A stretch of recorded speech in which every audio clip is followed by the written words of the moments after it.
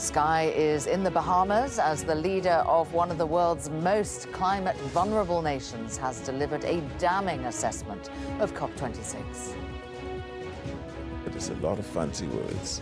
They don't seem to have any teeth to them. It's aspirational.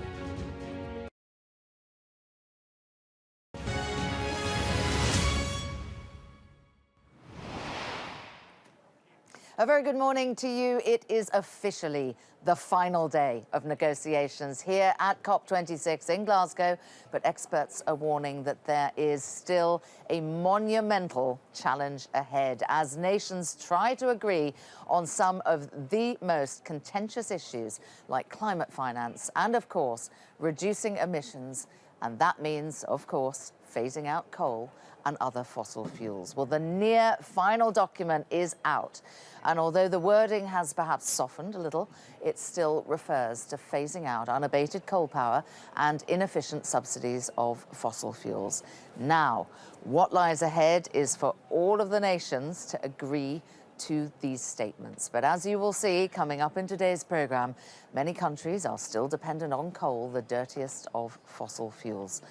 Well, we have been with you here on Sky News Climate Live for the last 2 weeks as leaders, ministers, experts and activists have come and gone in Glasgow, and we will bring you all of the news today and tomorrow until the very end of COP26. Well, I'm joined by our first special guest of the day, Michael Jacobs, Professorial Research Fellow at the Sheffield Political Economy Research Institute at the University of Sheffield. Michael, good morning. Set in Paris in the Paris Climate Agreement 6 years ago to hold global heating to a maximum of 1.5 degrees needed to be still possible. We can't actually make sure that we're on it at this COP because countries have already said what they're going to do and they're not doing enough. But the new draft that we've had out this morning tells countries these commitments that you've so far made are not enough. They won't keep 1.5 alive, and is telling them to come back next year with stronger commitments. That's an improvement on what we had in the text the other day. So I think, yes, we can say we're a bit closer to that goal. So just talk us through what exactly is different, what we're looking at this morning than what we were looking at last night. Well, I hate to tell you this, but this is all about verbs. We're in a legal negotiation, which means that the language is really important. So bear with me. In the text we had from the UK presidency on Wednesday, the text said that countries were urged to strengthen their emissions reduction commitments next year. And now they are what? And now they are requested. Now, you may think, what's the difference between urging and requesting? But in UN lawyer speak, request is an instruction to do it, and urges is hoping that they will. So in that term, it is stronger. There's a bit of controversy about this because not everybody understands this, but I have personally checked with a former UN FCCC lawyer, that is the Framework Convention, the UN Convention, former EU lawyer, former UK lawyer, and I'm pretty confident.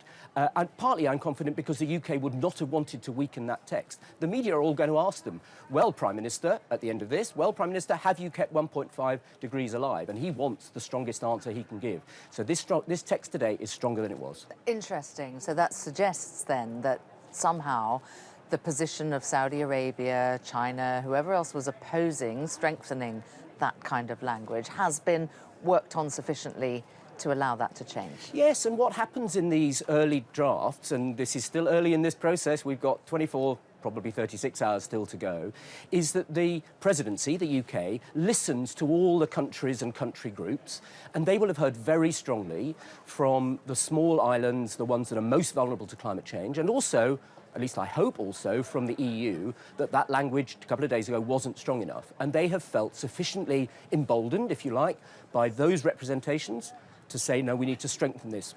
I don't think Saudi Arabia will have been pleased. Saudi Arabia won't be pleased that fossil fuel language is still in. So they will be unabated coal. They will come back today and say that's not good enough. But this text is more friendly to the most vulnerable countries than it was a couple of days ago. Interesting. The other thing, though, which seems to really be gumming things up is the whole climate finance side of things. Where are we with that this morning? So there, the text is a bit stronger, but it isn't as strong as those vulnerable countries want. So, for example, one of the things that they've been saying is the money that was promised, probably people have heard of this if they've been watching your channel, the money that was promised first in 2009 and then again in 2015 in Paris, which was $100 billion to be transferred from richer countries to poorer ones, it was meant to be for 2020. We're now told it won't be achieved till 2023. What they want is to say, let's have 100 billion averaged out over the next 5 years. They're not asking for more than that, interestingly, they could have done. Let's call this 500 billion over 5 years, and if you've not reached it, the average in the first few years, you're going to have to make it up in the next few. That's not there. We're still only referring to 100 billion. Similarly, they want more money to go to adaptation rather than mitigation. So adaptation in UN speak is coping with the climate change that you're already experiencing, the droughts, the floods, the storm surges and so on. And that's what the most vulnerable countries are actually experiencing. Their emissions are very small. They're small countries. So they would much prefer to have money to cope with the climate change they're already experiencing than money for mitigation to reduce their emissions, which are already very small. They would like that amount of money, the adaptation money, to be doubled. The word doubling is in there, but it's urges. Coming back to the verbs, that's not really strong enough. So they will say... We could see that turning into a request. We could see that turning into a request, or the lawyers can find lots of other words which are a bit short of requests, you know. So this is still the major argument, and I mean, what I imagine is happening now, as they meet, is that the developing countries are saying this is not good enough, we are not going to sign this. When it comes to the final few hours, you need to improve it. Interesting on all of the language there and how important language is, of course, for all of these texts that get put out. The United States, though, I'd just like to talk about that for a moment, because in terms of their contribution to climate finance, they're way off the mark, aren't they? If you look at that ODI report, I think they're where they should be relative to their historical emissions. They're paying about a quarter of what they should be paying. Have we seen any movement or enough movement from the United States on that? And if not, is that the key sticking point here? Well, it isn't only them who don't want to pay any more. So the US have moved a lot since Trump. I mean, you would expect that. Joe Biden clearly wants to do something about climate change. So he has, I think it's quadrupled the amount of money that the US was planning to put in. But that was from a very low base. Yes. And as you say, if you kind of try and do an analysis of what should they pay, not just relative to their historical emissions, but just how wealthy they are, yes, they should be paying a lot more. The EU is closer to the mark on what it should be paying. Japan is not, Australia isn't. So there's not just the US, which isn't doing enough. But there's been no movement at the COP. Joe Biden said what he was going to do before the COP, and there's been no movement at the COP, and they will be very reluctant to do this. They have to get this money through Congress.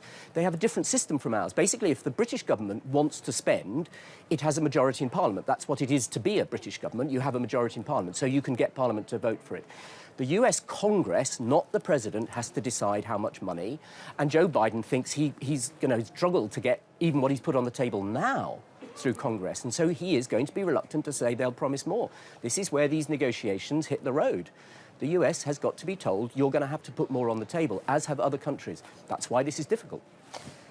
There's also a philosophical departure, isn't there? Because countries that need this money also want money for loss and damage, effectively compensating them for things that have already happened. And that, again, seems to be a real sticking point. Yes, it is, and you've used the word which causes the most problem. Compensation. Loss and damage is the damage and the loss, I mean, the words mean exactly what you'd expect them to mean, that countries are going to face, are already facing, even if they adapt to climate change. Their economies will be poorer. Their people will suffer as a result of emissions that they have not caused. And this is, in a sense, this huge injustice at the heart of climate change as an issue. It's been caused by the richest countries who, for 200 years, have used fossil fuels. Most of that time, we didn't know we were causing a problem. But nevertheless, the reason we are rich in the UK, in Europe, in the US, is because we've used those fossil fuels, and that is causing damage to some of the poorest countries in the world. And they would like compensation. Just as if somebody drove into your house and damaged your house, you would ask them for compensation for that damage. But that, of course, could go through the courts. If the guy who drove into your house didn't want to pay you, you'd take him to court, and the court would say they're liable. The US, the other rich countries, are very worried about that because, of course, if you ask them what are they liable for, they're liable potentially for lots of money. So they have been rather desperate to keep this agenda off the table. The developing countries have now said, no, we want it on the table. They've made a compromise, however, and they've said, let's not do this through the courts. Let's just create a new facility for giving us some more money for that loss and damage. That might prove an acceptable compromise. So what's happening today, Michael? I mean, it feels like we're kind of at a minute to midnight, aren't we? And oh, no, we're way off a minute to midnight. Oh. We're meant to finish this at 6 o'clock on Friday.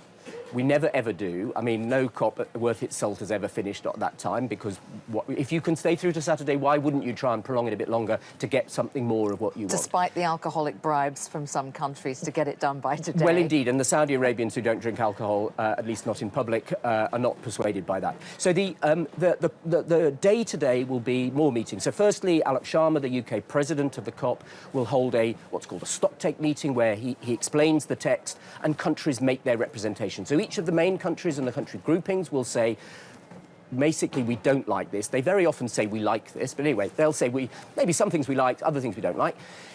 They will then submit some of that to the presidency on paper, so that it goes in on paper, and then the presidency will hold lots of talks, mainly with the ministers. So the environment and climate ministers, sometimes foreign ministers, are here, and they have bilateral talks with the presidency, and he tries to work out where they each are, where a compromise might be. He tests out some compromise language with them, and some of them will say, because they're trying to look for the deal, we might go with that if you give us this. Others will say, no, not doing that, red line.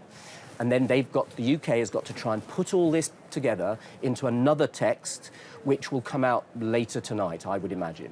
What's your sense? What's your gut feeling? Are we moving towards something that is actually going to be positive for COP26, or are we moving towards something that looks stuck in the mud?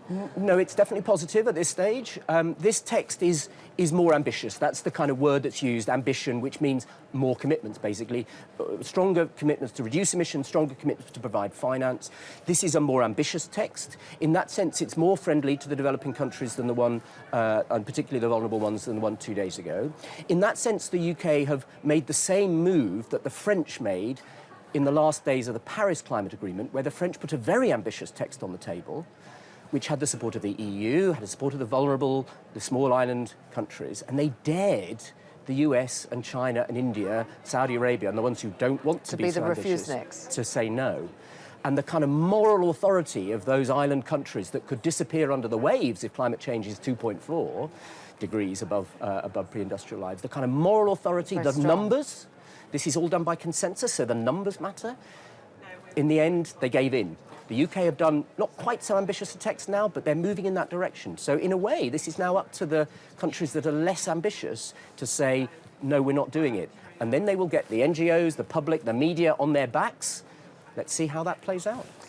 It felt like a big deal when earlier this week, I'm losing track of days, I think it was Wednesday evening. It is Friday today. Yes, it is Friday today. When on Wednesday evening we got announcement of this joint Chinese-US declaration. It felt diplomatically like a big deal. Has it resulted in anything? No. And it really wasn't a big... I mean, for the world, it must be a good thing that the US and China want to cooperate on climate change. Two biggest economies, two biggest emitters. They are in tension over a whole range of things, as we know, in military build-up in the South China Sea, Huawei and all the technology stuff. They are not in a good place, generally. So for them to say, we want to cooperate on climate, the biggest issue facing us all, is a good thing. The text itself, however, was pretty thin. Apparently, John Kerry said, we've had 30 meetings. And, you know, I looked at that text and said, that didn't take you 30 meetings, because it doesn't really add very much. There's one really good thing in it. China has made a commitment to cut its methane emissions. Yeah. Methane is a more powerful greenhouse gas than carbon dioxide. It's produced from the oil and gas sector, landfill, farming. China, at the moment, has no methane commitments. Its commitments are all about carbon dioxide. So if it really does that, that's an addition to ambition. But otherwise, it really didn't say anything new, and it looked like the US and China, sometimes called the G2, the two biggest economies, the two most powerful countries, saying, this is all we're prepared for, we're not going to do any more than that. And a lot of people said that's not a good sign in a COP, that they're kind of saying, this is enough. But they did say in that text, the emissions gap, that is the gap between where we need to be and where we are, must be closed. And of course, you can't close the emissions gap without the two biggest polluters. So that language effectively means that the US and China should not refuse this more ambitious text, because they've said the emissions gap must be closed. And the only way to close it is for them to improve their ambition. So let's hope that's the position they take. We'll be keeping an eye on that, won't we? Yeah. Michael, I know you're here for us for part of the morning, so we'll be speaking to you again shortly. Thank you. Well, there is a news conference that is currently getting underway. It's with the campaigning group Stand Earth. It's all about fossil fuels. Let's have a listen in. Entire multilateral system to address a global pandemic and never let it say what the virus causing the pandemic was, COVID-19. Last week, we saw a flurry of headline-grabbing announcements, many of which were designed to address this gap in this system. Most of those announcements had to do with accelerating the energy transition, phasing out fossil fuels, and phasing out fossil fuel financing. These announcements included 30 countries signing up to phase out international public financing for fossil fuel projects, representing about $21 billion in assets. Yesterday, we had the launch of the Beyond Oil and Gas Alliance, a group of 12 countries that have come together to declare the end of the oil and gas era. And we have a growing and passionate movement of people on the outside and on the inside.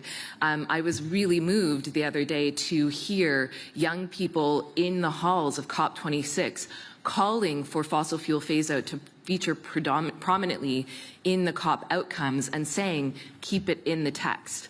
And that was only bolstered yesterday morning when Fridays for Future, a group of young people, called for the creation of a fossil fuel treaty. And yet, although many of us have acknowledged the significance of the COP decision text's first ever reference to fossil fuel phase-out pertaining to coal and to the necessary phase-out of fossil fuel subsidies earlier this week, we have sadly seen the hand of fossil fuel interests interfering with that text to water it down with weasel words like unabated and inefficient. This language, unabated coal, inefficient fossil fuel subsidies, we've seen it before. We've seen it in the G20 for 12 years. Inefficient fossil fuel subsidies, it means nothing. And we have seen no progress on eliminating those subsidies since we've had that language. We can expect more from our governments. I think that we've perhaps been trained by this decades-long process to have low expectations of our governments and what they say here. It's time for us to say, have the courage to face the problem head on.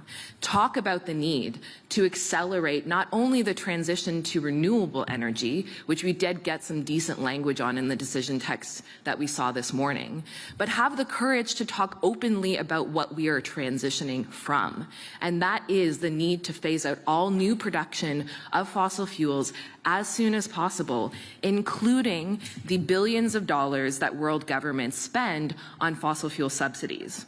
A report will be released later this morning called the Fossil Fuel 5 that outlines the ways in which the rhetoric of 5 of the world's wealthiest nations, the US, Canada, Norway, and Australia amongst them, is totally undermined by the fact that these 5 countries together are spending over $150 billion on public support for fossil fuels. And although some of those countries did sign on to the statement to end international public financing for fossil fuels, most of them are still dedicating a lot of their domestic public financing to fossil fuels. We've all heard about the fact that the fossil fuel industry has a larger delegation here at COP26 than any one country. And I think that it's time for us to start calling out the presence of fossil fuel interests, not just industry interests, but government interests that have their back, watering down the outcomes from these kinds of processes and the level of ambition that we need to be hearing when it comes to the need to phase out fossil fuels, invest in a transition to clean energy, and make sure that we're taking care of people and communities along the way. Let's expect better from our governments, and let's tell them that the litmus test for credibility of this process is whether it actually reflects what we've done here, and that is have a conversation about the need to phase out fossil fuels. Thank you. So much, Kat. Good morning, everyone. My name is Ariel Deranger, and I'm with Indigenous Climate Action, and I'm a member of the Athabasca Chippewa First Nation located in the Treaty 8 territory and home to the largest industrial project on planet Earth, the Alberta Tar Sands. Over the last 2 weeks, I have participated in numerous meetings with the Local Communities Indigenous Peoples Platform, the Facilitated Working Group. I'm an active member of the International Indigenous Peoples Forum on Climate Change and have been working alongside many Indigenous peoples to watch, monitor, intervene, and lobby on Article 6 during COP26. Over the past week, we've seen Indigenous rights and human rights enter, get taken out, be bracketed, and moved back and forth within Article 6. This is the last remaining article of the Paris Agreement that is to be negotiated and to be agreed upon within the Paris Agreement. And it is the most complex and contentious article for many reasons. This is proposing that we create an international global carbon trading mechanism that for many Indigenous peoples would further put our lands, territories, and rights at risk. The Indigenous Peoples Caucus has been calling for changes to languages of 6.4 and 6.8 of Article 6 to ensure that our rights are protected and that there is language that upholds the rights of Indigenous peoples and human rights. But furthermore, that we demand that there is also language that recognizes our free, prior, and informed consent. This becomes increasingly important due to the fact that this is a global carbon market trading mechanism that is being proposed. There are countries that are looking at ways to cook their books, to look at reporting their NDCs lower than they actually are by looking for offset mechanisms. Some of the most dangerous things coming out of Article 6 are the fact that we are pushing for non-authorized credit systems, where countries can determine what kinds of offsets they will have to cook their books to make them look better. Secondarily, when we talk about offset mechanisms for Indigenous lands and territories, we are talking about mechanisms that commodify our lands and territories, that commodify the sacred places that are deeply intertwined with our identities and who we are. And in many countries across the world, Indigenous rights and peoples still do not have self-determination or authorities over their own lands and territories. Yet, our peoples' lands and territories represent 80% of the biodiversity. Article 6 without FPIC would increase the already existing colonial violence and land grabs on our territories across the world. We have to demand that we have human rights and Indigenous rights within Article 6, or else it will continue to fail our communities. We are asking that governments take the appropriate steps to correct course and adequately address the crisis by upholding our rights to ensure that we can always do what we've always done, protect the lands for our children and for all life on this planet.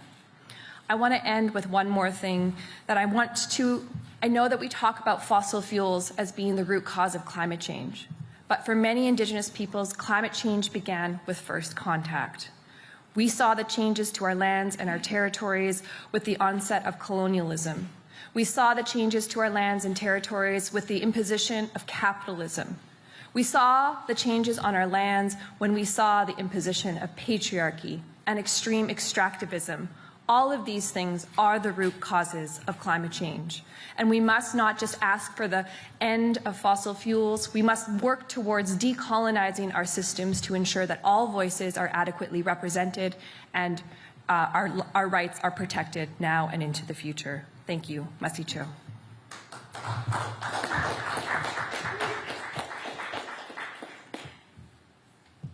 Good morning. My name is Caroline Rance. I work for Friends of the Earth here in Scotland.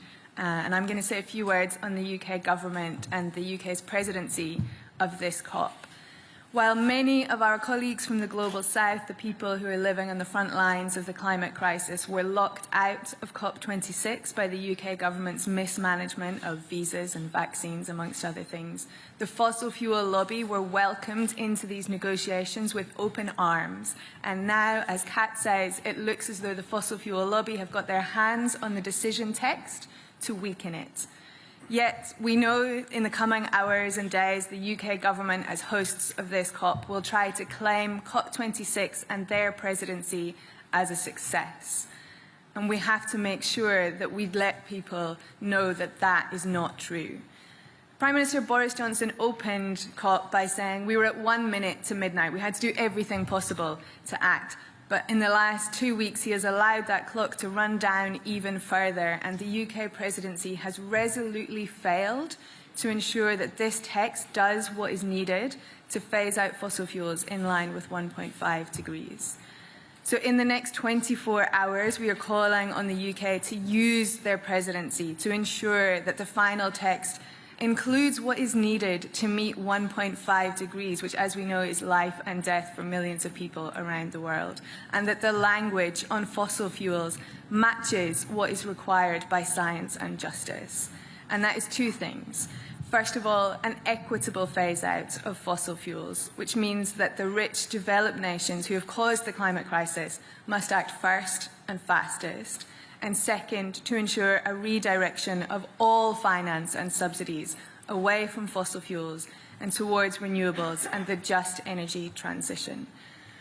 But of course, it was no surprise that the UK's presidency would end like this, because their record at home is no better. They continue to support endless fossil fuel extraction, from being set to approve a huge new oil field, the Cambo oil field in the North Sea, right off the north coast of Scotland, to a new coal mine at Whitehaven in the northwest of England, to new onshore oil drilling at Horse Hill in Surrey in the very south of England. And despite a pledge to end overseas fossil fuel finance, the UK is funding a largely, hugely destructive LNG gas project in Mozambique, which is displacing people from their lands.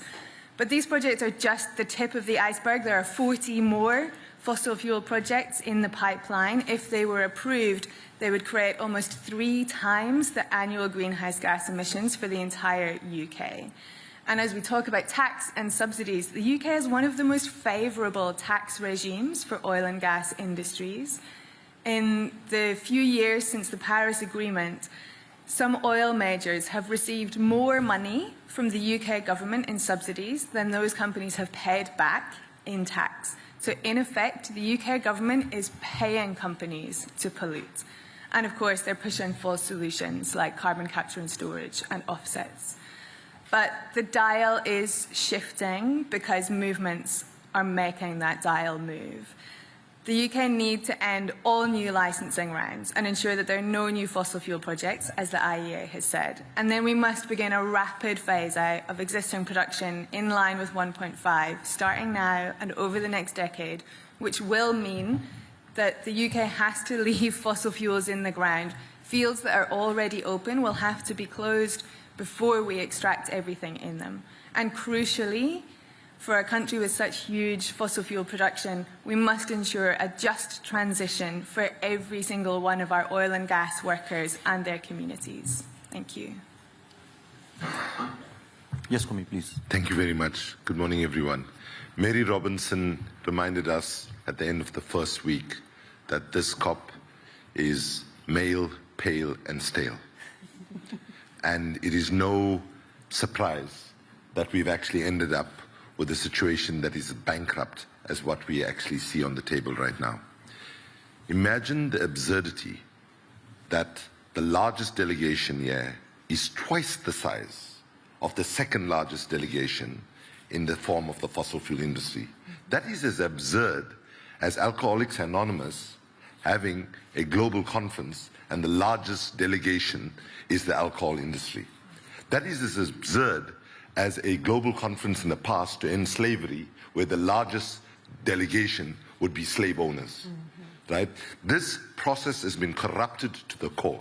And yeah, we must also now call on the Secretary General of the United Nations and the UNFCCC itself to actually ask some questions about how is these COPs being managed, that we can have such an unequal representation, where indigenous peoples are shut out, where frontline communities are shut out, where people from the global south are shut out, and that those that are a core part of driving this problem have a pole position in these talks.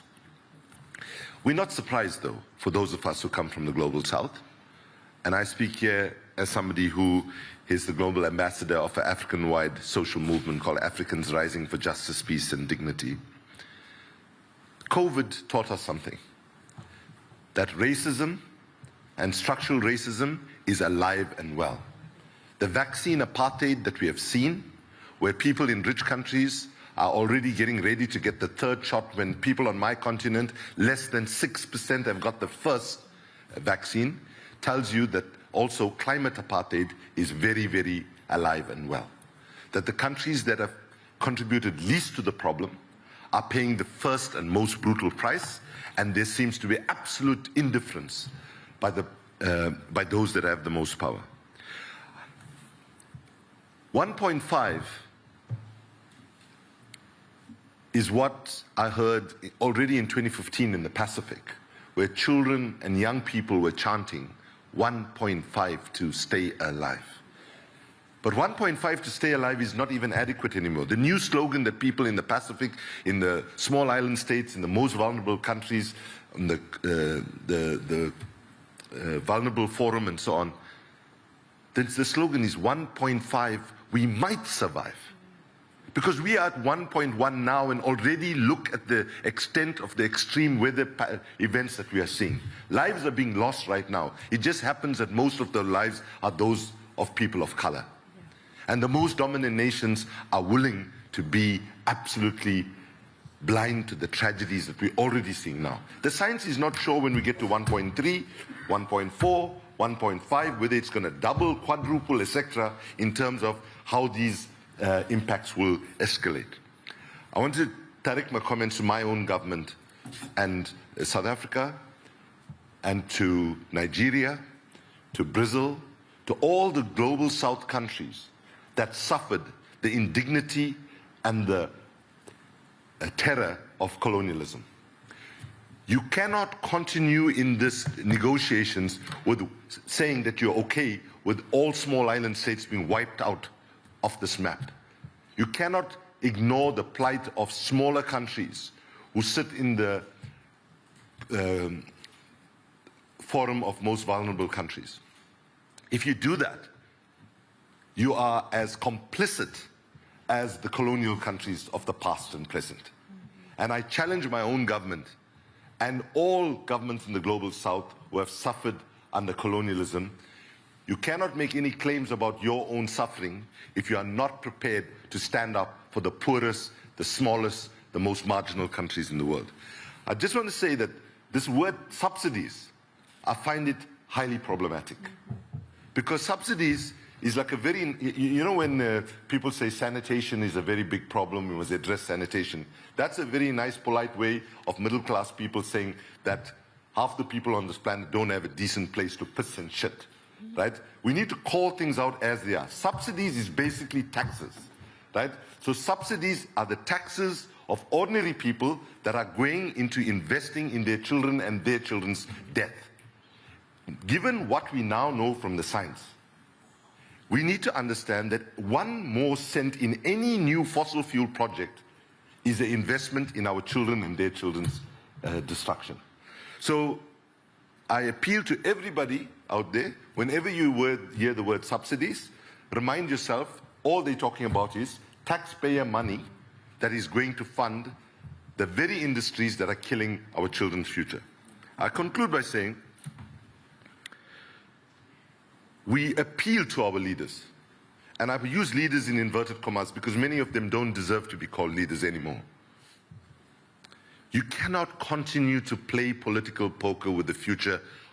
You know, we say play political poker with the future of our planet. Let's be very clear. This struggle is not about saving something ethereal called the planet. Yeah. This struggle is about saving our children and their children's future. And all those who are worried about saving the planet, if we continue as we are, let me tell you, the end result is we will be gone, the planet will still be, and quite frankly, once we become extinct as a species, the oceans will recover, the forests will grow back, and so on. So let's not worry about the planet. Understand this is about our children and their children's futures. And the last thing I would say is we cannot change the science. All is within our capability is to change political will. And I want to conclude my comments to the people that are not inside the COP, to the thousands and thousands of people, not just here in Glasgow, but around the world, who have been struggling so hard to bring some sanity to this process. Don't give up hope. Those that are pushing here for the worst outcome want you to feel hopeless. They want you to feel that our efforts do not count. And the message we must take from this COP is that this is a moment of intensification of resistance to the fossil fuel industry. This is a license to us. This is an invitation to us that every fossil fuel infrastructure everywhere in the world needs to be put under the massive kind of resistance. Civil disobedience around each of these facilities is now a legitimate and uncontested way in which we need to respond. And we will make no apologies. And I appeal to all those who are going to feel down at the end of this result. Don't feel down. When this thing ends, with whatever wishy-washy outcome they're going to come up with, the next day, let's just brush ourselves up, get our courage back, and do everything possible to resist every fossil fuel infrastructure manifestation everywhere in the world as hard as we've done in the past, but even twice as effective and as passionate as we've done, because the window of opportunity is tiny and it's fast closing. And history will judge us very hard if we do not respond in a different way from the way our governments and the corporations that dominate our governments are responding. Thank you. Thank you, Kumi.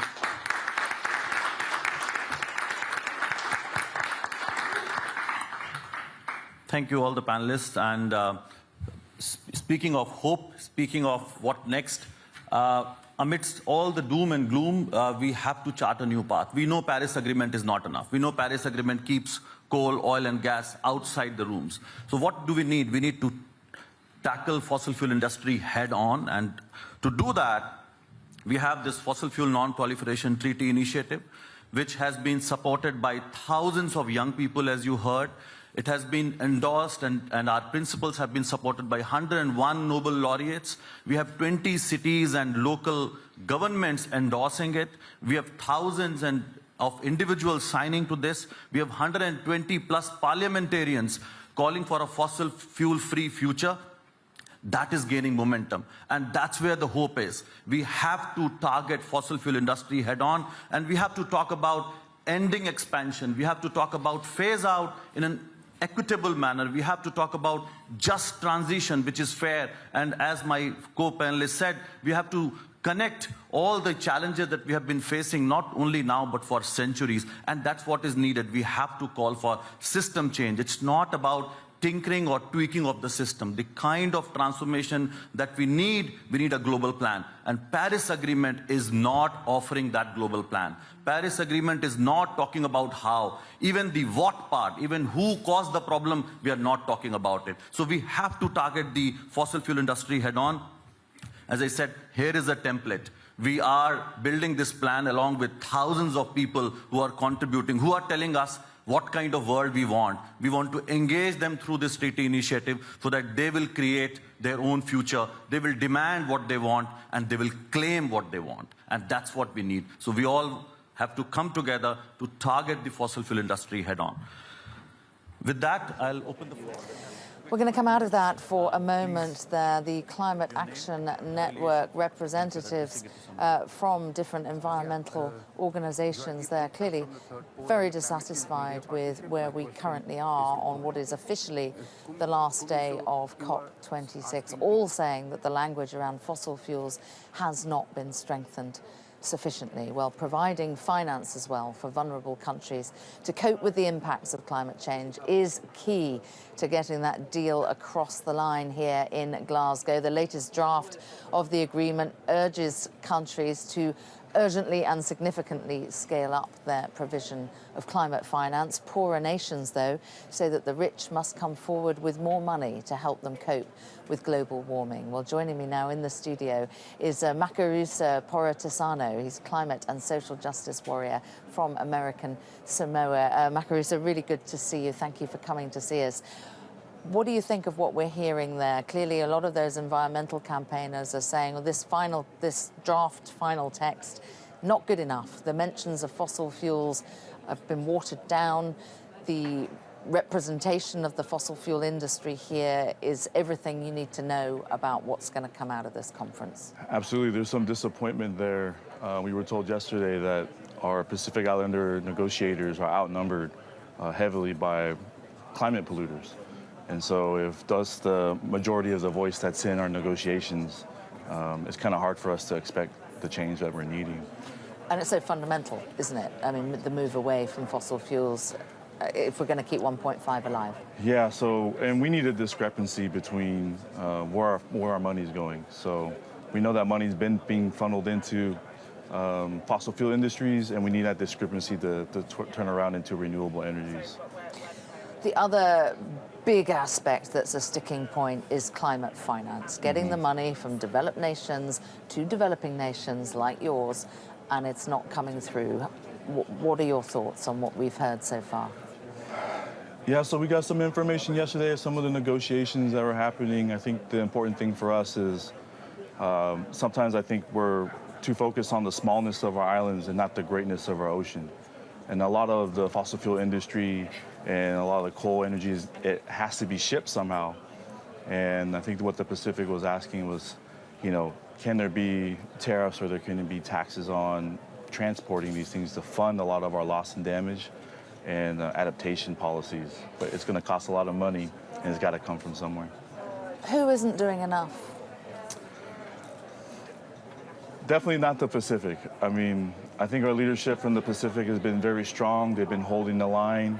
The High Action Committees, you know, they've been very strong in their stance of like keeping 1.5, making sure folks are coming into the hack so that money is coming in from the major polluters in the countries that are contributing the most, while we're contributing the least. So everyone's got to do their part, and even though we're not polluting this planet in the massive ways that industrial countries are, we're still showing up to the table to do what we can. Loss and damage seems to be another big sticking point for developed nations. They just don't really want to be pulled too far down that road. Your thoughts on that? Yeah, I mean, where do you start, right? We've already seen the effects of climate change and the recovery from things that have been lost due to rising sea levels, to the constant storms, to the constant droughts. And when we have those storms and we have those droughts, every year they're the strongest one ever. And so there's a lot of damage that's happening there and a lot we need to recover. And adaptation is also a big one for us. I don't think countries understand how much work and how much money is going to go into having to save everybody on our island. And islands, really. The majority of the Pacific are low atoll islands. And they're the ones who are going to see this thing first, but they're also groups of islands. And if your adaptation plan doesn't support the entire country, we're going to have to choose between which islands get the adaptation plan and which islands don't. And that means displacement for folks. And we're going to see a lot of climate refugees if we're not willing to do our part to save the planet. The voice of the island nations has come through very powerfully. Yeah. And it was also the impetus for some change in Paris. Yeah. Might we see that again? I think we have been seeing it. So one of the things we were able to participate in as a guest at the delegation of the Republic of the Marshall Islands was the High Ambitions Committee, or the HAC that I mentioned before. And President Obama came and spoke to the group and recommitted the U.S. to the HAC. And I think that's very encouraging for us, not only because a large industrial countries are coming in, but because the Pacific's leading the way. And so that High Ambitions Committee was led by former Minister of Foreign Affairs, Tony DeBruin from the Marshall Islands, who has since passed away. But those who are on the committee still from the Pacific are the ones holding everybody to that commitment to 1.5. Because without 1.5, it's a death knell for Yeah, and for a islands lot like of us who yours. live, like I live in the United States now, we might not be able to see the effects of the rising sea levels. But places like the Marshall Islands, Kiribati, and Tuvalu, who are only a meter or two above sea, we're at 1.2, right? Like we're moving to 1.5. That little bit is enough to raise the sea levels to, for some of the islands to sink. And I've seen some of those islands in the Marshall Islands. It's devastating. And I think if the rest of the world leaders can see what's already happening now, they might change their mind on our stances and policy around the fossil fuel industry being here at COP26. Okay, well, it's going to feel like a long day for you today, I'm sure, while we're waiting to see those finalised texts emerging. But Mac, thank you very much for joining me here in the studio. Meanwhile, let's take a look at what is in that latest version of the agreement. The new proposal appears to tone down calls to end all use of coal and phase out fossil fuel subsidies completely. A previous version calls on countries to accelerate the phasing out of coal and subsidies for fossil fuel. But the wording has been changed, instead saying another big sticking point is financial aid. Rich nations have failed to provide $100 billion a year to help vulnerable countries cope with climate change. The latest draft urges richer nations to urgently and significantly scale up their provision of climate finance. And again, that word, it strongly urges countries that have not yet done to meet any outstanding pledges as soon as possible. If negotiators are unable to reach an agreement by today's official 6 o'clock deadline, it's likely that those talks will go into overtime. Well, I'm joined again by our special guest of the day, Michael Jacobs, Professorial Research Fellow at the Sheffield Political Economy Research Institute at the University of Sheffield. Michael, we were listening to various environmental groups there, angry about where we are on fossil fuels. And you can understand why. We are still using, the world, are still using a lot of fossil fuels. That is the dominant source of power, transport, flying, everything that we do, fossil fuels are still doing it. And it is incompatible with trying to reach this temperature limit of 1.5 degrees of warming. We have to phase out fossil fuels as quickly as possible. And so you can understand why the environmentalists and the people like from Western Samoa, the guest you just had on, want that to happen more quickly and want this conference to say it's got to happen. And of course, all the fossil fuel interests would prefer that the conference didn't say that. And so, yes, that's a key argument here. And it's an argument in the real world, not just about the language here. It's an argument about what actually has to happen there in the economy that we actually live in. Yeah, of course. And we've got Australia pushing back, haven't we, and talk about stranded assets and all of that. Let's talk, though, a little bit about the language. I mean, the mention of coal, it is still in there, and there will be countries who think that the wording has gone too far. Clearly, those groups say it really hasn't gone far enough. So just talk us through the nuance of the language. So there are lots of fossil fuels. I mean, there's coal, gas and oil. And it's only coal that is referred to here. So that's that's already saying, well, the two other much bigger ones, oil and gas, are not mentioned. The second thing is only unabated coal. Now, what that means is that it is possible to put what are called carbon capture and storage plants on a coal plant, on a coal power station, to capture the carbon and store it, usually underground. And unabated means you're not doing that. So it still allows some countries to say, we will have coal, but we'll capture the carbon dioxide. There's not a lot of that going on, but that's okay. So it is only one of the fossil fuels, it isn't all of them. And of course, there's no timetable. And in the end, it's the timing that matters. So Poland, for example, which is a heavy coal user, has said we will phase out coal by 2049. Now, that's better than saying we're not going to do it at all, but that's not quickly enough for the planet. So it's also the timing, and of course there's no date mentioned here. So this is pretty weak text. Yeah, a lot of wriggle room there with that. And then the mention of fossil fuels, it talks about inefficient fossil fuel subsidies. That also strikes me as something that's going to be subject to some varying approaches to definition. It doesn't mean anything, I'm afraid. And we know that because the G20, which is the group of 20 largest economies in the world, it's actually slightly more than 20, but it's called the G20, has met every year, as it always does since 2011, and every year it has promised to phase out inefficient fossil fuel subsidies, and they have not been phased out.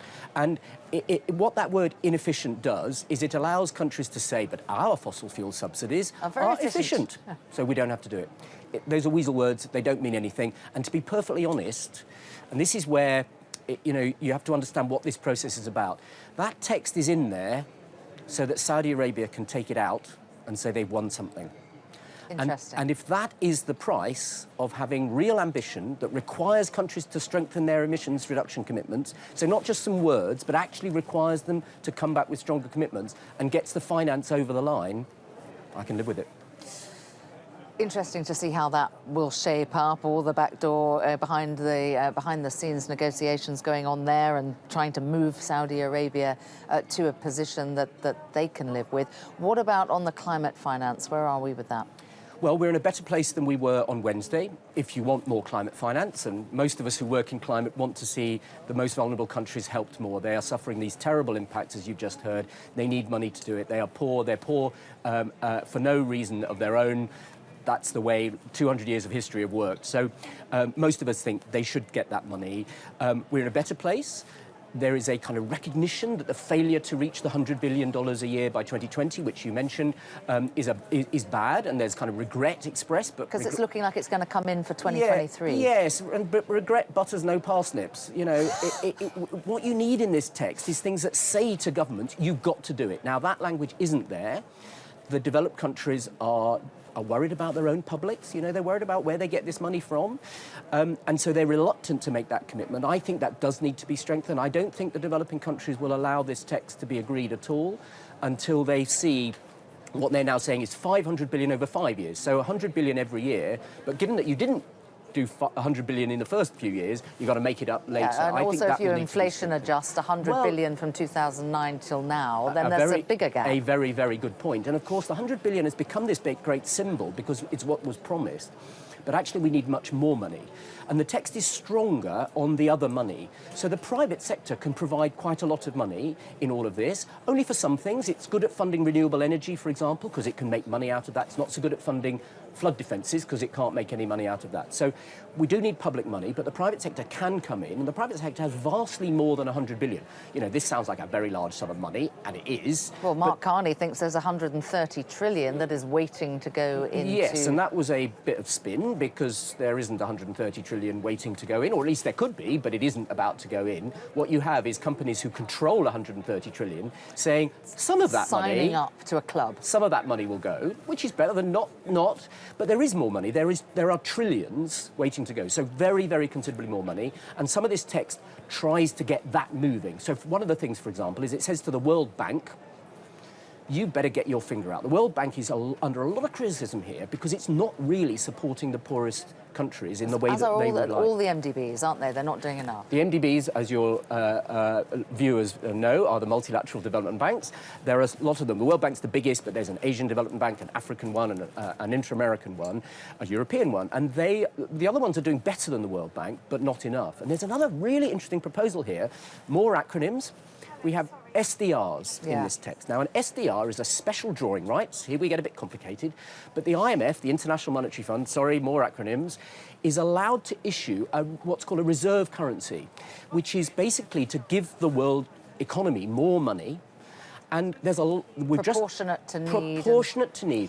And that money could be spent on climate compatible development. And that's what Barbados, I don't really remember, on the first day, we had a very powerful figure of the Barbados Prime Minister, Mia Mottley, saying this is immoral and unjust what's happening, and calling for these SDRs to be issued and then given to developing countries to spend.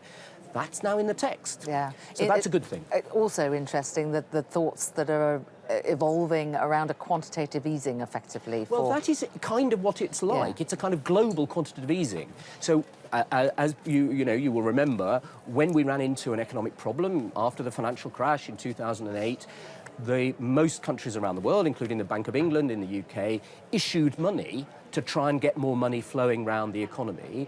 And we've been living on that life support in our domestic economy, as has the US and the EU and other countries for the last decade. This is a kind of global quantitative easing. And it looks to me like a really serious proposal that needs more work on it. And having this in the text is a good sign. Does it take us, though, that the quote that I was going to refer to has been on the screen for much of our conversation. Just as I'm going to refer to it, it disappears. But Alok Sharma calling on nations to urgently and significantly scale up their provision of... You know, why we're likely to go into Saturday, because the crucial point about COP is there's lots of language which is indicative of a kind of mood, of a kind of desire, but there's specific language about what countries have to do. And that's the language which really matters, which is why I'm not so worried about the fossil fuel language, because nothing in this text was ever going to tell Saudi Arabia, stop producing oil. That just doesn't happen. So that's why I'm not really worried about that text. because it's not really binding on anybody. The text that matters is the ones that tell countries this is what you must do under the Paris Agreement, which is an international treaty. They are legally obliged to do this. And that's the text that matters. At the moment, the finance text is stronger, but it's still urging. We need to make it, I think, if we can, to get that stronger so that countries actually are obliged to do it. Moving it up the pecking order of the verbs to requests, perhaps. To requests, decides, yeah. I don't know whether it'll get there because the big kind of compromise at the heart of the Paris Climate Agreement is that what countries do, the emissions cuts they make and the finance they provide is nationally determined. That's why you hear this phrase, nationally determined contributions, and the clue is in the name. Nationally determined means countries decide for themselves. So what the developed countries who have to provide the money will say, you know, give us a strong urge. Say, well, Paris doesn't quite give you that right. All right, Michael, thank you. Fascinating as ever. Get your analysis here on Sky News. You are watching Sky News Climate Live. Big day today. It's officially the last day of this conference. Nobody thinks it will be the last day. Officially, though, it is, so there will be much to play for over the course of it. So do stay with us for some more analysis and coverage after the break.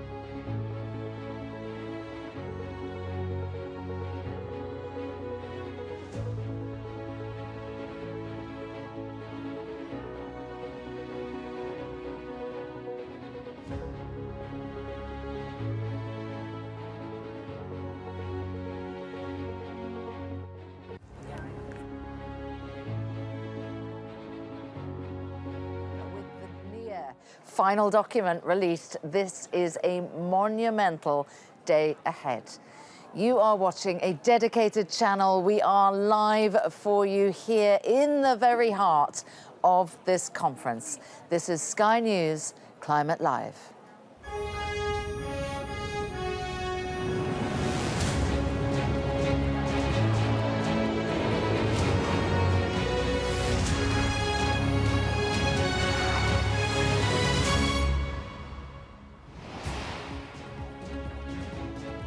You're watching Sky News Climate Live here at COP26. Today's top stories. Phasing out coal. The near final draft deal here at COP has been released, but with weaker words on the future use of fossil fuels. We'll bring you the very latest reaction to that document right here from the conference centre. In India, coal is essential for the poorest in society, but its use is contributing to the devastating consequences of climate change.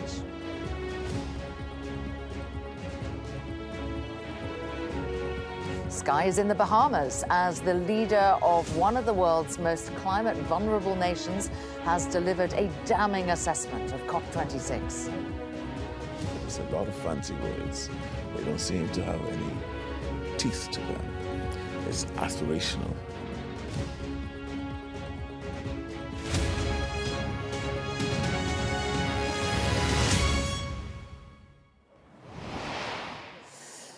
Very good morning to you. Well, we've got there, or nearly got there. It is officially the final day of negotiations here at COP26 in Glasgow, but experts, all of the nations, to agree to these statements. But as you will see, coming up in today's program, calls on countries to accelerate the phasing out of coal and subsidies for fossil fuel. But the wording has been changed, instead saying countries should accelerate the phase out of unabated coal power and of inefficient subsidies for fossil fuels. Another sticking point is the all-important finance package. Rich nations have failed to provide $100 billion a year to keep vulnerable countries to cope with climate change. The latest draft urges richer nations to urgently and significantly scale up their provision of climate finance. And that word again, it strongly urges countries that have not yet done so to meet any outstanding pledges as soon as possible. Now, if negotiators are unable to reach an agreement by today's official 6 o'clock deadline, it is likely that those talks will go into overtime. Well, let's bring in Sky's correspondent Ashna Huranag. Now, Ashna, you have been poring over the language of that text. I was giving a flavour there of how it's changed. Tell us more. I think lots of people are surprised that the mention of fossil fuels is still within the agreement itself. This is now the second draft that we've had. And lots of people thought that with some countries potentially kicking up a fuss about it, places like Saudi Arabia for one, who heavily rely on fossil fuels for their economy, they were provisionally kicking up quite a stink, and therefore there was this thought that it would be taken out. But here we are, second agreement, the near final text is what people are saying, and there is still a lot of red tape around here. What's quite telling is we've got nearly, 30 years of climate talks now, and here we are once again still talking about the potential phasing out of fossil fuels. The language, though, has changed, as you mentioned. The insufficient fossil fuel subsidies and the unabated coal power. What does that mean? Well, it's all open to interpretation. That's the problem, really. The language in all of this is going to be so vital to unpicking this document, and how each country will take that advice on. Well, exactly. I mean, if you're a country which makes a lot of money out of fossil fuels or, indeed from coal, and you're going to be the one defining what is unabated coal use and what is an inefficient fossil fuel subsidy, you might be tempted to define it rather loosely. Yeah, exactly. And this is why I think they faced a lot of difficult conversations around the negotiating table with countries, as I say, like Saudi Arabia, like China, like Russia, no doubt, picking apart the exact phrasing of that. But we have been told that it's point 37, but now it appears to be point 20, so it's climbing up the agreement list. But there are other things to unpick too. The other big issue is the global market price, but a global carbon market, but also the issue of climate finance, which we've spoken about quite a lot. Those developing nations and vulnerable nations still very much putting the pressure on those richer countries to cough up money. Yeah, still a lot of outstanding items, sort of technical items on the climate finance. But I suppose the broader question is there more money coming through for developing nations? And it would appear, really, that the answer is no. No, and also the timing of when this is going to happen. It was promised last year, as we've spoken about a lot, now pushing back to 2023. I've been hearing people talking about 2025. Do you know what's also interesting, Sam, is a lot of people are already saying, we can sort that out next year. People are already talking about COP27 in Egypt. I know, they're already talking about Egypt, and I'm thinking, this one's not even over yet. And this was yesterday they were mentioning it. So people are already sort of talking about it in the future. Possibly, some might say, that's further kicking the can down the road. Interestingly, this morning, I think it's only in the last hour, we heard from Catherine Abreu from Destination Zero, who was addressing people here at COP26, and she said that we've heard this phrase, unabated coal power, before, and it's simply not helpful. Similar words, I suppose, to what Vanessa Nakate, the climate activist from Uganda, was saying yesterday, that she has been to loads of these conferences. The conversation never really veers away from we will do this, so many pledges and promises, but yet the emissions still rise. But we can, Ashna, I'm being told we can show our viewers a little bit of that statement that you were talking about there. Let's have a listen. We have sadly seen the hand of fossil fuel interests interfering with that text to water it down with weasel words like unabated and inefficient. This language, unabated coal, inefficient fossil fuel subsidies, we've seen it before. We've seen it in the G20 for 12 years. Inefficient fossil fuel subsidies, it means nothing. And we have seen no progress on eliminating those subsidies since we've had that language. We can expect more from our governments. I think that we've perhaps been trained by this decades-long process to have low expectations of our governments and what they say here. It's time for us to say, have the courage to face the problem head on. Talk about the need to accelerate not only the transition to renewable energy, which we did get some decent language on in the decision text that we saw this morning, but have the courage to talk openly about what we are transitioning from. And that is the need to phase out all new production of fossil fuels as soon as possible, including the billions of dollars that world governments spend on fossil fuel subsidies. Well, those environmental groups are already very unhappy with the way the text is shaping up. There's still the rest of today to play for, Ashna, and it doesn't look like they're going to get much comfort. No, Alok Sharma, COP president of the UK, is saying that this will end today at 6 p.m. UK time. I simply don't think that's going to be the case. Negotiators have to agree on specific wording within this document. If you look at the document itself, it's only about 8 pages long, this near final text. There are lots of it in brackets, lots of it in italics. I'm told that every single bit that's like that has to be pored over, and every single one of those 197 parties has to agree on the wording. So it's no wonder it's taking a while. We were expecting this draft text overnight, and it came at 7:13 this morning. So it gives us an indicator of things to come. It does indeed, but it's going to be quite a long day, I Good think. news is we're all here for the long haul. Thank you, Ashna. Meanwhile, leaders in Glasgow have been talking about phasing out coal as a source of fuel, but for many of the world's poor, as we've been hearing, it is a lifeline for them. Well, Sky News has travelled to India's coal heartland, and families there say that without access to coal, their children will starve. Katerina Vitozzi reports.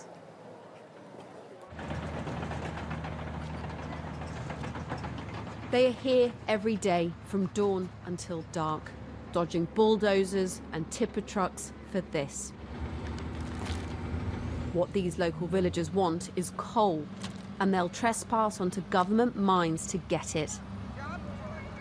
It's terrifying to watch as even very young children race towards lorries unloading piles of mine pit debris, sifting through the remains to steal whatever little chunks of coal they can find. आग लगाते हैं इसका आग के मतलब पोड़ा बढ़ता अब कोयला ग्रुप से पोड़ा बनता है और बेचने जाते हैं बाजार में हम लोग कितना मिलता है ये बोरा से 50 रुपया That's 50 pence.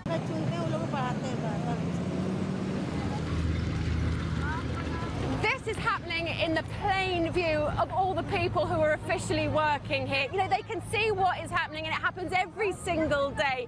And although police, we are told, come and periodically chase people off, tacitly they accept it because they know if people aren't allowed to do this, however dangerous it might be, they've got nothing left.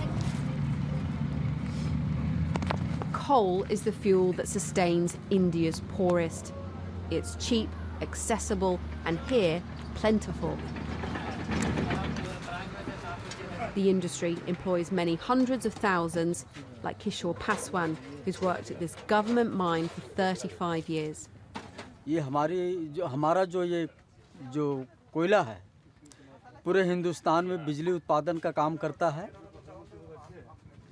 पूरे रोशनी देता है, इसलिए मुझे feel है कि मैं एक हिंदुस्तानी हूँ. I'm proud of India.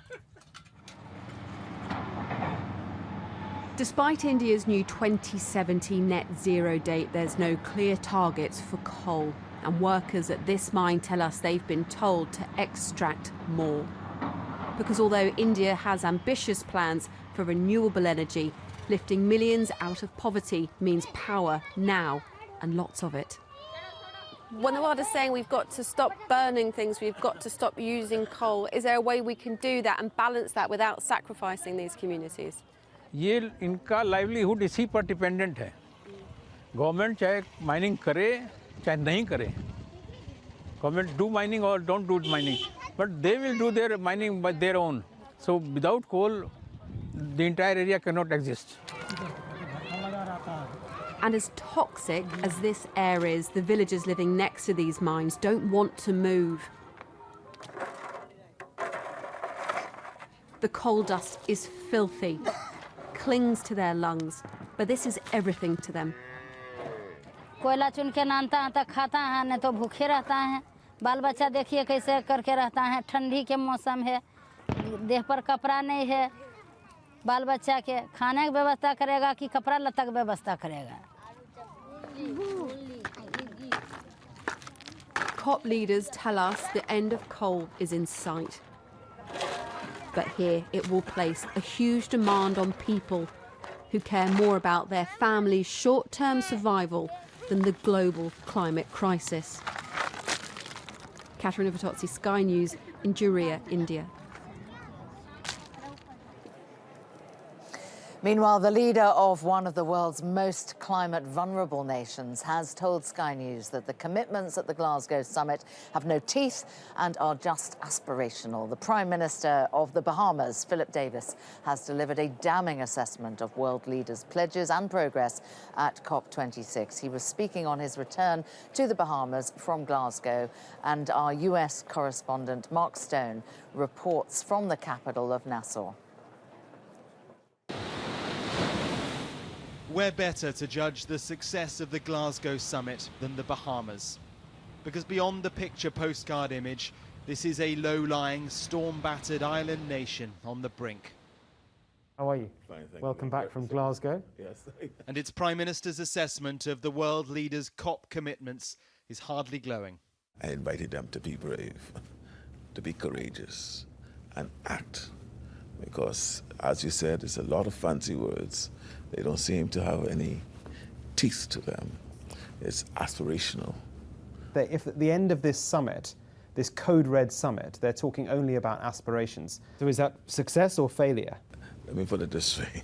I don't want to say success or failure. What I want to say is progress has been stagnant. Progress is stagnant. And I hope that we'll get out of this quagmire. The Bahamas' contribution to global greenhouse gas emissions is just 0.01%, and yet this is where the impact of warming global temperatures is existential. 80% of the land here is 3 feet or less above sea level. And they say the weather is ever more extreme. Hurricane Dorian in 2019 was one of the most powerful ever recorded. It's worrying for me because our islands are being swallowed up right now by rising sea levels, and it has to stop. If we are lucky, we may become refugees. If we are not lucky, we'll be swallowed up with the rising sea levels or wiped away by the more and more intense storms. Among the Prime Minister's fears is the non-binding nature of pledges that are not promises, which could be scrapped as fast as governments change. I think political change has been an enemy to success, and we need to find a way and a mechanism. This is the message I left. When I left, mechanism to ensure that that political change will no longer retard any progress. It sounds like you're worried that any progress that has been made could be undone quite quickly. Yes. Because at the end of the day, it's the attitude of leaders. And he had a word too on language. Prime Minister Johnson's repeated football analogy on humanity's struggle with climate change. Is this appropriate? We all have our means of messaging and conveying our feelings to the general public. That's the way he's adopted to do it. I may not choose that way, because for me, enough is enough. This is serious business, and I think in our effort to convey the seriousness of the times and the consequences that could befall us all, needs serious language. This is where the conclusions in Glasgow matter now. The alternative, they say, is that our children will tell theirs. There was once a place called the Bahamas. Mark Stone, Sky News, in Nassau. Well, Michael Jacobs is still in the studio with me for more analysis on this. Now, Michael, I've sort of been inviting you to get sort of down and dirty in all the detail of the texts that are emerging. But I suppose we mustn't forget the bigger picture, which is the Prime Minister, Boris Johnson, talked about his goal for COP26 was to keep 1.5 alive Is it still alive? It's on life support, but it is still alive. What this really means, and we get used to COP to phrases, and you kind of really need to remember what this means. We're currently heading for global warming, global heating, as some people now kind of more accurately call it, of well over 2 degrees. At those kinds of levels, the world becomes more or less uninhabitable for some people. And you've just heard what a small island in the Caribbean, what that's going to be like. We lose all the coral reefs, for example, around the world. Many, many people will find that the land doesn't grow food anymore. They may well move. And we've already seen migrations around the world because people can no longer live on the land that has previously provided their food.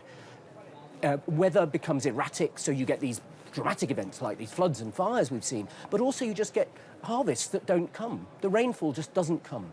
So the world we're headed into at the moment is a really seriously damaged and dangerous place, and it's a matter of life and death for the poorest peoples. We will probably cope. We will install air conditioning if it gets hotter. We'll have these extreme weather events, but rich people will always find their ways of buying their way out of the problems. The poorest people can't do that. So that's where we're headed. And at the moment, we're not on track to cut emissions to the level that the Paris Climate Agreement that everybody agreed to, that the scientists tell us we need to, which is limiting heating to 1.5 degrees of warming. We've already heated the world to 1.1. This is above levels that it was pre-industrial time. We show that so on our climate we're tracker. close to this moment. Now, 1.5 is not a magic number. There's nothing that happens at 1.5 that doesn't happen at 1.4.5 or 1.5.5. It's just the level that the scientists are saying is the best possible world that we could live in. Now, to do that, we have to cut global emissions by 45% on what they are now. If you ask the economists who are modelling what emissions are going to be, 45% by 2030, so in 9 years' time. If you ask the modellers what they're currently predicting emissions will be, it's plus 16%. Yeah. We're meant to be minus 45, we're actually headed for plus 16. So in the real world, we are not on track for 1.5. So when Boris Johnson said he wants to keep 1.5 alive, what does he mean? What he means is what we're currently doing is not enough. This conference has got to tell countries, you've got to come back and do it again. And that's what, at the moment, the text that we're currently discussing does do. It says to them, next year, you've got to come back with stronger commitments for this period up to 2030, not some future date, not net zero by 2050 or whatever. In this decade, which is the decade that matters, you've got to do more. And that would include the UK.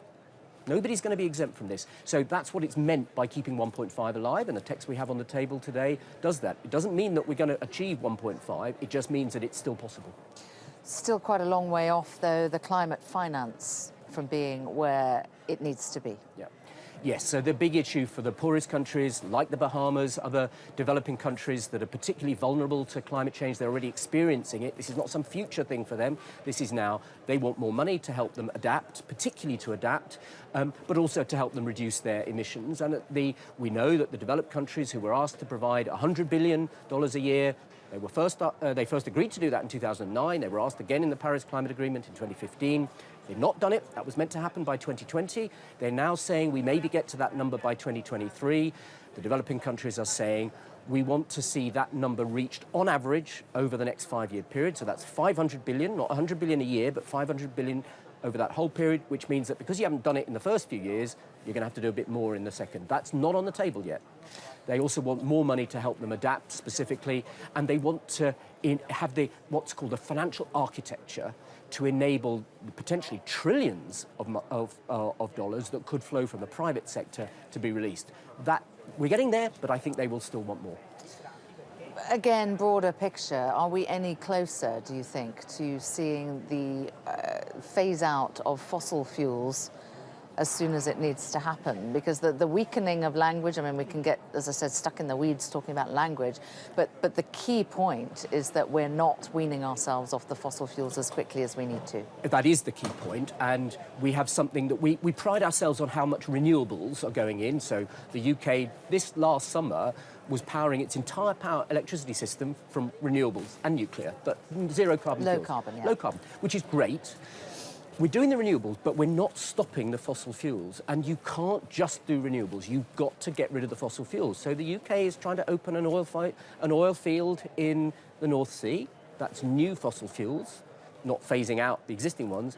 There's talk of a coal mine in Cumbria. That's new fossil fuels. And of course, around the world, the fossil fuel companies and coal miners are currently planning twice as much new fossil fuels as the International Energy Agency says is compatible with 1.5.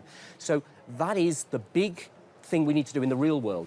Don't worry about the language here. In the real world, we need to stop opening up new fossil fuels and wean ourselves off them. And if countries are serious about coming back next year with plans, commitments for 2030 that are compatible with 1.5, that has to be part of it. You cannot get to a limit of 1.5 of heating without phasing out fossil fuels. Not completely by 2030, but you need to be on that path. And it's the language on coming back with stronger commitments that will really accelerate that. The language on just not liking fossil fuels, wanting, kind of encouraging countries not to do them, that matters less. It's really the 1.5 commitments, the new commitments for 2030 that really matters. So if countries are serious, yes, we will see fossil fuels gradually being phased out. There's a pretty big bid-ask spread, as they say in the city, as to, on both of those aspects, the finance and also the emissions targets. What's going to happen today, and could we see that spread narrow? I think we will. That is normally what happens at this stage of a COP. And, you know, the experienced climate negotiators will be looking at the process and saying this is a perfectly good process. The COP has been actually a rather easy ride in a way for the UK as the chair. Often, you know, sometimes you get countries walking out. I mean, they don't achieve anything very much, but they dramatise what they're unhappy about and so on. We haven't had any of that. The atmosphere is good. We're not yet at the very last second, you know, from a negotiator to say that, you know, we're meant to close at 6 o'clock today. That's plenty of time. And in fact, of course, we will go into Saturday because nobody wants to agree things at 6 o'clock if they could agree them at 6 a.m. the following morning. So this is a good process. The presidency is listening to everybody. The text will improve today. There will always be the sticking points where the so-called red lines, we heard this in Brexit negotiations, negotiators have red lines, things that they cannot agree to. Sometimes a little bit pinker than red, so sometimes they do agree to things. Those will be the last things, and that's what will cause us to wait up overnight for the final text. But the process is good. But you were telling me just finally that one of the things we could see to appease the likes of Saudi Arabia is the removal of the mention of fossil fuels from the text. Is that what you think is going to happen? I think that's very likely. So how do you get agreement with lots of different parties who've got different things that they want and different red lines of things that they don't want? You have to give each of them something that they can go back and say, we won this. Remember that every country here has a domestic audience that it has to play to. And before it came to the COP, it will have said to its own local media, this is what we're going for at the COP. And so they need to be able to go back to their local media to say, we won this. And the presidency, the UK, has to balance all of those different interests so that every group or country can go back to their own domestic media and say, we got some of what we want. We didn't get everything, but nobody got everything. We all had to make some compromises. And that language on fossil fuels will be one of the things that Saudi Arabia, and to be perfectly honest, rather to their shame, Australia, will have said, that's what we want out. We don't want any mention of that. I think they'll get that because they trade that in return for these much stronger commitments on actual emissions cuts, on finance and so on. So I would expect to see some of that happening. A lot of horse trading going on. All right, Michael, thank you very much indeed. Well, we, of course, have been broadcasting to you from within this conference centre. It's been the full 2 weeks. It feels, certainly to me, like it's been much longer, but we've also been bringing you coverage from outside the conference centre, and we can speak to our Scotland correspondent, James Matthews, who is out in Glasgow for us there, and the protesters are out in force, James. Yeah, they are. What we've seen over the course of COP26 is a series of arranged photo calls, and I'm standing in the middle of one at the moment. This is the Which Side Are You On demo, essentially a gathering organised by Glasgow Action's team.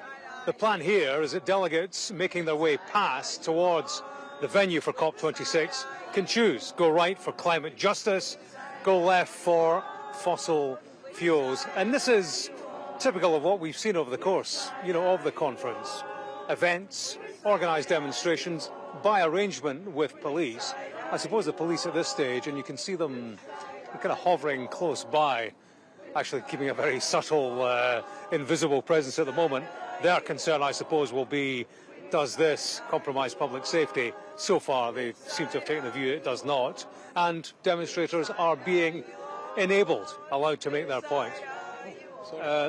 Andrew is the artist behind this particular event. Tell me, Andrew, this, I think it's called an art installation. Yeah. Tell me about the art. Sure, you've nailed it. We're calling on world leaders to make a choice. All delegates coming here have a choice. They can either side with the fossil fuel industry or the climate justice movement. We're calling for all delegates to make real plans inside the COP today and phase out fossil fuels and keep us below 1.5 degrees of warming.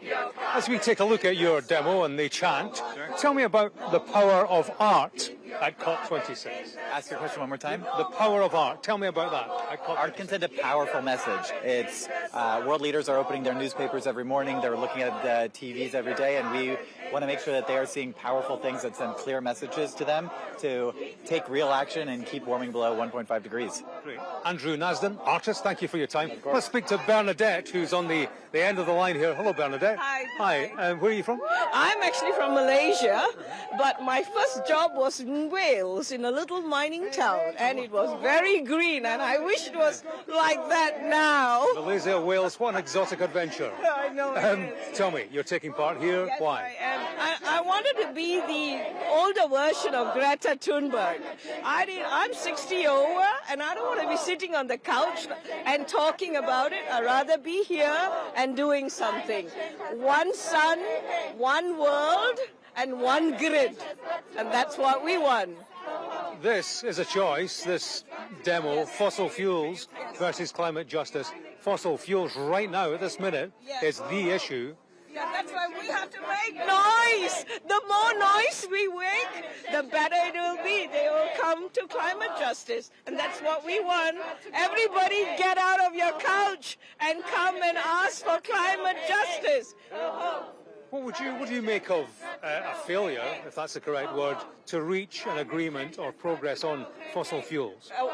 If we don't reach it, then it will be disastrous. The world will be gone. We'll be in hell. So we need to do something. Thanks very much, Bernadette. Let's work our way along the line. Hello.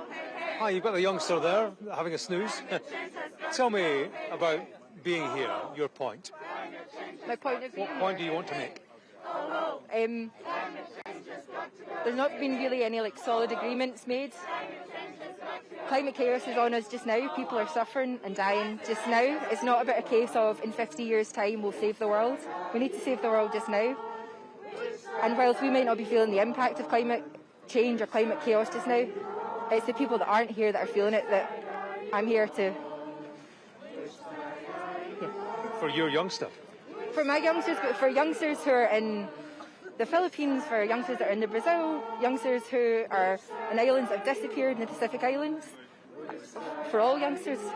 What do you make of, we're standing, 100 yards from the venue. Inside there, they cannot make progress, if that's the correct term, on fossil fuels, on just getting beyond that particular issue. What do you make of that? What do I make of it? A failure, if that's the correct word, to reach an agreement. Fossil fuels, bad. Let's get beyond it. In order to get beyond that, we need to look at a different system. That's like capitalism. Working on oil. We're never going to get beyond that if that's the way we're thinking. If that's our mentality. Right, thank you very much indeed. I very much appreciate it. Maybe time for one more. Let's head through the generations. There's a young lad here who's going to speak to us, I think. Hello. Hi, what's your name, mate? Lida. Where are you from? Glasgow. Tell me, you're demonstrating here. What's your message?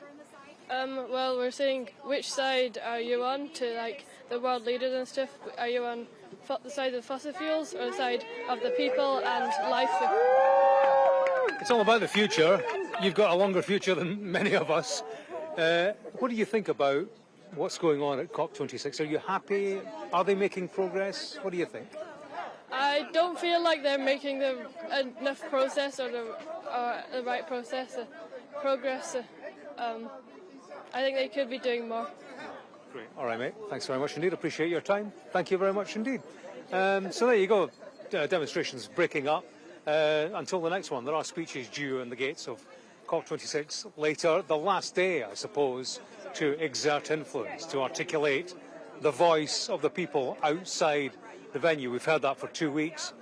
We will hear it for at least one day more.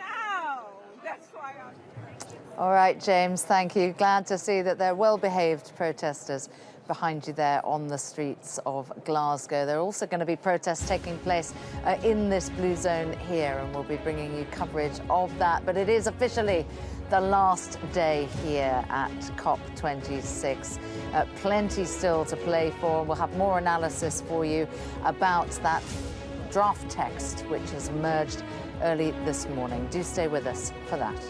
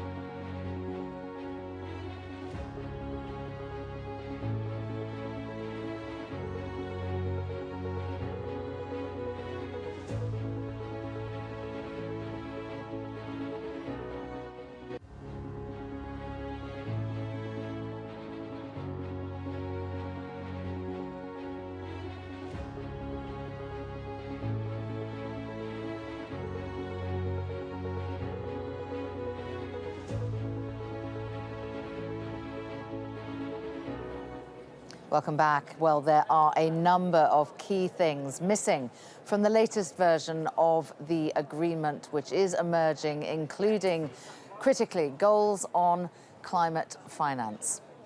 Well, Simon Mundy from the FT joins me now in the studio. Simon, I don't really want to get into the detail, into the weeds on the exact wording in this text, but what is interesting when we're taking some of the sessions that are going on today is that a lot of groups are not happy with the way things are going, hearing from environmentalist groups and saying, yes, okay, there is still the mention of coal and fossil fuels in that text, but it's not good enough. Yeah, I've been hearing from a lot of different voices here in Glasgow over the past couple of weeks. As you know, there's an extraordinary range of different people here. One of the things that has occurred to me is that there's an enormous representation of big business here. And working for the FT, of course, I speak to a lot of those people. And a lot of people, actually within big business and much further beyond, have mixed feelings about the extraordinary presence of big business at this COP. On the one hand, it shows that big business is taking climate change more seriously. That's obviously a good thing. On the other hand, the extraordinary presence of business here, accommodation has become so expensive that only big business can afford to get a hotel room in Glasgow if you're booking at the moment, or if you booked in the last few weeks. So how is that influencing the conversation? Is that moving the conversation more along the lines of not disrupting the status quo too much? So the issue of representation, I think, is really important here because, as you said, there's a lot of people who are disappointed by the draft text.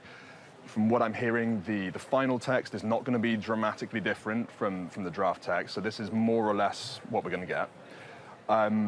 It's not ambitious enough, right? We are still, even after this text, we are still way off course for where we need to be, at a time when people, predominantly in the developing world, are already losing their lives in large numbers. So something that's occurred to me is if we had better representation from the developing world, which is where most of the world's population lives, and which is being worst affected by the impact of climate change, if we had better representation there, not only among the government delegates, but among all the people who are surrounding the conference and affecting the conversation, we might start to see more ambitious action. And that's something that I hope could be addressed at future COPs. Interesting you talk about big business being represented here, because it comes up time and time again that there is twice as large a delegation here from the fossil fuel industry than from any other individual country. Yeah, and that's right. And I think we have to look at how we're going to fix this. And I think that comes through changing the economic system that we operate in. I think it's understandable that people want to criticize very strongly certain individuals and certain companies in the fossil fuel industry and criticize perhaps their participation in the conversation, certain contributions that are made there. I think that's fair. But I think if you were to get rid of an individual fossil fuel CEO or even a whole fossil fuel company, we still have much the same problem, because the system is one that does not, for example, put a proper price on carbon emissions. You and I can drive a petrol-powered car, we can fly, and we're not actually paying a price for that that reflects the economic cost of the carbon that goes into the atmosphere. Who is paying the cost? It's people predominantly in the developing world, some of whom I met on a recent book project I was doing, people who are already losing their homes and in some cases losing their lives. So we need to fix this market failure. The market system that we have is out of date. We need to put a price on carbon. I think this is something you speak to any serious economist, they say, of course, this is the solution. But then you speak to some people in the political world and they say, yeah, of course, academically, carbon pricing, really serious carbon pricing is the solution, but politically it's not realistic. And that, again, it comes back to that lack of ambition. Look at all the things that were politically unrealistic that have happened. Female suffrage, for example, or an end to racial segregation in certain places. Politically impossible things that were important and happened. I don't really believe that updating our economic model to put a proper price on carbon internationally is beyond the realm of human capability, but it does need more ambition.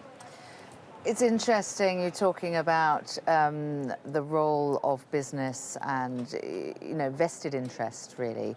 And we saw, didn't we? I mean, historically, the tobacco industry, for example, in the 50s and 60s, the playbook that they effectively used was to sow a lot of confusion, a lot of misinformation. They took out adverts in newspapers to debunk what scientists were saying about the effects of tobacco. We're seeing it again, aren't we? And we've seen some of the big oil companies up before Congress accused of effectively spending tens of millions of dollars to put out misleading information and to be lobbying politicians through Facebook, named often electorally vulnerable politicians, and it's working. Yeah, so I think this is such an important conversation, especially in the US, where there is so much money in lobbying, political funding from big companies. There's a great book that I plug at every opportunity. It's called The New Climate War by a scientist called Michael E. Mann. And he talks about the evolution of this conversation, the evolution of the tactics and strategies that have been used by big companies, vested interest, largely in the fossil fuel industry. And he says that it's changed. So the old climate war, as he puts it, was basically trying to undermine the science. It was publishing nonsense pseudoscience that would pretend that humans were not responsible for climate change. And he argues that now that's sort of stopped, because the science is so obvious now, you can't deny that this is happening. So he says the new climate war is an effort to delay action in different ways. Yeah. So one of the things that he says fossil fuel companies are trying to do is to put the onus on the consumer.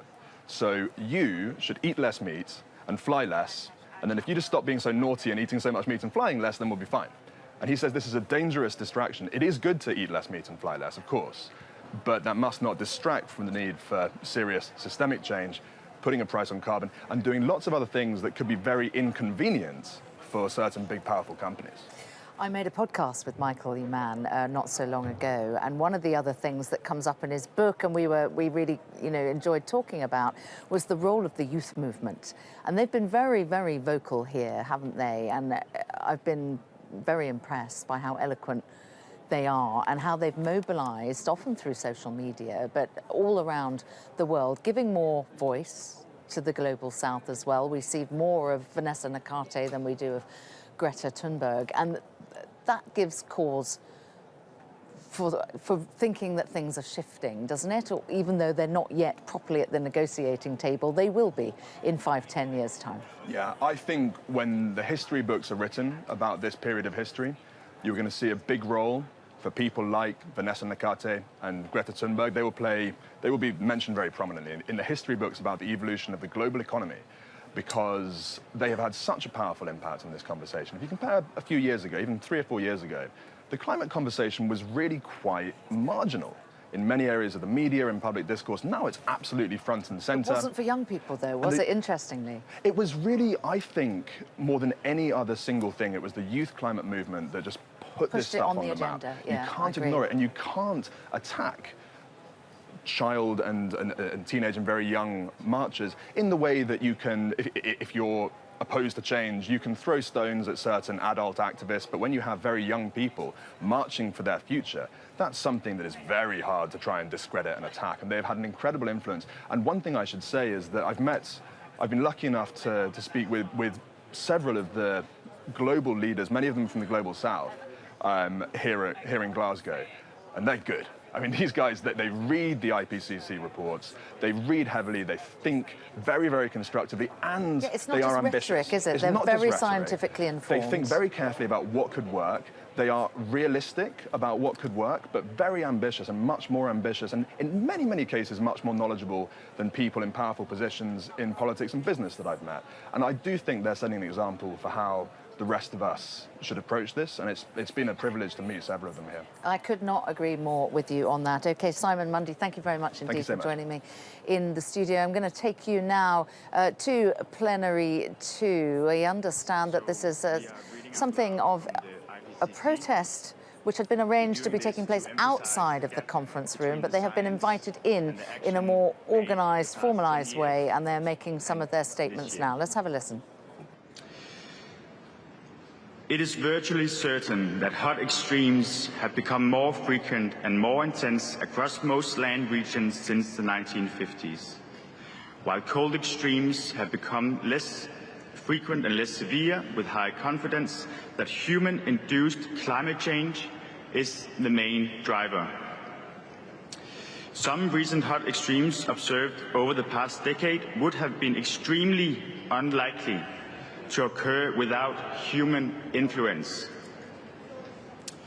Marine heat waves have approximately doubled frequency since the 1980s, and human influence has very likely contributed to most of them since at least 2006.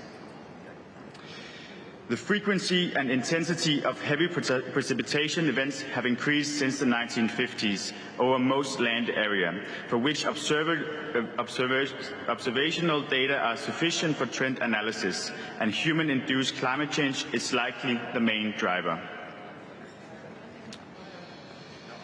It is likely that the global proportion of major tropical cyclone occurrence has increased over the last 4 decades, and the latitude where tropical cyclones in the western North Pacific reach their peak intensity has shifted northward. These changes cannot be explained by internal variability alone. There is low confidence in long-term trends in the frequency of all category tropical cyclones. Event attribution studies and physical understanding indicate that human-induced climate change increases heavy precipitation associated with tropical cyclones. But data limitation inhibit clear detection of past trends on global scale. Human influence has likely increased the chance of compound extreme events since the 1950s. This includes increases in the frequency of concurrent heat waves and droughts on global scale, fire weather in some regions of all inhabited continents. Science has delivered. Now it's your turn.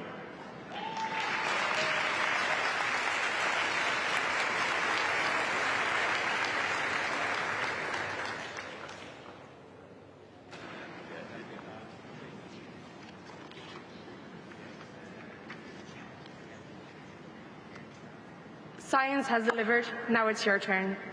Synthesis of assessed, observed, and attributed regional changes. The IPCC inhabited regions are displayed as hexagons with identical size in their approximate geographical location. All assessments are made for each region as a whole and for the 1950s to the present. Assessments are made on different time scales, or more local spatial scales might differ from what's shown in the figure. So, human-caused radiative forcing of 2.7 relative to 1750 has warmed the climate system. This warming is mainly due to increased GHG concentrations, partly reducing by cooling due to increased aerosol concentrations. The radioactive forcing has increased by 0.43 W per meter relative to Air 5, of which 0.34 W meter is due to the increase in GHG concentrations since 2011. The remainder is due to improved scientific understanding and changes in the assessment of aerosol forcing, which includes decreases in concentration and improvement in its calculation. Human-caused net positive radiative forcing causes an accumulation of additional energy heating in the climate system, partly reduced by increased energy lost to space in response to surface warming. The observed average rate of heating in the climate system increased from 0.5 W per meter for the period of 1971 until 2006 to 0.79 for the period of 2006 to 2018. Ocean warming accounted for 91% of the heating in the climate system, with land warming, ice loss, and atmospheric warming accounting for about 5% and 3% and 1% respectively. Science has delivered, now it's your turn.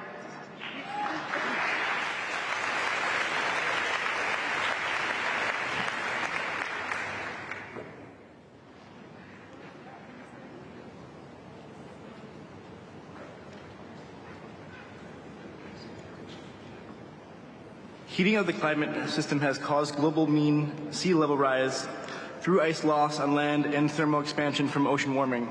Thermal expansion explained 50% of the sea level rise during 1971 to 2018, while ice loss from glaciers contributed 22% ice sheets, 20% from glaciers contributed 22%, ice sheets 20%, and changes in land water storage 8%. The rate of ice sheet loss increased by a factor of 4 between 1992 and 1999 and 2010 to 2019. Together, ice sheet and glacier mass loss were the dominant contributors to global mean sea level rise during 2006 to 2018. The equilibrium climate sensitivity is an important quantity used to estimate how the climate responds to radiative forcing. Based on multiple lines of evidence, the very likely range of equilibrium climate sensitivity is between 2 degrees Celsius and 5 degrees Celsius. The AR6 assessed best estimate in 3 degrees Celsius with a likely range of 2.5 degrees to 4 degrees Celsius, compared to 1.5 degrees Celsius to 4.5 degrees Celsius in AR5, which did not provide a best estimate. We're going to come out of that now. As you might expect, we'll be hearing sessions from various different interest groups throughout the day, getting closer, of course, to this conference wrapping up here. Well, with me now and throughout the morning is Simon Lewis. He's Professor of Global Change Science at UCL and the University of Leeds. Good morning to you, Simon. The goal of keeping 1.5 alive, are we closer or further away today? Well, the new text that came out this morning retained the language that would help move down emissions. So countries are now requested to bring new climate plans back to the next COP, COP27 next year. And that survived the overnight wrangling between the different countries.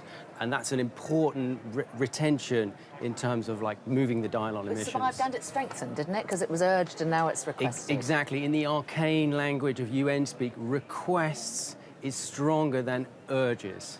Yeah, it's interesting, isn't it, how so much actually comes down to just individual words that we're seeing in there. A lot of controversy as well about fossil fuels. Reference to them, specific reference to coal and fossil fuels still in the text, but might we see it go? There's still a number of hours left of today. Yeah, I think a lot of observers thought that that would go overnight, and it stayed in, but it's weakened. So it now says unabated coal, so coal without carbon capture and storage, so it's a narrower definition. And also on subsidies for fossil fuels, this now says inefficient subsidies. Yeah, and there's definitional issues who thinks around they that. have an inefficient subsidy? Yeah, so that's a big get-out clause for the big fossil fuel producing countries. So we might see that go by the end of the day, do you think? Yeah. Because it's still a bargaining chip, isn't it? Everything is a bargaining chip at this stage. Everything is still under discussion. It's not until the final gavel goes down on the final text that all 196 countries can agree on, then it's done. And everything is in play at the moment because countries have their red lines and they're trading off one thing against another. And that's where we might see some more movement today and overnight. Now, I know technically we are providing leadership with this conference, the UK. Who is actually providing leadership here? I mean, you've got countries very far apart on some of the key issues. Well, that's one of the problems, is that we don't have strong leadership in this conference. The EU has been surprisingly quiet. Mute, right? Mute. It's missing in action. Is that partly because Germany is often one of the strongest voices within the EU, is still evolving its government after the election? Well, I think that is a point, and it's unclear whether it's also Brexit related and a bit of a snub to the UK because it doesn't want such an easy outcome for the UK government. But now's the time for the EU to step up and alongside the United States and work with the vulnerable countries to both strengthen the language in these documents and also close the loopholes. Now, there are some big loopholes in carbon markets that are still under negotiation, and that could really unravel things if it provides a lifeline to the fossil fuel industry. I was interviewing Mary Robinson the other day, and she got quite emotional about it, and she was calling for leaders who could do more to do more, and she was calling for really this alliance of the United States, the UK and the EU really to be coming together, to be putting the pressure on those other nations. We don't seem to have been, well, if it's been going on, it hasn't been visible. I agree, and back in Paris, that high ambition coalition of those vulnerable countries and the EU and the US really helped the architecture of the Paris Agreement and helped it come to fruition. And we need that kind of leadership now. Because if we stand back, we have to remember what this is all about. We're currently on course for catastrophic warming of over 2.4 degrees Celsius warming. And we need to bend down emissions this decade to keep 1.5 in reach. A surprising joint declaration from US and China. Is that useful, or is it actually just serving to create a pretty big block?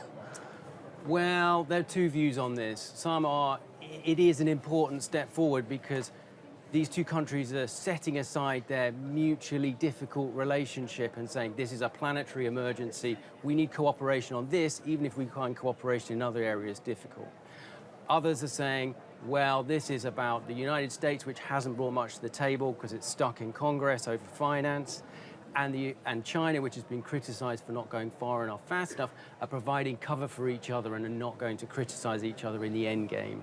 So there are two views on this, and my personal view is that this is important because it sets the stage for increased ambition at next year's COP. Yeah, from the world's two biggest emitters, the world's two biggest economies. All right, Simon, thank you very much indeed for that analysis. We're going to go to a break now, but we're going to have plenty more analysis and coverage on this last day, officially the last day of COP26 here in Glasgow. Stay with us.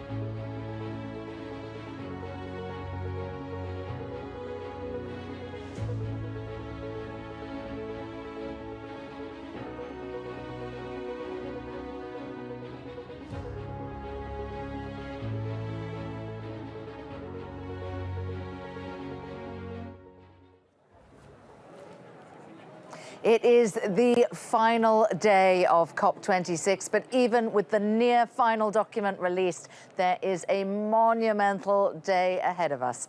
You are watching a dedicated channel. We are live in the heart of this conference. This is Sky News Climate Live.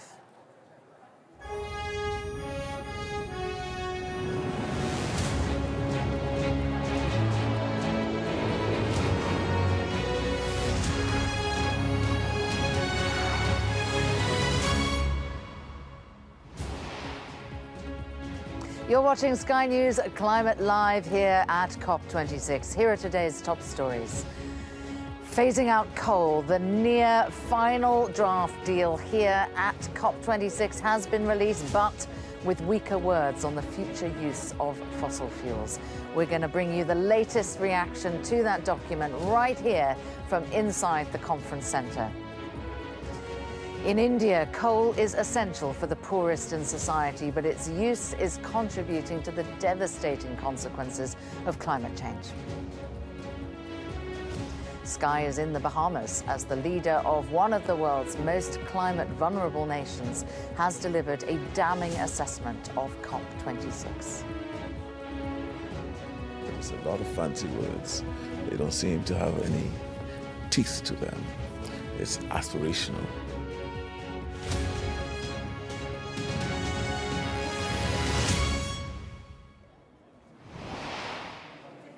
Very good morning. Well, it is officially the final day of negotiations here at COP26 in Glasgow, but experts are warning that there is still a monumental challenge ahead as nations try to agree on some of the most contentious of issues, like climate finance and, of course, reducing emissions. And that means phasing out coal and other fossil fuels. Well, the near final document is out, and although the wording has perhaps softened, it still refers to phasing out unabated coal power and inefficient subsidies of fossil fuels.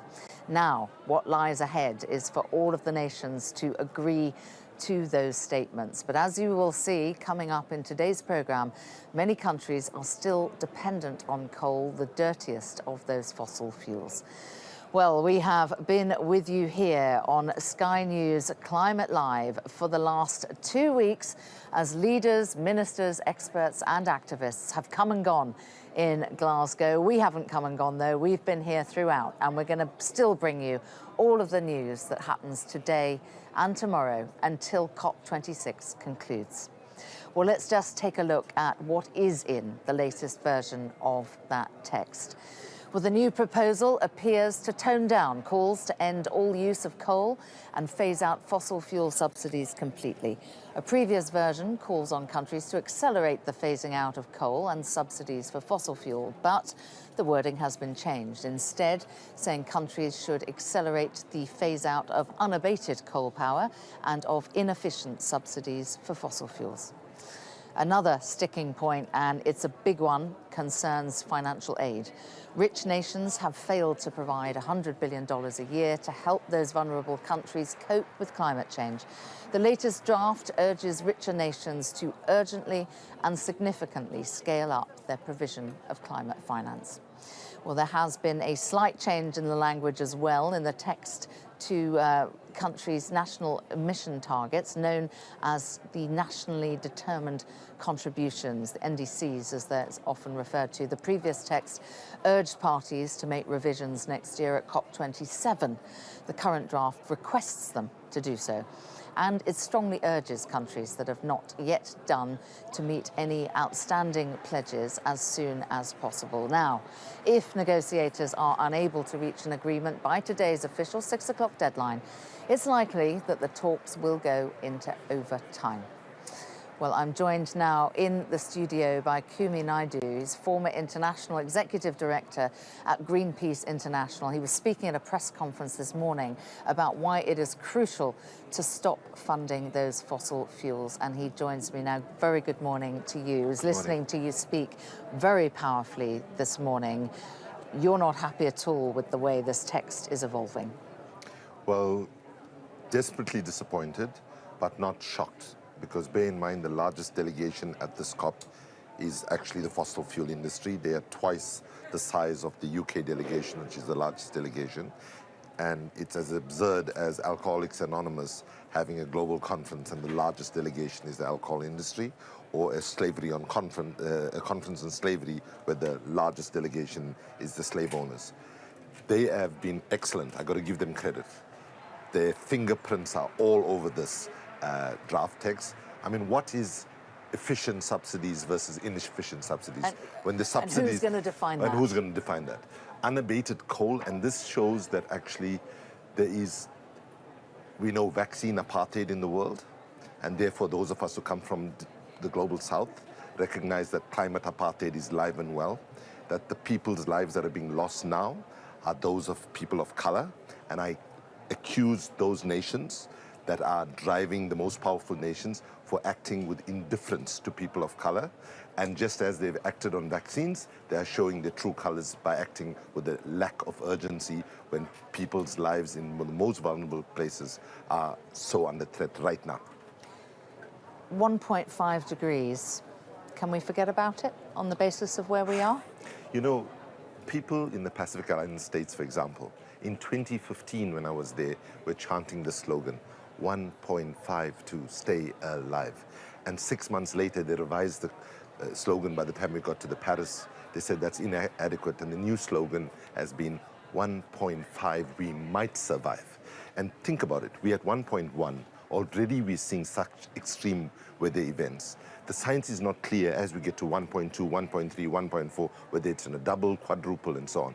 Clearly, it seems that the most powerful nations in the world are saying that the lives of people in small island states, in least developed countries and so on, are not relevant, don't matter. And so 1.5, if we don't stick to it and we don't fight for it, it basically means that we are writing off a range of small nations across the world. And so right now, we are on track to get to 2.5 at least. I was going to ask you about that. That's the Climate Action Tracker report. Yeah, So on the basis of what's been agreed here, we're looking at 2.4. Yeah, at least that. But here's the thing, though. The Climate Vulnerable Forum, which is the most threatened countries around the world, have made an important call for an annual review of the targets. Because bear in mind, in Paris, we didn't get a great deal in Paris. But one of the things that gave us optimism was that every 5 years there would be a review, and this 5 years, this is where that review is taking place based on what the science is saying. Given how little progress we've made, we appeal at this point and plead to the so-called leaders in these negotiations to at least commit to an annual review so that we have a chance on every year that we get together at these negotiations based on extreme weather events and new information from the science, that we can ramp up and increase ambition. Because if we don't do that, then you're quite right, we'll overshoot 1.5 within about 10, 15 years at the most. Now, today we're hearing from lots of interest groups who are very unhappy with where we currently are. Time is of the essence. We're currently listening to young people who were going to be doing a protest, but they've been brought inside to actually deliver their statements there on the stage. You talk a lot about leadership. Which leaders would you like to call out at this conference? Well, firstly, the UK presidency. The UK presidency and Boris Johnson have been pathetic, to put it mildly. This has been the most exclusionary COP ever. Mary Robinson put it well in the first week when she said, it's male, it's pale, and it's stale, right? Indigenous peoples, people from the global south, developing countries have been shut out. I've been to several COPs. So just the way it has been run has made it very difficult, even for the campaigners here, to be able to meet easily, to jointly strategize and so on. But there's been absolutely no leadership on the part of the presidency. But I want to say that there's a lot of doublespeak, because President Biden, for example, has spoken quite a good talk, but actually they are not helping us on coal. They have not yet signed fully the coal statement on phase out and so on. So the only countries really that are on the positive side are those countries who are on the verge of seeing the writing on the wall and that they're going to disappear. Like for example, if you take the Pacific Island states or the Caribbean island states, They are speaking from the heart because their people's lives clearly are under threat, just so that people understand how far gone we are already. Already in 2015, Kiribati, or said Kiribati, already has had to lease land from Fiji to prepare for an entire evacuation of the entire 300,000 people, for example. It's an emergency. Right? You know, and so right now, the difficulty we have is, and let's call it bluntly, right? We say that there's fossil fuel subsidies. I was just going to ask you about that, because there's trillions that goes into subsidizing the fossil fuel industry. So just to give you a sense, according to the IMF, this is not an NGO, the International Monetary Fund, they say every minute $11 million goes in fossil fuel subsidies. And last year in 2020, we had about $6 trillion going. That $6 trillion can be deployed to ensure that we have a just transition. And I want to say, you know, to the workers that work in oil, coal and gas industry, they are our brothers and sisters. They are not the enemy, right? They need to be trained for new jobs in the renewable energy sector, and those who are older need to be paid compensation. And there's enough money to do that if there was money deployed. And then people have lost their homes, lost their livelihoods and so on. Not a cent is going to help them, but the people that caused it continue to rake in all this money. And subsidies, by the way, just to be clear, is a very opaque word. It's taxpayers' money. Exactly. It's taxpayers' money. So people's taxes are going to invest in fossil fuel companies that are threatening the lives of their children and grandchildren, and that's unacceptable.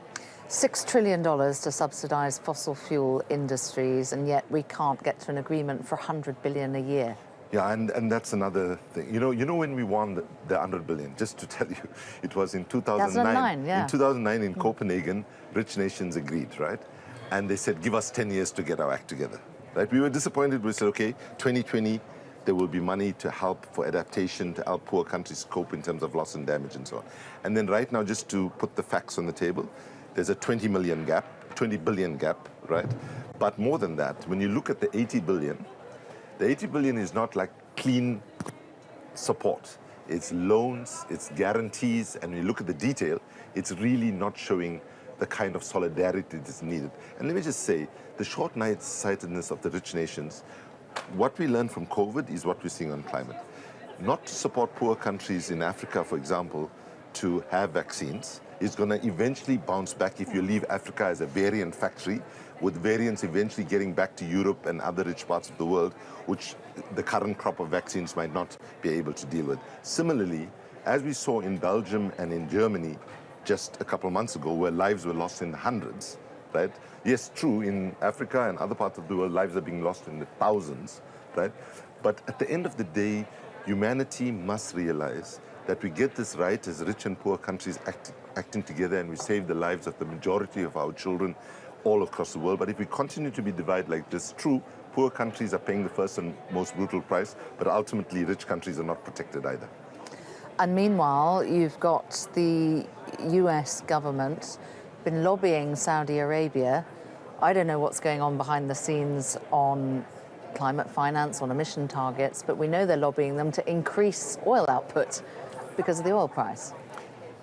This doublespeak is a confirmation that far too many of our governments, the UK government, the US government, other governments around the world, including some developing country governments, they might get elected by the people and officially be in power, but actually they are under the thumb, under the control of the fossil fuel companies, because energy is seen as in the national interest and a national security issue, and they are able to call the shots in ways that is not good for democracy, not good for our children's future, and so on. And I think the US itself must take huge responsibility, and in this sense that they have held back these negotiations for very long. Like when George Bush was president for 8 years, he was a climate denialist. These negotiations were held, hostage to him. And then, to be honest, President Obama, and now domestically, President Biden is speaking a good message. Yeah, but he's all snarled up, isn't he? And we appreciate the politics that he has to operate under, but at the end of the day, when nations are here, we have to judge the nations by what they say. Final question for you, Kumi, and you speak very powerfully from your position. Is it game over for COP26, do you think? So what I'm been saying, especially to the young people, it's tragic for us to see. I've had so many young girls just at the COP. Yeah, we're seeing them now, standing there at the podium saying, behind us. asking questions like, is it morally okay for us to have children? How could we, our generation, my generation and those before me, put our children in the situation where they're asking such questions, right? So the message about COP26 is, with Paris, we never said the road to Paris. To Glasgow, we never said the road to Glasgow. We said the road through Paris, meaning that once, whatever agreement we get here, we pick ourselves up tomorrow and we start pushing much more harder. And let me say what the fossil fuel industry has done to us in the way they've manipulated this conference. We asked the Secretary General of the United Nations to review how this COP is run. We asked the UNFCCC to review. You cannot have a situation where they dominate proceedings as much. But for people who have been resisting, what the fossil fuel industry has done is given us a license to say no fossil fuel infrastructure is immune to peaceful, rigorous civil disobedience moving forward. That is the message they've given, and people like myself will be calling on campaigners to intensify resistance, intensify civil disobedience, and make sure that we make it impossible for the fossil fuel industry to come to Egypt at the next COP and behave in the way that they've done, and to make sure that the subsidies that they get, which is taxpayers' money, starts coming down immediately, and that money being directed to renewable energies and to protecting our children's future. All right, Kumi, real pleasure to have you in the studio with me this morning. Thank you very much indeed. Well, let's take you back to those proceedings in the Blue Zone, where we're hearing from those young people that we were just talking about there with Kumi. Let's have a listen in. Our ancestors survived many apocalypses. And when we talk about this climate apocalypse, we're going to survive it too, but it's going to come from the people.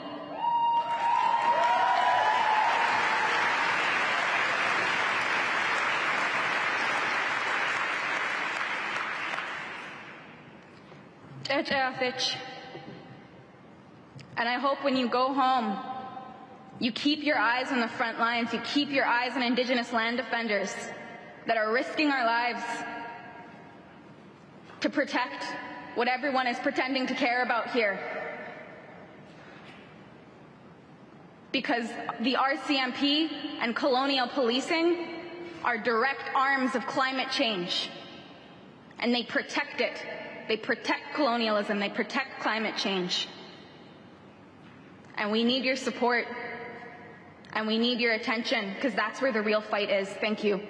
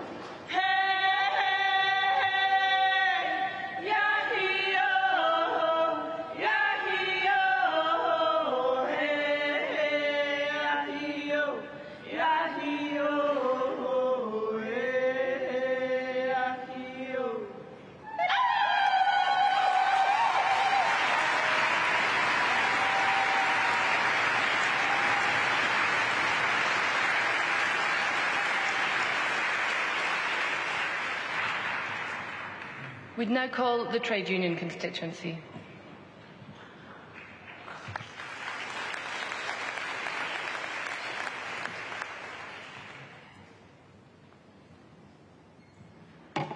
I bring solidarity from the global trade union movement and organized labor to the indigenous peoples fighting genocide, ongoing colonialism, and climate violence. In the last weeks, we have been locked out of the negotiations, and now they've given us this room to make up for it in the hope that we will acquiesce. But we always knew that what is decided in these corridors is shaped by capitalism and colonialism. The power dynamics are weighted against the people. 40 years of privatization and marketization have led to soaring inequality, ripped communities apart, and accelerated the climate crisis. Business as usual will not fix the crisis. But it does not have to be this way. Billions of people, communities around the world, organized workers want a safe climate future. Whether they work in oil or offshore wind, in steel or agriculture, unionized workers are taking the initiative and making plans to decarbonize and worker-led programs. We're in a race against time for a sustainable future for both people and planet. As part of that, we need to undo the wrongs of colonialism. We need to build international relationships that end exploitation and provide redress. Rich countries need to pay up on climate debt and pay for loss and damage. The fair future needs to include jobs, jobs, and jobs again. Those have to be quality jobs. Good, climate-friendly jobs are key to building trust and support to deliver a rapid and speedy shift, that rapid and just transition we need to see. That has to be based on full employment, on high-quality public services and unionized jobs. We need a just transition in every workplace, in every country. Yes, that is a just transition for fossil fuel workers, for high-carbon workers, but also for healthcare workers, for agricultural workers, for transport workers, for all workers. Everybody deserves a quality job.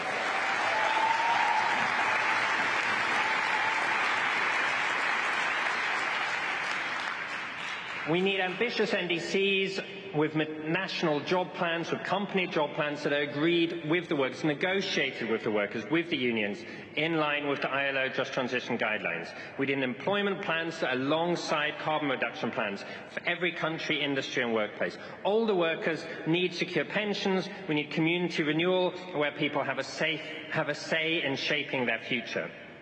2030 NDCs need to be in line with a 1.5-degree trajectory. There has to be a fair share delivered by rich countries, and those need to be on the table now.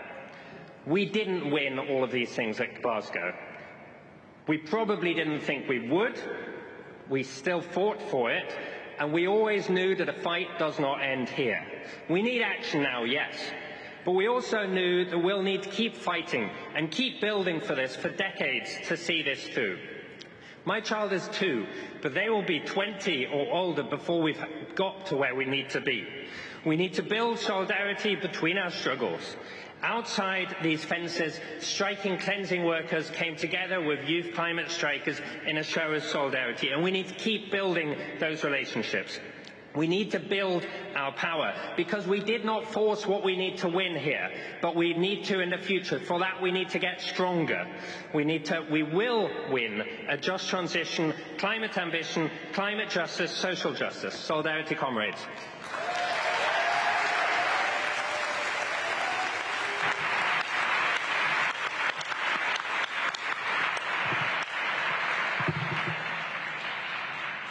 Friends, let's now put our hands together for the Women and Gender constituency.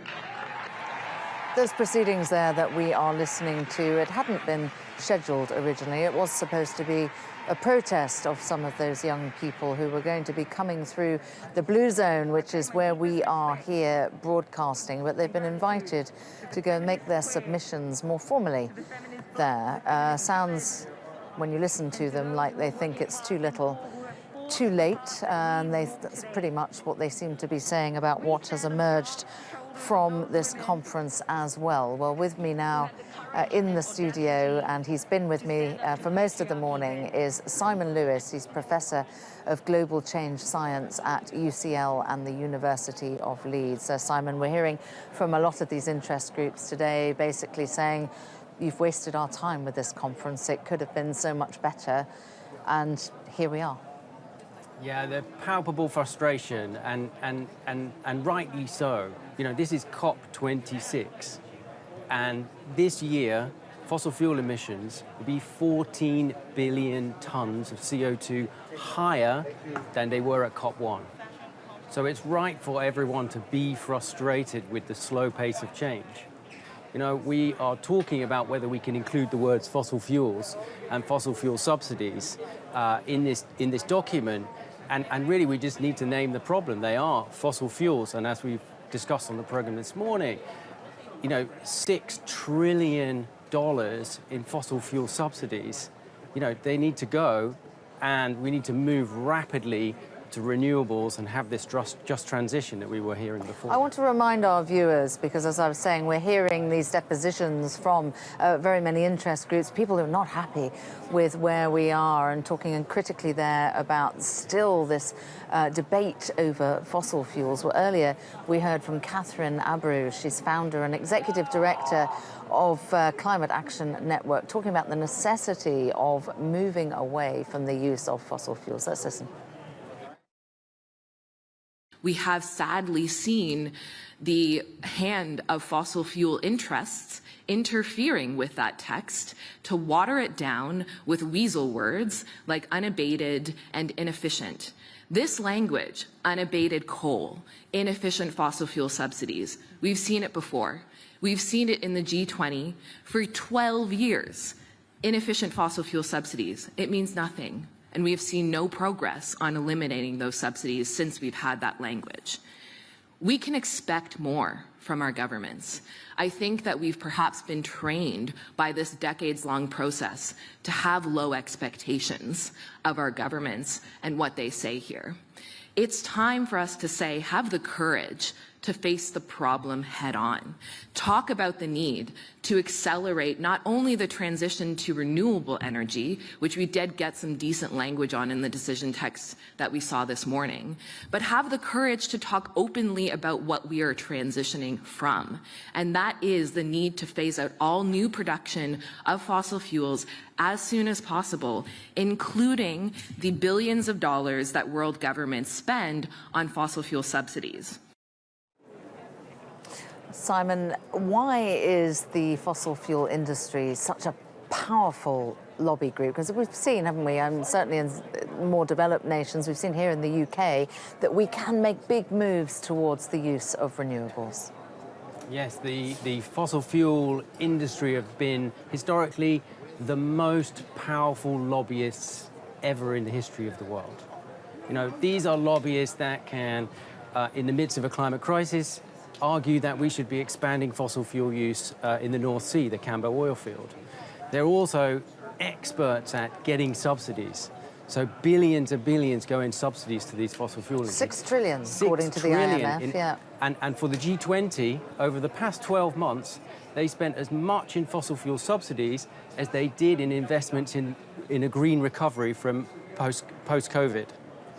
Interesting, though, isn't it, the fossil fuel industry? Because there was a time when they dominated entirely the FTSE 100 and other stock markets around the world, and that grip has really weakened. We saw that move more into, so the fossil fuel companies were dominant, and then we saw that move more into banks, and now it's more technology companies. That they're sort of several cycles ago in terms of their influence on the business world. So why is the influence still so strong on these climate conferences? I think the influence is so strong because the industry is so large. So it's like a kind of vortex that sucks money and sucks people in. If we look at what's happening in the US, it's coal interests that are holding up the infrastructure bill and spending in the US, and is actually holding up the whole climate talks here.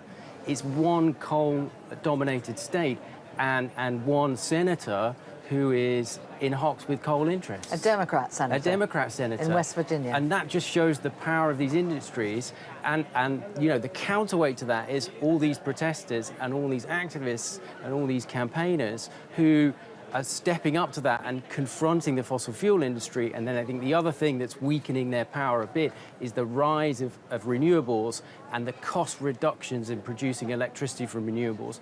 And as they get down to parity and below electricity production from fossil fuel use, we might see a bigger swing away from the power of the fossil fuel industry and towards renewables. You could say there is still explicit reference to coal and to fossil fuel subsidies in that text, but there was reference to fossil fuel subsidies, I think, in the Kyoto text.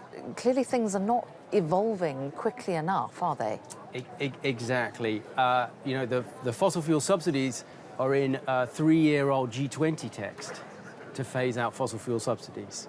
You know, we've been here before, and what's required is action and for governments to confront those interests of the past, and they are the interests of the past. Fossil fuels used to be a ingenious enabler of human progress, and now they are a destroyer of human progress. If we continue to use fossil fuels, we will not have this complex civilizations that we have. Will be something in a much darker, uglier place unless we switch to renewables. And you and my previous guests who are talking me through this text and where we are were both suggesting that we could see the removal of coal and fossil fuel from that text by the end of the day, which does not bode well.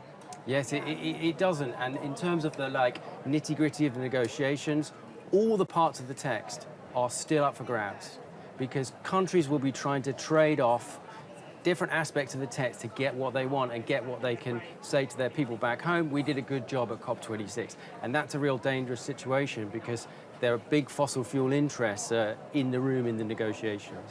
All right, Simon, thank you very much indeed. I'm going to take you back now to plenary 2 here, hearing more submissions from engaged activists not happy with the current status quo. Let's listen in. Because the climate crisis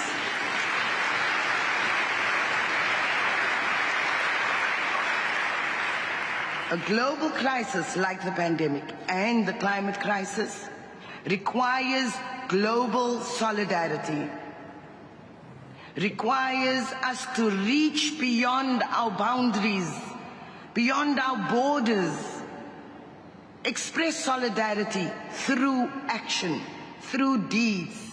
Vaccine apartheid is unacceptable. It continues today. Let us say no to vaccine apartheid.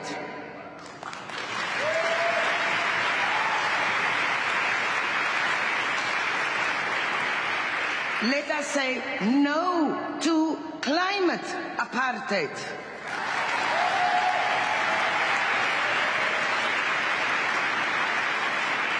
As we sit in this Our People's plenary, those leaders are busy signing off and deleting from the text things that we fought for and won.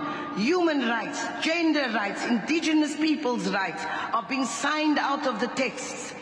Rich nations are not willing to provide the financial support that is their obligation to developing countries because of who historically caused the crisis in the first place. These are injustices, and the fact that the poor in vulnerable communities across the world are facing losses and damages without support is not going to be acceptable. I want to end off by sharing with you what we used to do in our fight against apartheid in South Africa. It is, of course, all of us are saying this now, but I want to do it in the language we expressed in South Africa. And it means power to the people. So I'm going to say it, and then I really would like you to do it with me as well. Amandla Gawetu. Amandla Gawetu. Power to the people. Climate justice now.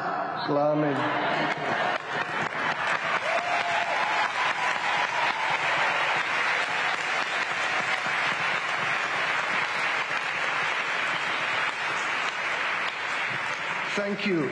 Thank you. Can I now please invite the representative of the Demand Climate Justice constituency?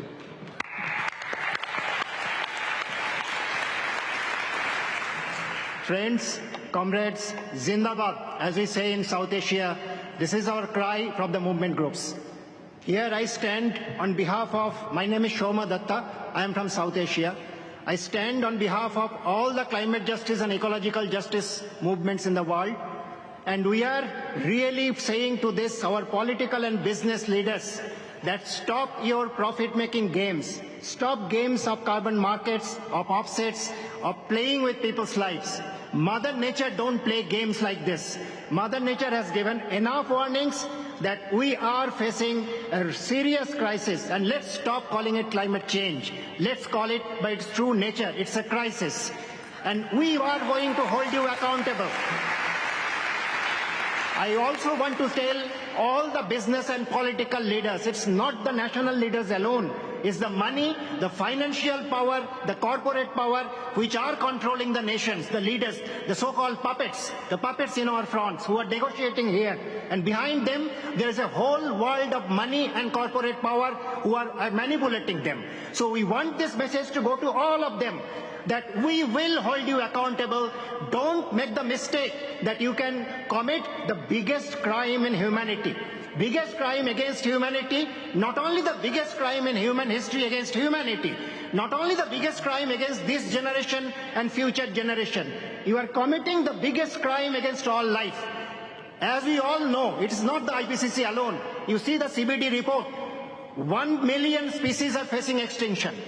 The life support system of the earth is facing extinction. The life support system itself, the food system, the water system. As our scientists tell us, all behind the IPCC, even the IPCC authors, if you talk to them outside, they admit that they are afraid that within the next 2 to 3 decades, many of the earth systems might collapse, might go beyond the tipping point. And once this earth system go beyond the tipping point, beyond the collapse point, it will lead to the hothouse earth state for thousands of years. So we want to tell these frauds, these fraud leaders, the puppets of the corporates and financial world, that you know that you are committing n number of future generations and the life on earth to uninhabitable earth. You know what you are doing today is committing that crime. It is far, far bigger than what Hitler did, any other genocide in human history. And we will not let you go out of this. We will hold you accountable. The people have always fought and always won. You might think that today you have the power. You are putting securities, you have the police, you have the military. History shows us, ultimately people whiz rise. As we say in India, all the movements, as we say in South Asia, and I will request you all to repeat with me. I'll end my saying, end my praise here. I will say, we will fight. You will say, we will win. And then I will say, we have fought. You will say, we have won. We will fight. We have fought. We will fight. We have fought. Zindabad.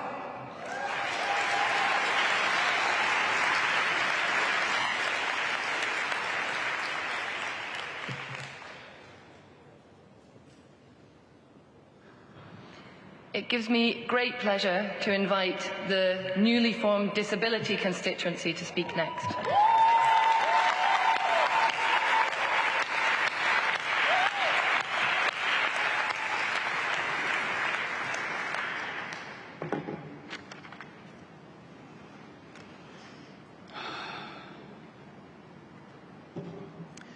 Tēnā koutou katoa. My name is Jason Bobo. I am a proud disabled person from Aotearoa. I'm here as a founding member of the Sustainability, Disability and Climate Network. And I'm here because of the disabled people who have fought for our rights that have come before me, and I stand on their shoulders.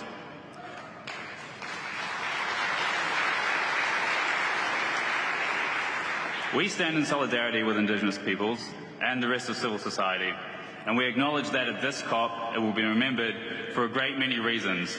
for bad human rights outcomes, and for bad engagement. It will also be remembered at the time that the Disability Caucus delivered their first statement in the high-level plenary after years of pushing for a disability constituency, and we must work towards being a formal constituency. We held the first formal Disability Caucus meeting after years of informal meeting in the hallways, and this is because of all of you, all of our allies who want to see disability rights here in this space.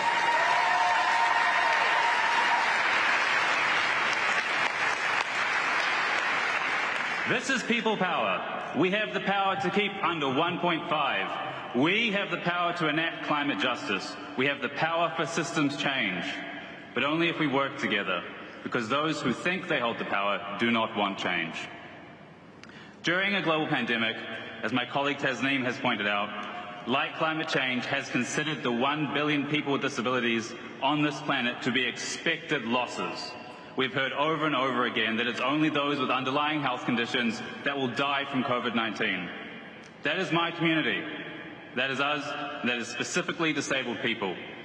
We must make parties learn from this pandemic, learn from disabled experiences and wisdom. Our community can't become expected losses from climate change too.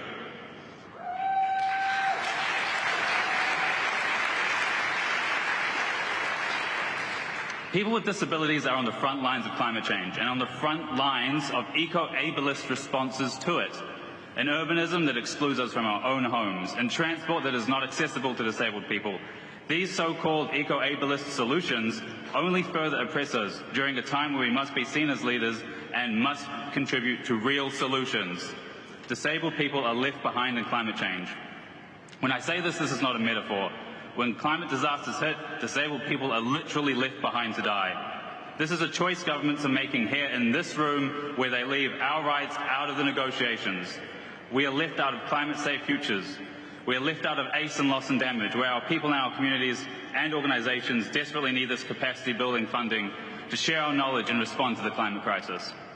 We must ensure that disabled communities can directly access dedicated finance that is set aside for us. We must include disability rights, human rights language, and the rights of Indigenous peoples here at this conference and in Egypt. In societies that have already deemed our lives not worth living, we have to fight tooth and nail to survive, to participate and adapt in meaningful dialogues about our own futures. And make no mistake, we are still in the era of de-institutionalization. Institutionalization is where disabled people, people with disabilities, are confined to lifelong imprisonment, where torture is commonplace. We are still fighting for the liberation of our communities across the world. This is the context that we are living in. Deinstitutionalization, a global pandemic, and in the climate crisis. We also have the answers. We have mutual aid, and our communities are experts in knowing how to take care of us and to take care in the climate crisis. But here at COPS, if we can find the funding to get here, we can't even get in the front door.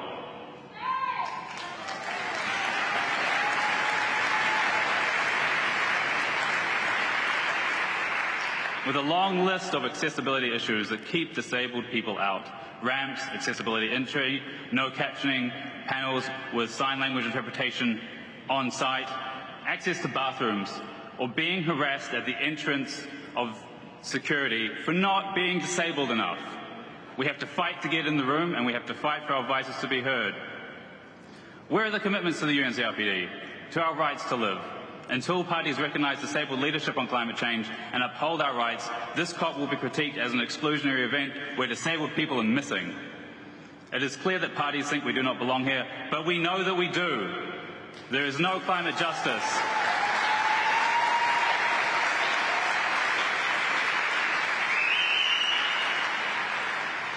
There is no climate justice without disabled people. No 1.5 without us. This is the first COP where our voices collectively have rung out in these halls of power, and it will not be the last. Because climate change must be nothing about us without us.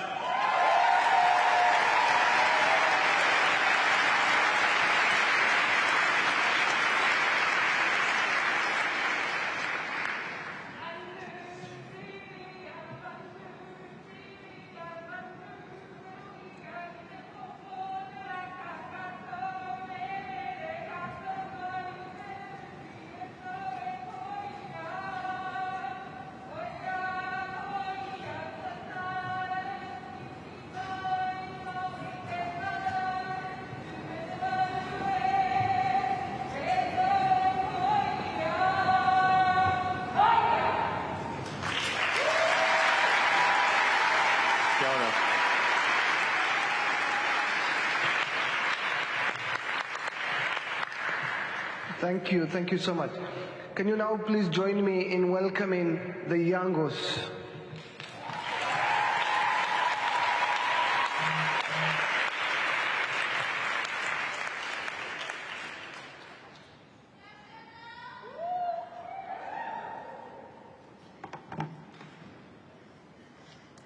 Hello everyone, thank you first for your energy and your passion. It's so beautiful to see everyone brought together here in this space. Thank you.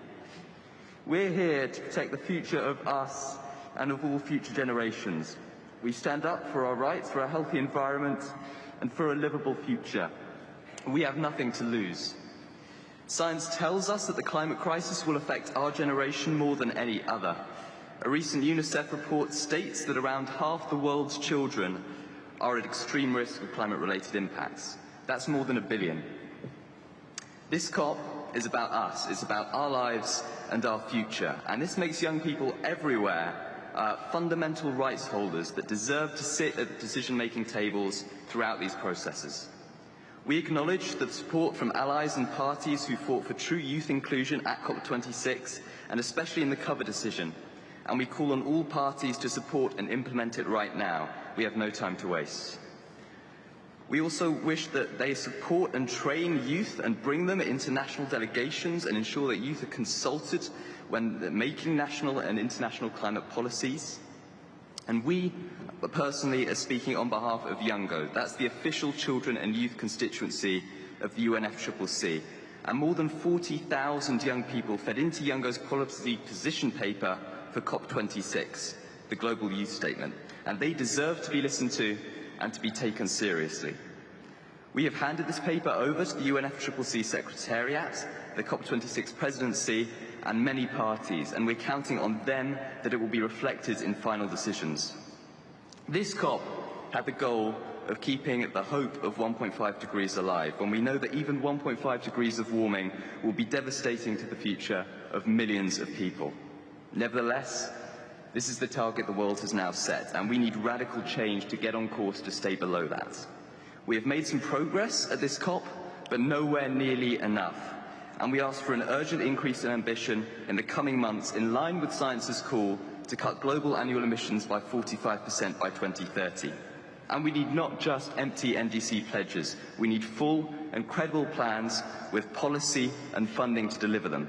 If we do not meet this bar, if we stay on our current course, we have perhaps just less than 8 years before we overrun our carbon budget for 1.5 degrees. And we see that choice of a livable future fall far into the past.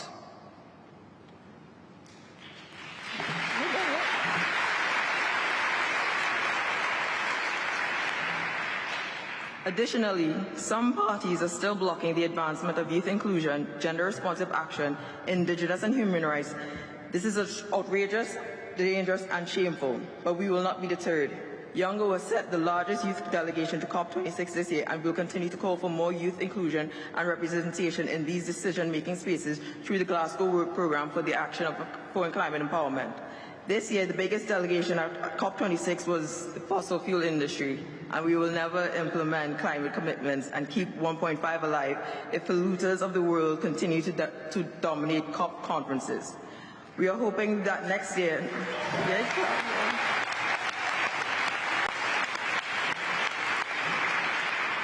We are hoping that next year, numbers of youth and indigenous groups will continue to dilute their stagnancy and inertia, that parties will instead be lifted by our determination and passion. Young people have been catalysts for social change in the climate movement, through marches and strikes, which have transformed societal opinion and political discourse, through legal actions where holding countries accountable and corporations accountable through science and innovation. You can clap.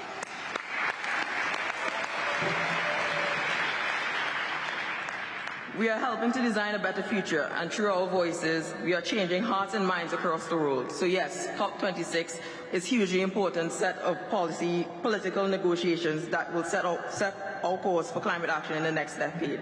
We are the future. Let the future speak for itself. People power, climate justice. Thank you.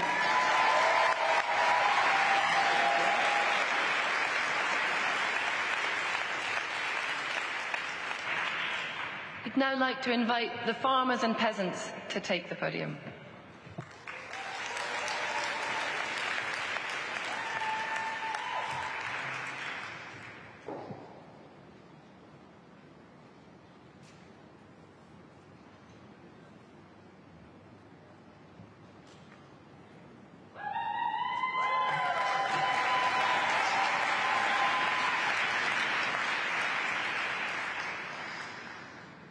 Saludos. My name is Marisa Reyes Diaz. I am a peasant and activist in Puerto Rico. I'm here representing Organización Boricua, that is part of La Vía Campesina and East Takes Roots delegation with its 4 members alliance, as well as El Puente of Williamsburg.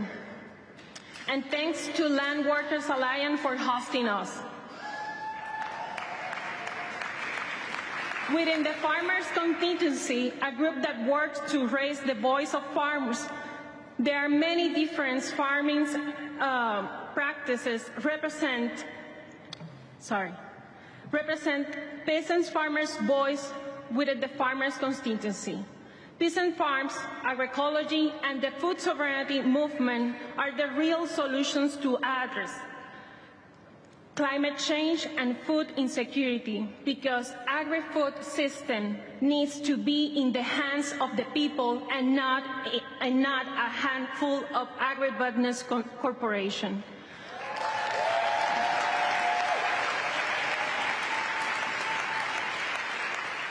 In combination with not net zero, because net zero is not zero.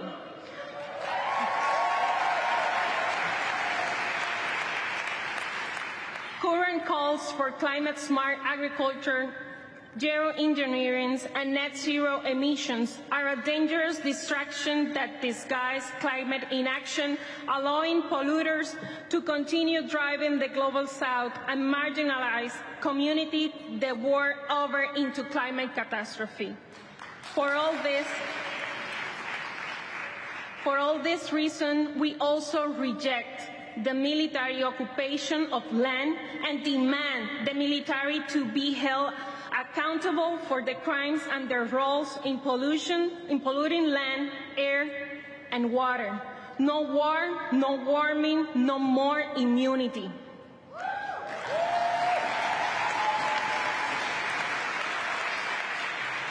Lastly, as a woman from Puerto Rico, we demand decolonization, cancellation of the debt for our countries, land back for farmers, and a central people.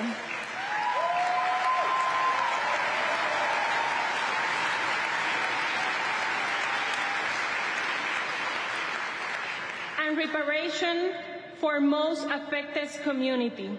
This exclusive, not participatory COP26 should have committed to a real reparations fund so our countries can implement real grassroots solutions. And for all my Puerto Ricans, se acabaron las promesas.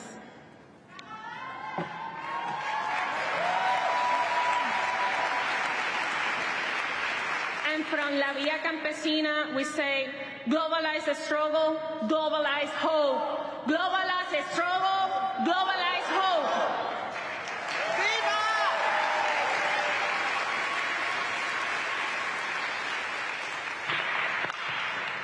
Thank you so much.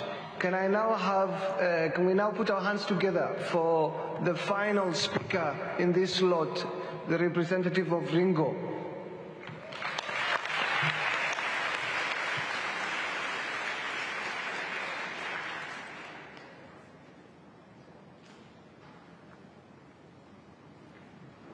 Hi, and good afternoon, I think, almost.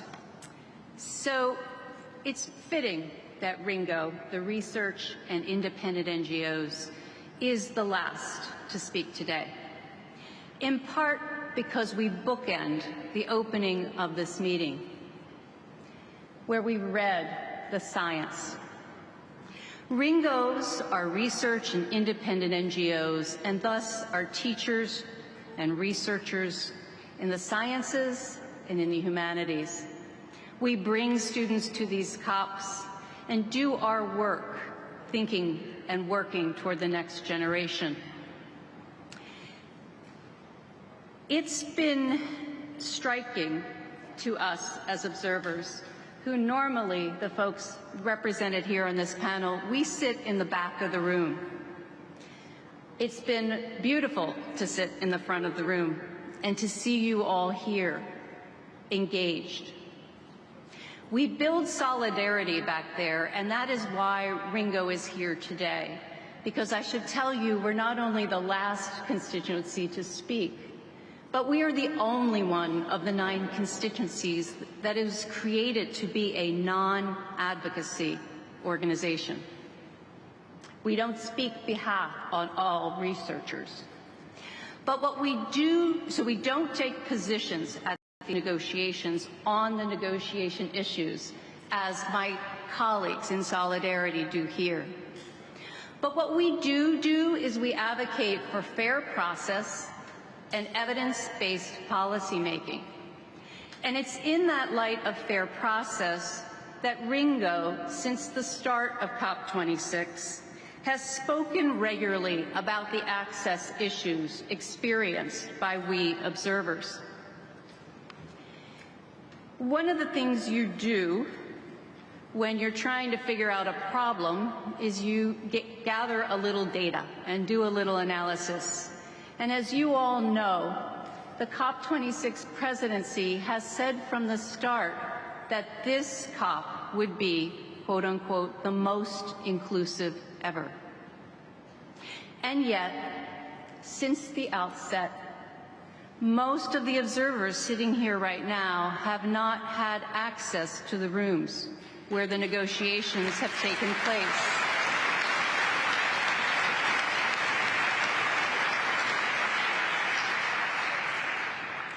This is extraordinary. I've been attending COP since 2009. Many of you have heard about maybe the Copenhagen experience in the second week, when observers were kept out of the space, in part because of the high-level participation of parties in that second week. I've never seen this happen in the first week of a COP. And let me be clear, this is a treaty process. It is party-driven. Observers are here, we're permitted to be here as part of the treaty structure and decision-making by the parties. We're here to observe and to take back to our communities. And if we can't be in the rooms, we can't play the role that we were intended. So I want to share with you a little analysis I did of the numbers. One of the best things about being a veteran of this process, you know where to find the numbers.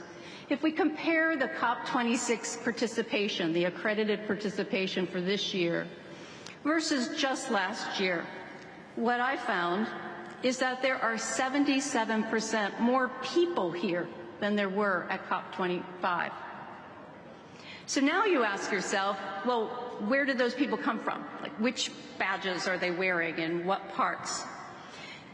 I was struck by the fact that there is a 232% increase in the number of media organizations that were accredited for this COP over the COP25 in Madrid in 2019.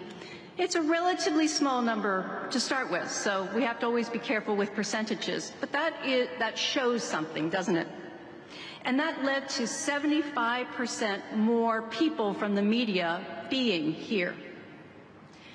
While party numbers, the actual parties themselves, stay the same, there are 90% more party participants than there were at COP25. Finally, for the people in this room, there are 74% more NGOs who were accredited this year to come here and be in the blue zone. And that led to just under 60% more NGO participants being accredited for this COP. It's the final day of COP26, but even with the near final document released, this is a monumental day ahead. You're watching a dedicated channel live in the heart of the conference. This is Sky News Climate Live.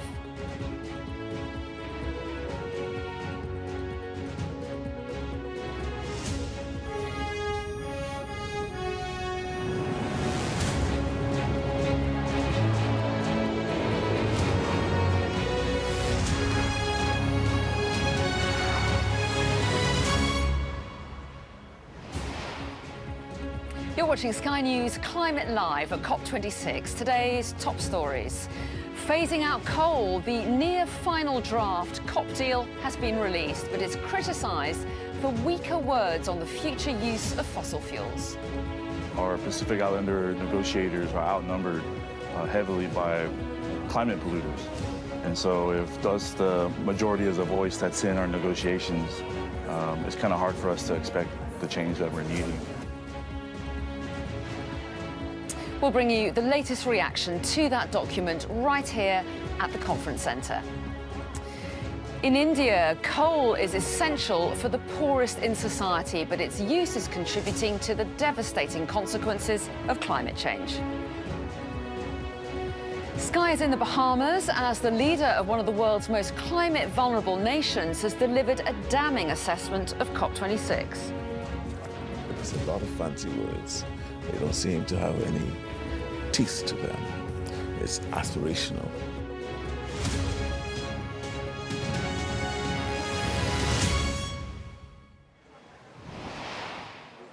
Hello, good afternoon. It's officially the final day of negotiations here at COP26 in Glasgow, but experts are warning that there's a monumental challenge ahead as nations try to agree on some of the most contentious of issues, like climate finance and, of course, reducing emissions, and that means phasing out coal and other fossil fuels.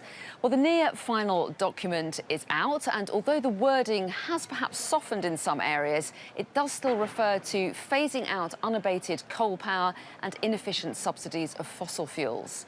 Now what lies ahead is for all of the nations to agree to all of the statements. But as you'll see coming up in today's programme, many countries are still dependent on coal, the dirtiest of fossil fuels.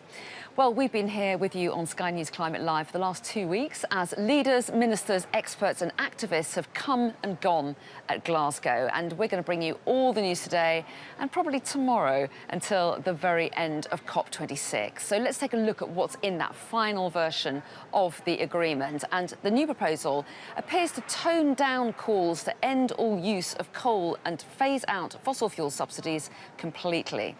A previous version calls on countries to accelerate the phasing out of coal and subsidies for fossil fuels, but the wording has been changed, instead saying countries should accelerate the phase out of unabated coal power and of inefficient subsidies for fossil fuels. Another sticking point is financial aid. Rich nations have failed to provide $100 billion a year to help vulnerable countries cope with climate change. Now, the latest draft urges richer nations to urgently and significantly scale up their provision of climate finance. There's been a slight change in language in the text to revisit countries' national emission targets, known as nationally determined contributions. The previous text urged parties to make revisions next year at COP27. The current draft requests them to do so. And it strongly urges countries that have not yet done so to meet any outstanding pledges as soon as possible. If negotiators are unable to reach an agreement by today's official 6 o'clock deadline, it is likely that the talks will go into overtime, and who knows when that will end. So let's let you know what's coming up. At around 1 o'clock, we're expecting to hear from the COP president, Alok Sharma. He's going to be delivering what they call a stock take to let you know where the problem areas still are and should hopefully shed some light on what's happening behind the scenes here in Glasgow. So that's at 1 p.m. Don't miss that one. It could be really interesting, and we're going to bring it to you live. But right now, there's a session going on at the moment called the Post-plenary. We were listening to it before. We're going to head back inside there and listen to the speakers.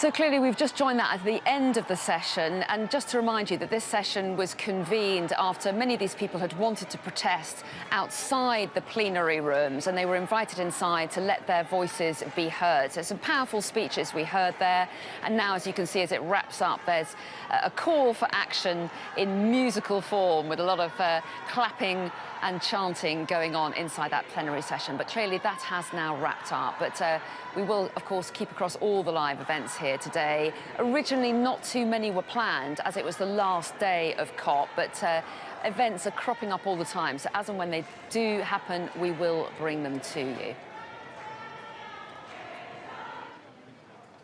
So leaders in Glasgow have been talking about phasing out coal as a source of fuel, but for many of the world's poor, it's actually a lifeline. Sky News has travelled to India's coal heartland, and families there say that without access to coal, their children will starve. Katerina Vitozzi reports.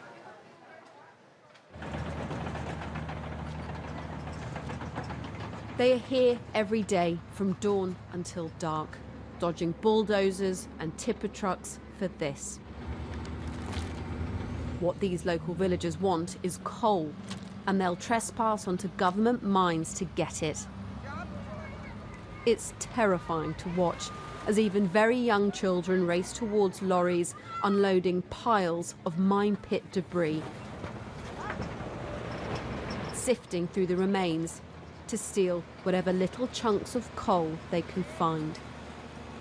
आग लगाते हैं इसका, आग के मतलब पोड़ा बढ़ता है, अब कोयला के रूप से पोड़ा बनता है और बेचने जाते हैं बाजार में हम लोग। कितना मिलता है? ये बोरा से 50 रुपया। That's 50 pence for this enormous risk. But people do it because they're desperate. And we spot even more people on their way.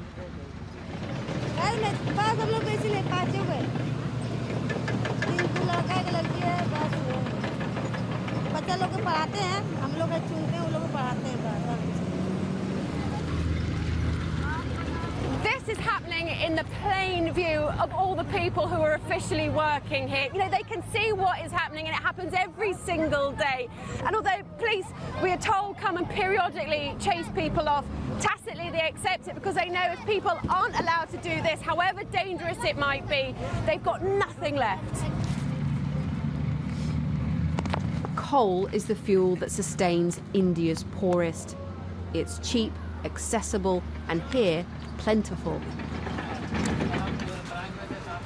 The industry employs many hundreds of thousands, like Kishore Paswan, who's worked at this government mine for 35 years. ये हमारा जो कोयला है पूरे हिंदुस्तान में बिजली उत्पादन का काम करता है,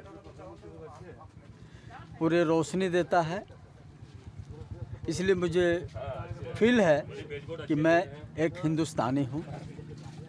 I'm proud of India. Despite India's new 2070 net zero date, there's no clear targets for coal. And workers at this mine tell us they've been told to extract more. Because although India has ambitious plans for renewable energy, lifting millions out of poverty means power now, and lots of it. When the world is saying we've got to stop burning things, we've got to stop using coal, is there a way we can do that and balance that without sacrificing these communities? ये इनका livelihood इसी पर dependent है. Government चाहे mining करे चाहे नहीं करे, गवर्नमेंट डू माइनिंग और don't do mining, but they will do their mining by their own. So without coal the entire area can not exist. And as toxic as this air is, the villagers living next to these mines don't want to move. The coal dust is filthy, clings to their lungs, but this is everything to them. कोयला चुन के नानता है तो खाता है, नहीं तो भूखे रहता है. बाल बच्चा देखिए कैसे करके रहता है. ठंडी के मौसम है, देह पर कपड़ा नहीं है. बाल बच्चा के खाने की व्यवस्था करेगा कि कपड़ा लत्ता की व्यवस्था करेगा. COP leaders tell us the end of coal is in sight. But here it will place a huge demand on people who care more about their family's short-term survival than the global climate crisis. Katerina Vitozzi, Sky News in Jurria, India.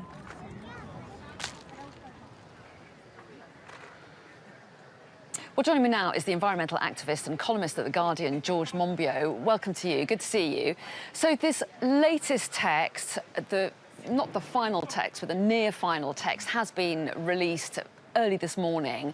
I don't know if you've had much of a chance to study it, but what's your first impression? Well, it's a pathetic, snivelling rag of a document which doesn't go anywhere near where we need to go in order to prevent systemic environmental collapse. Apart from that, no complaints. So what's your main problem with it? Well, the main problem is what it doesn't say. And what it should be saying is, in line with the science, we need now to be cutting emissions by about 7% a year. And that basically means we need to be saying we're going to leave all fossil fuels in the ground by 2030 for the purposes of burning. We're not going to be burning any fossil fuels at all. So a sudden transition, a transition of the kind, though not as quick, as the US underwent when it joined the Second World War at the end of 1941, where it turned the entire economy around in just a few months from a civilian to a military economy. We need to turn the entire economy around, the global economy, from a fossil fuel economy to a clean economy in a matter of a few short years. There is nothing in this document which is going to make that happen. But there will be countries that are going to push back against any kind of enforcement of a reduction in fossil fuels. Countries that still rely on them, Australia, Saudi Arabia, some of the more vocal voices, I think. But there are other countries like Poland in Europe as well that still gets a lot of its power from coal. And it is a complicated process transitioning, isn't it, when people are relying on it for their energy? Well, eventually there's going to have to be a transition, and we either do it while there is still a window of opportunity to prevent the collapse of our life support systems, or we do it when there's no longer a window of opportunity, in which case we'll get the transition and we'll get the collapse of our life support systems. So it doesn't hold any water, this idea that, oh, well, we can't do it now, we'll have to do it later. We're going to have to do it. We might as well do it now. So let's take a look at what this new draft says about coal. It says the phase-out of unabated coal power and of inefficient subsidies for fossil fuels. It calls on countries to accelerate the phase-out of unabated coal power and of inefficient subsidies for fossil fuels. It's a slight watering down from the previous draft, but the fact that there still is a mention of coal and of fossil fuel subsidies, does that give you any hope? Because it's actually quite a rare thing for these to get mentioned. I know, well, it's true, but isn't that tragic? Isn't that extraordinary? Don't talk about the main cause of climate breakdown in a conference about climate breakdown. And these absolutely pathetic things which should have been sorted out 30 years ago. The fact that we're just so tentatively mentioning them now, and we're not actually making anyone do anything, and no actual dates, but just it would be nice, wouldn't it, if we could gradually phase them out. I mean, it makes me tear my hair out in frustration. I mean, don't these people realize what we're facing here? Systemic environmental collapse means the world turning from being basically habitable to basically uninhabitable. I mean, that's the end of everything, the end of all your hopes and dreams, your fears, your ambitions, your loves, your hates. Everything becomes irrelevant if we lose our life support systems. And yet they're talking here as if it's just some sort of minor annex to some boring trade treaty or something like that. They're not giving it the attention, they're not giving it the political weight, they're not giving it the seriousness which this existential crisis deserves.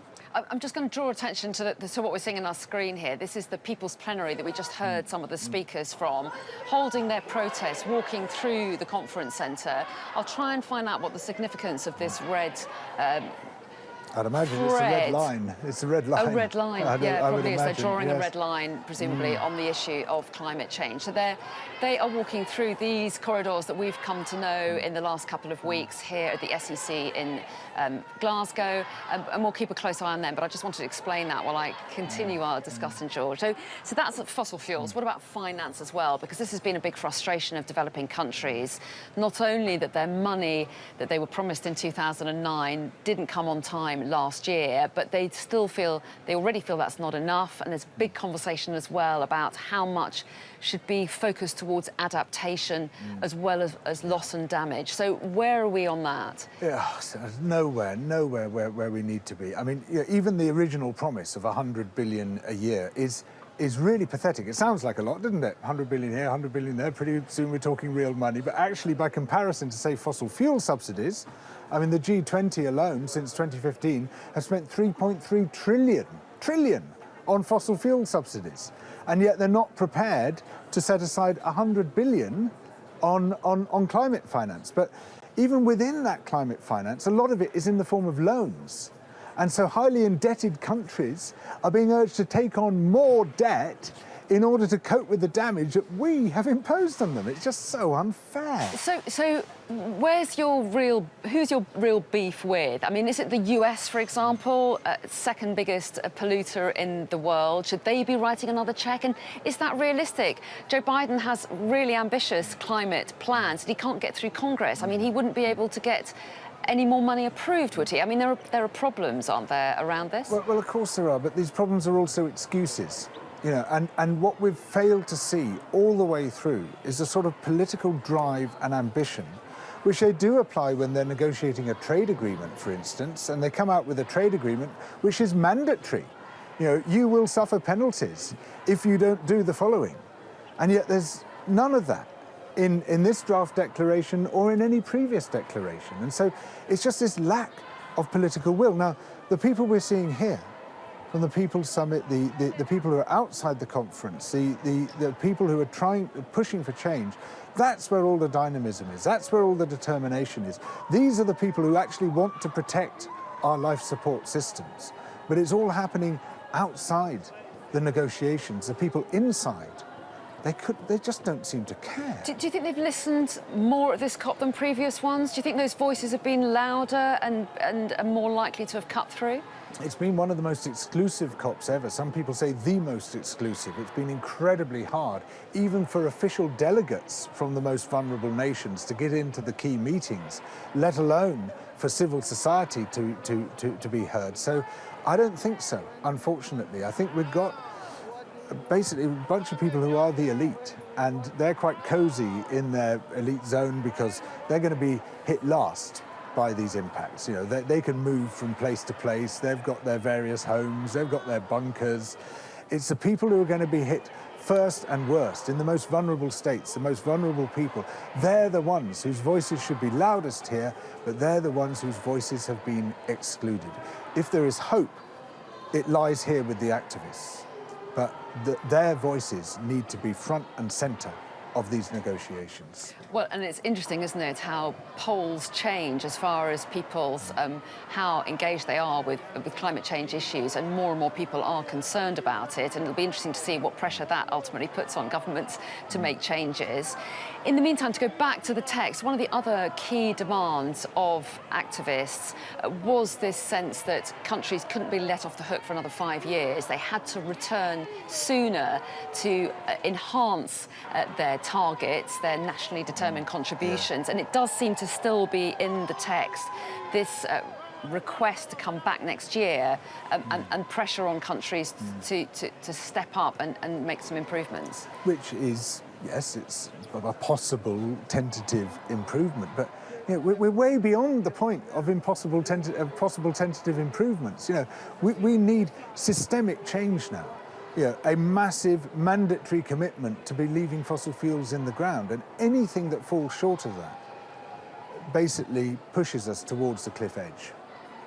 And with this idea of reviewing things in a year's time, the next COP is in Egypt. Does that mean we can't judge the success of this COP until Egypt next year? Well, they're always trying to knock everything on into the future, isn't it? Oh, I'll stop drinking next year, or maybe the year after. And it's like, now is the time. A lot of people are saying this is our last chance. It might be. What we're dealing with here in the atmosphere, in the oceans, in the biosphere, all the rest of it, these are complex systems. And they don't behave in linear ways. They absorb stress, and then suddenly they flip. And they can flip from basically a habitable planet to an uninhabitable planet. And how do you know when a complex system is approaching a tipping point? Because its outputs begin to flicker. And what we've seen this year is a great global flickering. Those heat domes over North America, the massive droughts and the fires there, across Siberia as well, around the Mediterranean, the floods in West Africa, China, Northern Europe. This looks very much to me like a great global flickering. And I think we're coming close to those critical transition points where our life support systems basically just slide into a completely different state. So this is an emergency. But to hear them droning on in the plenary, half asleep, actually asleep in some cases, you would think it was the least important thing on earth. Well, George Monbiot, we will leave it there on that very sobering thought, but we really appreciate you coming in and giving us your take on what's happened at COP26 so far. Not all concluded, of course, we should say, but George, we will let you go, but thanks very much indeed. And let's just take a look at those pictures in the halls close to where I'm standing here. Now, these are people who've been in the People's Plenary. They were speaking, many of them given the opportunity to speak in one of the plenary halls there to express their frustration at what they see as a lack of action here in Glasgow. And now they are taking a slow walk through the conference centre, clinging on to what George Monbiot and I suggesting is perhaps a red line, and we will have to get a few more details in what they consider to be their red line, but clearly they are deeply frustrated at the progress of talks here in Glasgow. So let's get more analysis and reaction now to where we are, with just hours scheduled until the end of COP26. It's due to end tonight at 6. Most speculation suggests it will go on from that. But let's talk to Aaron Mayer, who's Wilderness Director at the Adirondack Council in New York. Good to see you again. Well, thank you. Aaron, you joined us last week, yes, and to give us some of your views, but so interested to catch up with you again and find out your thoughts as we come into the last few hours of COP26. Well, right now we are at the most critical yet most dangerous hour. You know, this is crunch time. This is where action must be made. We heard Obama last week say that we have to take aggressive action. However, right now, a lot of the compromise language that we see right now, the softening of the language with regards to carbon, with regards to coal, with regards to gas, to, as I say, to bend an ear to some of the delegations that are here trying to support their asset structure and their asset investments, still flies in the face of the urgent action that is needed. This is a divergence away from that commitment made in Paris and the sense of urgency. You cannot soften a crisis. Human existence, species existence is in the balance. We have to act, we have to act now. And this current compromise, this watered down version, while it's playing with language, it is also playing with humanity, and it's playing with our existence. And we need to act now. Right now, you have the NGOs outside protesting and calling for climate justice and climate action now.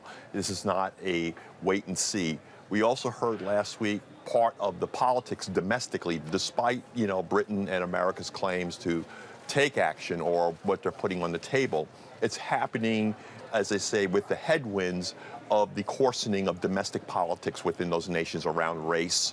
And that constant conversation around race is definitely affecting the notion of damages and loss, because basically the frontline nations that are facing the greatest existential risk, these are the nations that need the biggest investment. They're going into debt, trying to mitigate against a crisis that the Western world has created.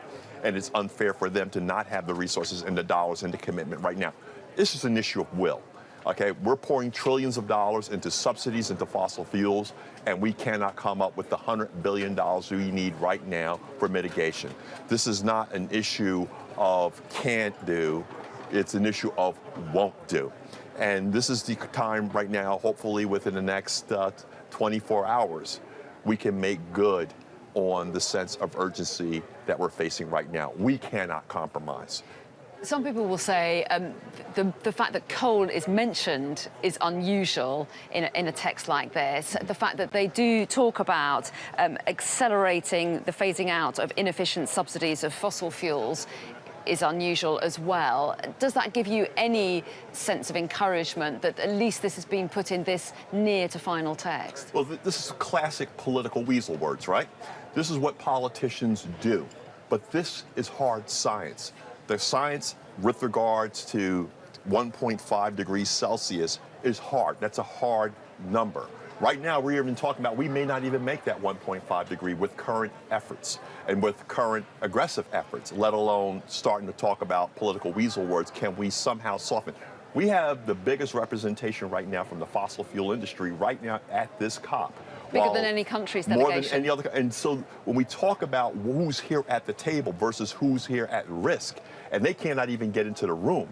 NGOs cannot even have their voices in the room. In fact, the fact that they're outside, world leaders are missing important voices that should be at the table informing their decision and giving them the spine and the courage to act. So giving people or the world political weasel words is not going to save humanity.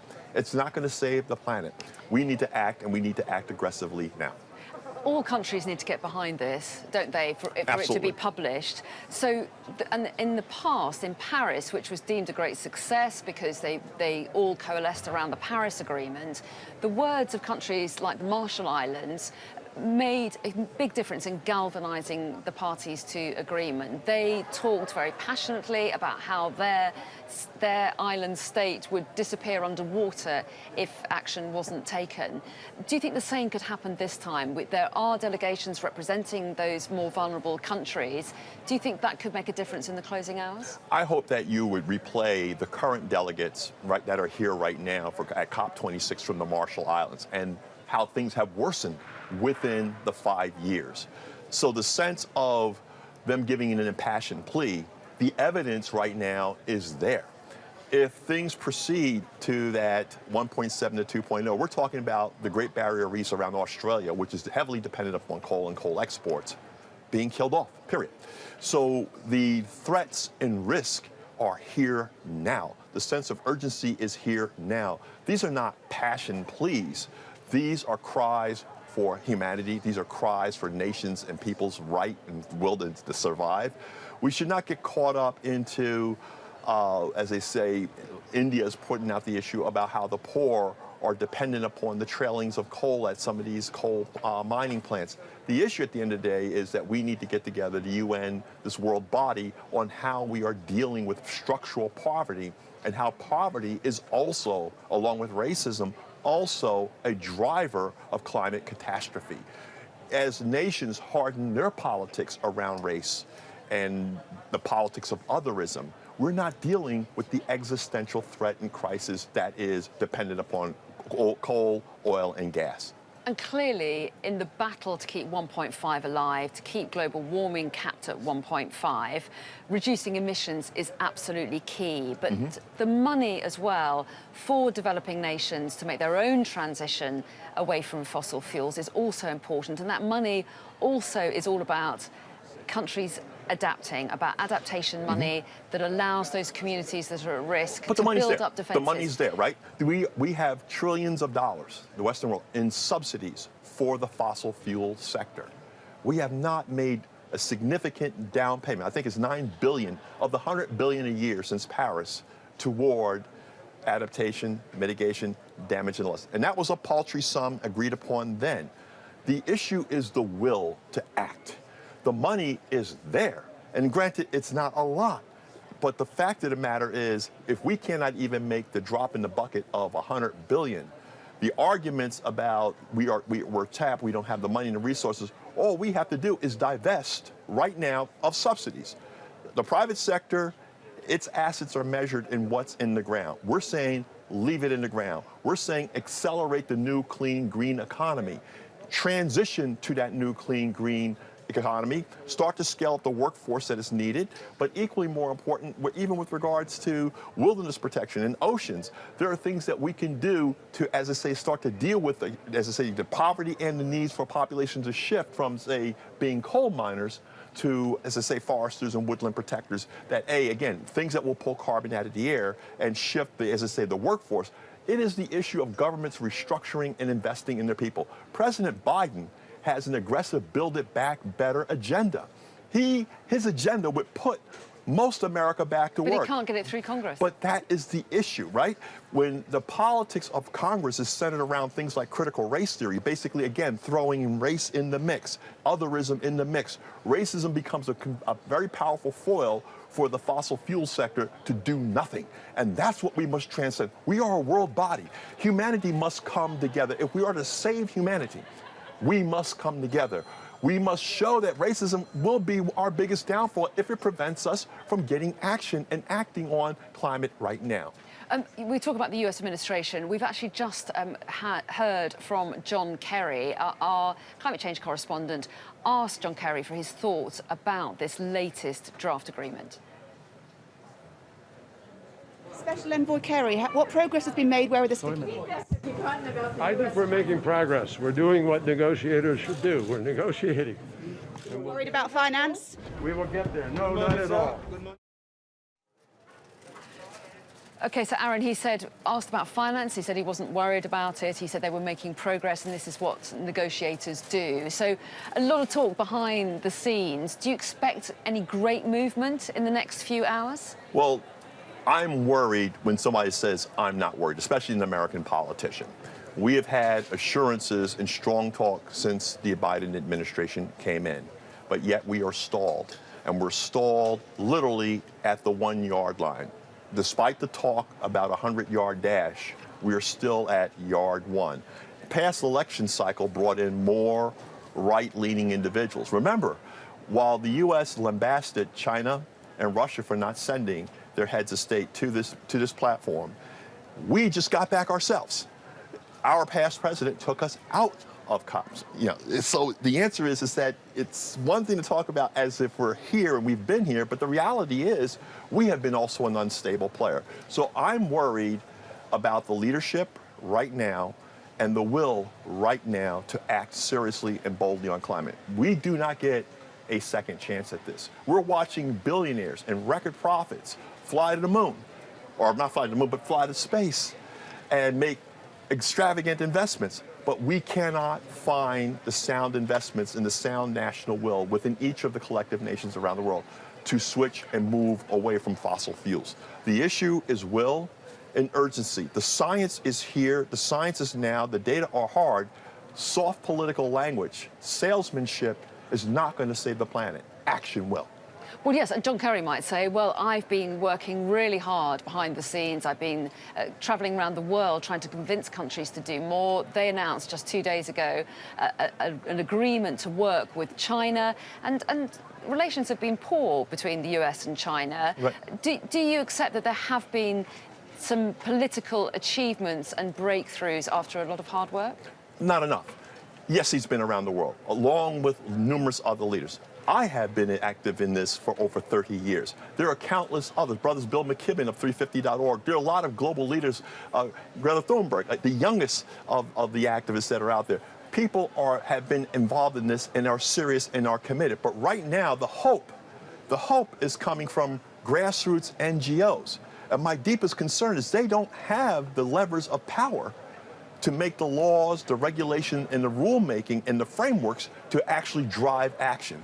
And when the corporations can come here, the financial sector, the oil, gas, and coal sector can come here in COP and have an outsized voice on state actors and state action, that is disconcerting. So yes, he has been around. He is a serious player. I have a great deal of respect for Senator Kerry. I also have a great deal of respect for President Obama. As you know, he's a dear and loved president of the United States. And he came here and probably got one of the biggest, as I say, he gave an infusion of life, but his body language was one of concern. You can see the worry in his face. And even he said, our hope is in the youth and the NGOs. And that's a very powerful point, because he did not go as what the nation state actors are going to do. He said, the youth and the people in the street. And if we've been reduced to the youth and the people in the street, all humanity, no matter what nation that you are in that is picking up the signal from Sky TV News, that you need to step up and put that power and that pressure on your national delegations. Aaron Mayer, we will leave it there, but thank you very much indeed for the moment. And Aaron there talking about the power of the young voice, and young people are actually making their voices heard on this last official day of COP. The youth division of the UNFCCC, Youngo, is holding a press conference right now, so let's listen in. This means that the finances should also be easily accessed by women and girl-led movements at the grassroots level to contribute to financing of gender-just climate solutions in the most affected and vulnerable communities. We call upon you all to join the Feminist Action for Climate Justice and let us all fight for climate justice. Thank you. Thank you very much for the statement. I would love to open the floor right now for questions. So if you have any questions, please feel free to ask.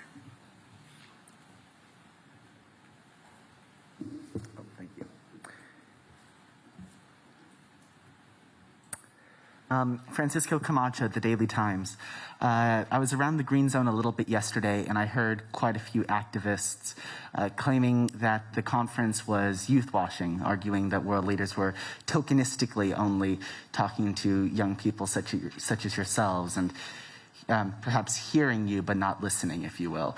Do you all agree with that general sentiment, that you're not being heard enough, or do you have a different approach to that? Thank you for your question. Kathy, would you like to go forward? Yes, definitely. First, thank you very much for the question. We do, of course, share some concerns, and also at the same time, we're always advocating for furthering youth engagement in the UNFCCC process. But at the same time, as you've seen, that we have been actively scheduling bilaterals with ministers, with countries' delegations. So at the same time, we're collaborating and exploring ways to furthering collaboration. And in terms of youth washing, of course, we have seen it in various ways. And of course, you probably have heard our voices in terms of lack of inclusivity, especially in the first few days of the conference, where we only have a few tickets to enter even negotiations. So those are some of our concerns. Does anyone else want to add anything? Would anybody else over here want to add anything? Yes. Yes, I think the topic of ocean has been really hard to get involved as youth, mostly because countries are not taking any experts in the table on the topic of ocean, most of them, for example, my country. So it's for us really hard to know to whom we need to communicate with and how can we really get involved. So in the topic of ocean, I think we have a lot of things to do, and actually, the last COP was called the Blue COP, and ocean was not a big topic in which was taken real consideration. So I think for my part, I have felt in that way. Thank you. Any further points would you like to share too? Yes. Yes, well, you've talked about considering the youths and how they're saying that the world leaders are not acting upon what they've said. So we are demanding for more actions, and at Food at COP, we're trying to advocate for climate-friendly based meals, most especially plant-based meals. And for this COP, we haven't seen much successes, and we're hoping that there will be a change, because they've been speaking about that agenda for quite some time, and it's not being acted upon, and that's why many people are trying to bring out that aspect of advocating for it, even if they haven't yet considered this and included more of these topics and things that they are discussing in the conferences. Because if you're looking at the net zero, we're looking also in the food systems, and that is something to consider. Thank you very much. Do we have any further questions? Yes.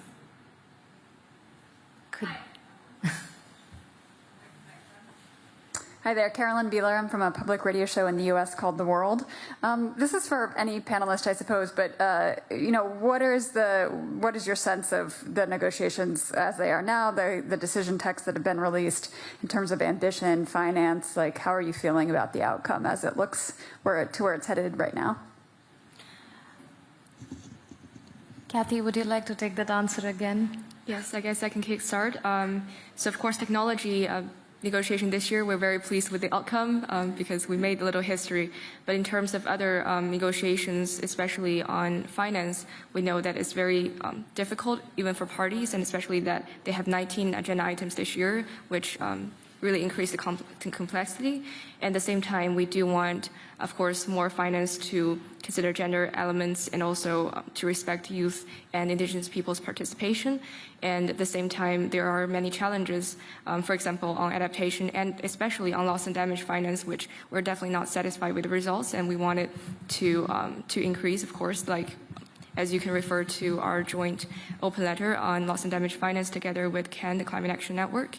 And in terms of other items, we are in general pleased to see the Glasgow Work Programme on ACE, but at the same time, we do wish for an ACE marketplace and also for youth national focal points to be appointed. Thank you. Thank you. Anybody else from the panel? Yes. We are following up on the Article 6 negotiation, and we are really concerned about it as an Indigenous Solidarity Working Group, and we have been advocating for the human rights-based approach, and I think that's really crucial not only for us Indigenous people but across the globe. And I seek solidarity for this, that we keep advocating for human rights-based approach in Article 6 of the Paris Agreement, because it's not only about climate action, but a matter of right to life for the indigenous and local communities, because if we fail to do so, we will lead up to doing a gross human rights violation, leading to eviction of indigenous people, displacement, land grabbing, and migration. So it's a call to us, to all of you from Indigenous Solidarity Working Group and Yongo, that please do support and advocate for human rights-based approach for Article 6 of Paris Agreement. I think on the issue of gender, I think the main issue has been how finances go to these different communities and the marginalized women in the rural communities. We've seen very many countries committing. That could be a good sign, right? But then I didn't see much of how an action plan of how the access of funds is going to be. So I think we should continue to advocate for finances to reach the people that are doing or are facing the impacts of climate change. So in the across the sectors, we need to see gender put into context in there. When you look at, I think we've also been pushing for girl education. I think it's good news to see that an action plan under ACE will be designed, and that really gives also another plus, right? But then, how do we make sure that the education also reaches these people that really need the education? So there's hope in regards to finance and education, but how it goes to the people that really need it is the challenge here, I think. Thank you. Thank you very much for your answer there. We have 1.5 minutes left. I see the clock here. Do we have, we can take one more question, I think.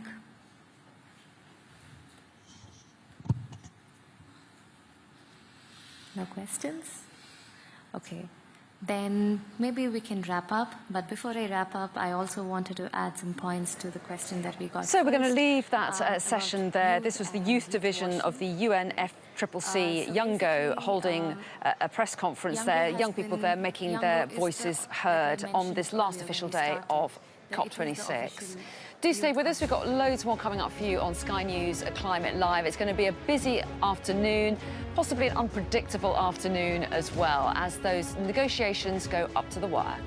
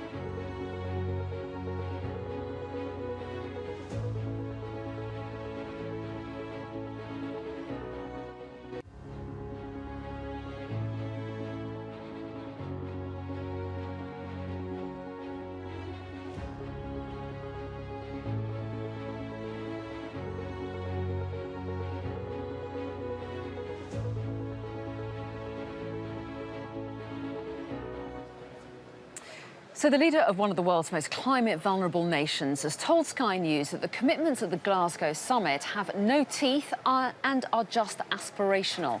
The Prime Minister of the Bahamas, Philip Davis, has delivered a damning assessment of world leaders' pledges and progress at COP26. Mr. Davis was speaking on his return to the Bahamas from Glasgow. Our US correspondent Mark Stone reports now from the capital, Nassau.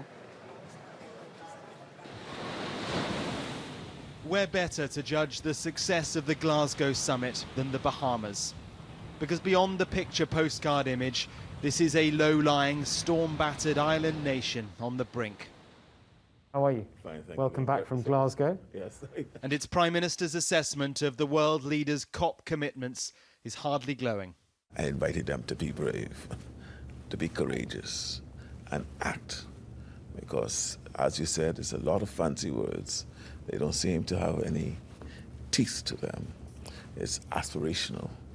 If at the end of this summit, this code red summit, they're talking only about aspirations. So is that success or failure? Let me put it this way. I don't want to say success or failure. What I want to say is progress has been stagnant. Progress is stagnant. And I hope that we'll get out of this quagmire. The Bahamas' contribution to global greenhouse gas emissions is just 0.01%, and yet this is where the impact of warming global temperatures is existential. 80% of the land here is 3 feet or less above sea level. And they say the weather is ever more extreme. Hurricane Dorian in 2019 was one of the most powerful ever recorded. It's worrying for me because our islands are being swallowed up right now by rising sea levels, and it has to stop. If we are lucky, we may become refugees. If we are not lucky, we'll be swallowed up with the rising sea levels or wiped away by the more and more intense storms. Among the Prime Minister's fears is the non-binding nature of pledges that are not promises, which could be scrapped as fast as governments change. I think political change has been an enemy to success, and we need to find a way and a mechanism. This is the message I left. When I left, mechanism to ensure that that political change will no longer retard any progress. It sounds like you're worried that any progress that has been made could be undone quite quickly. Yes. Because at the end of the day, it's the attitude of leaders. And he had a word too on language. Prime Minister Johnson's repeated football analogy on humanity's struggle with climate change. Is this appropriate? We all have our means of messaging and conveying our feelings to the general public. That's the way he's adopted to do it. I may not choose that way, because for me, enough is enough. This is serious business, and I think in our effort to convey the seriousness of the times and the consequences that could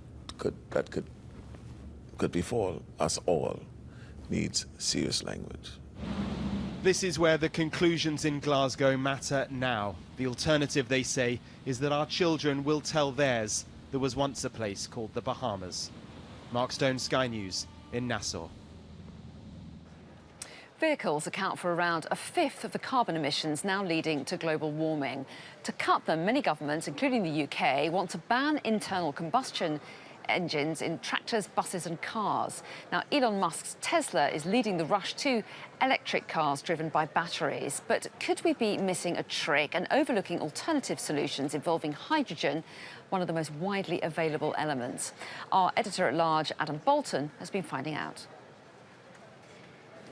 There are many miles to drive and many heavy loads to lift before we can end the petrol age and the burning of fossil fuels, which causes climate change.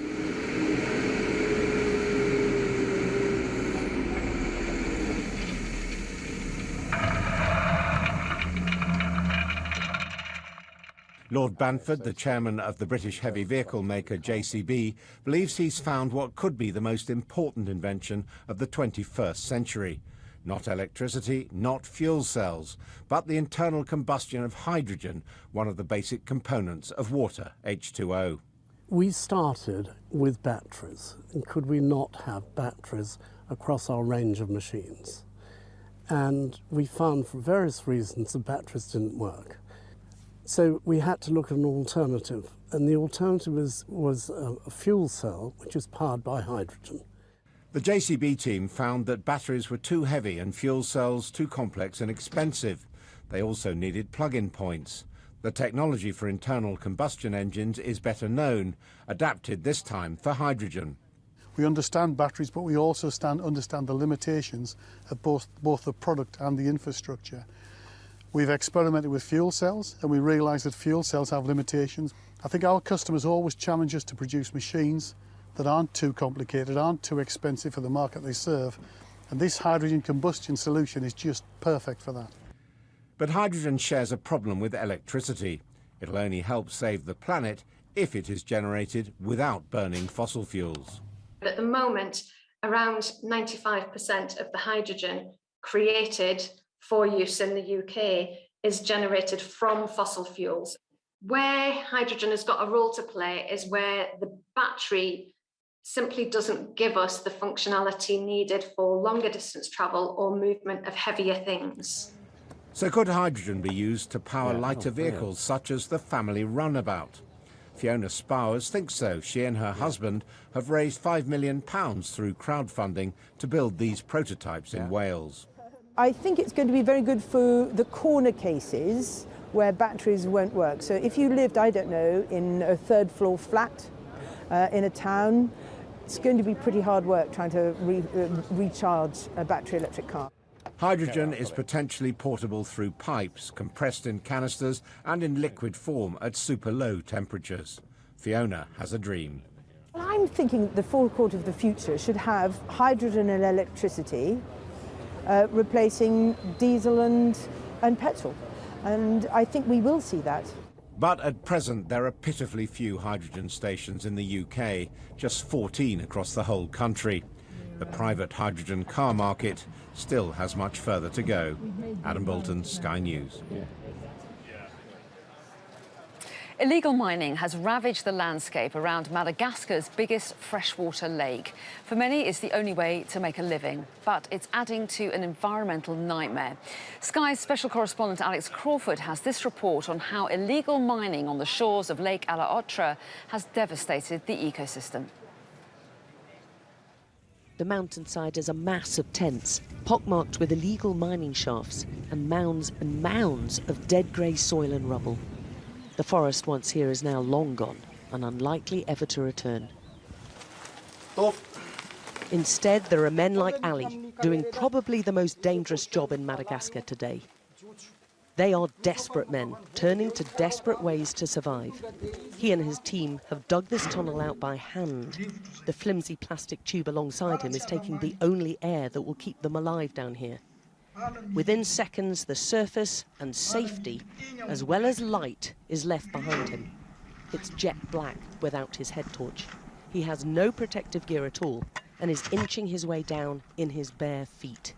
It takes him a full 2 minutes to be lowered down the tunnel. He and his two other friends are now more than 70 metres down, crawling in a space just big enough to take them, without a support beam in sight.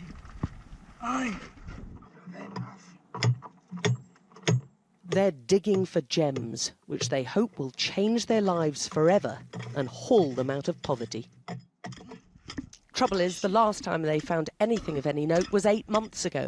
A piece of beryl they sold for 2 million ariary, about $500, split amongst the team of 7. Not exactly the fortune they're dreaming of. Above ground, Lux is in charge of the most important job. His main task is ensuring air's pumped continuously down the shaft.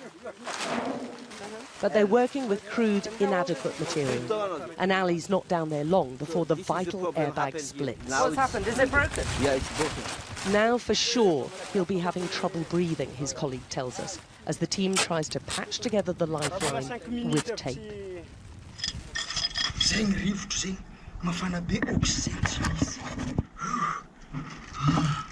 Underground, the break in the air supply is rapidly noticed. But the lack of panic seems to indicate this is a fairly regular, potentially deadly hazard. They often pass out down here, but it doesn't put them off. Air restored, and they resume digging for their dreams. This is just one illegal encampment in one part of the country. There are an estimated 500,000 people who are taking part in illegal mining. If you look here, you can see it goes on for some distance. That would make it the second biggest employer in the whole of Madagascar, and more people are being driven into it because of poverty. And of course, that has a big impact on their habitat. But they've all spent all their lives doing this and say they've no alternative. I'm not afraid at all, he says. I'm used to this work. I make my living out of it, and I'm not afraid. What gems they find, they sell through a middleman, and this buyer is driving a hard bargain. No good. There's a crack in it, he says. This group of families have been working 5 months to collect this amount of beryl. The gem buyer offers 5,000 ariary.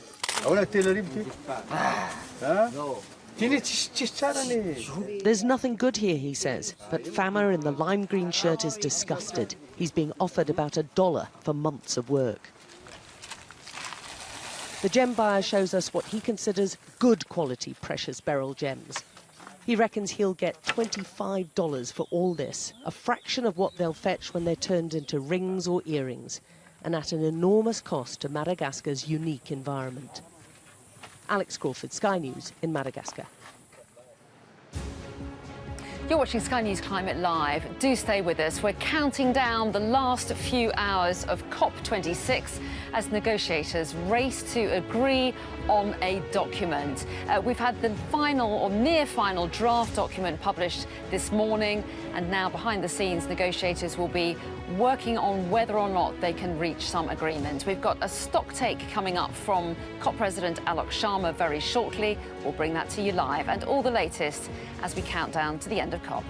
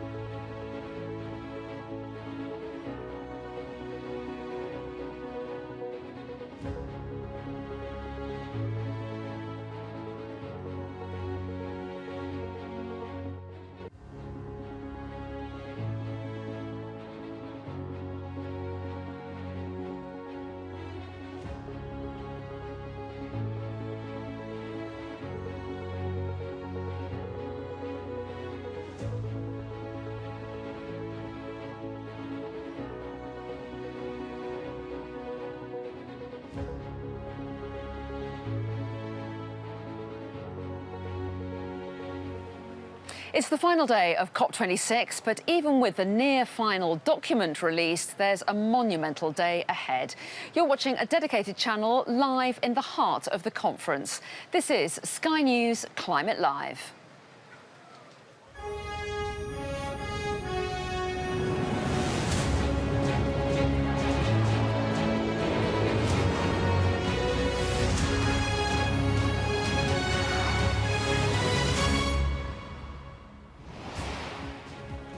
You're watching Sky News Climate Live at COP26. Today's top stories. Phasing out coal, the near-final draft COP deal has been released, but is criticised for weaker words on the future use of fossil fuels. They have been excellent. I've got to give them credit. Their fingerprints are all over this. When do we want it? Now! What do we want? Now! When do we want it? Now! The People's Plenary protests erupt around the conference as we wait for the final deal to be announced.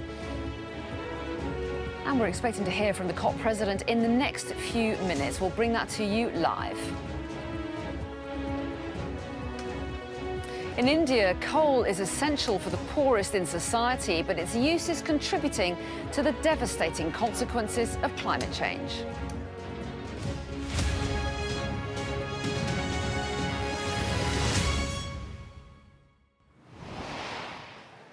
Hello, good afternoon. It's officially the final day of negotiations here at COP26 in Glasgow, but experts are warning that there's a monumental challenge ahead as nations try to agree on some of those most contentious of issues like climate finance and, of course, reducing emissions. And that means phasing out coal and other fossil fuels. The near final document is out, and although the wording has perhaps softened in some areas, it still refers to phasing out unabated coal power and inefficient subsidies of fossil fuels. Now what lies ahead is for all of the nations to agree to these statements. But as you'll see coming up in today's programme, many countries are still dependent on coal, the dirtiest of fossil fuels. Well, we've been with you here on Sky News Climate Live for the last 2 weeks as leaders, ministers, experts and activists have come and gone in Glasgow, and we'll bring you all the news today and tomorrow until the end of COP26. So let's take a look then at what's in the latest version of the agreement. The new proposal appears to tone down calls to end all use of coal and phase out fossil fuel subsidies completely. A previous version calls on countries to accelerate the phasing out of coal and subsidies for fossil fuel, but now it says the countries should accelerate the phase out of unabated coal power and of inefficient subsidies for fossil fuels. Rich nations have failed to provide $100 billion a year to help vulnerable countries cope with climate change. The latest draft urges richer nations to urgently and significantly scale up their provision of climate finance.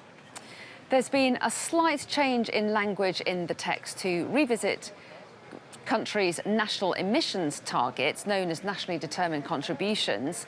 The previous text urged parties to make revisions next year at COP27. The current draft requests them to do so. And it strongly urges countries that have not yet done so to meet any outstanding pledges as soon as possible. If negotiators are unable to reach an agreement by today's official 6 o'clock deadline, it's likely that talks will go into overtime. So let's take some stock, shall we, of the day's events. Aaron Mayer, Wilderness Director at the Adirondack Council in New York, is here with me. And good to see you again, Aaron. So where do you think we are? I mean, officially, this conference is supposed to end at 6 o'clock tonight, although most people seem to think that talks will carry on into the night. But given that we've had a draft document out this morning, how does it look to you?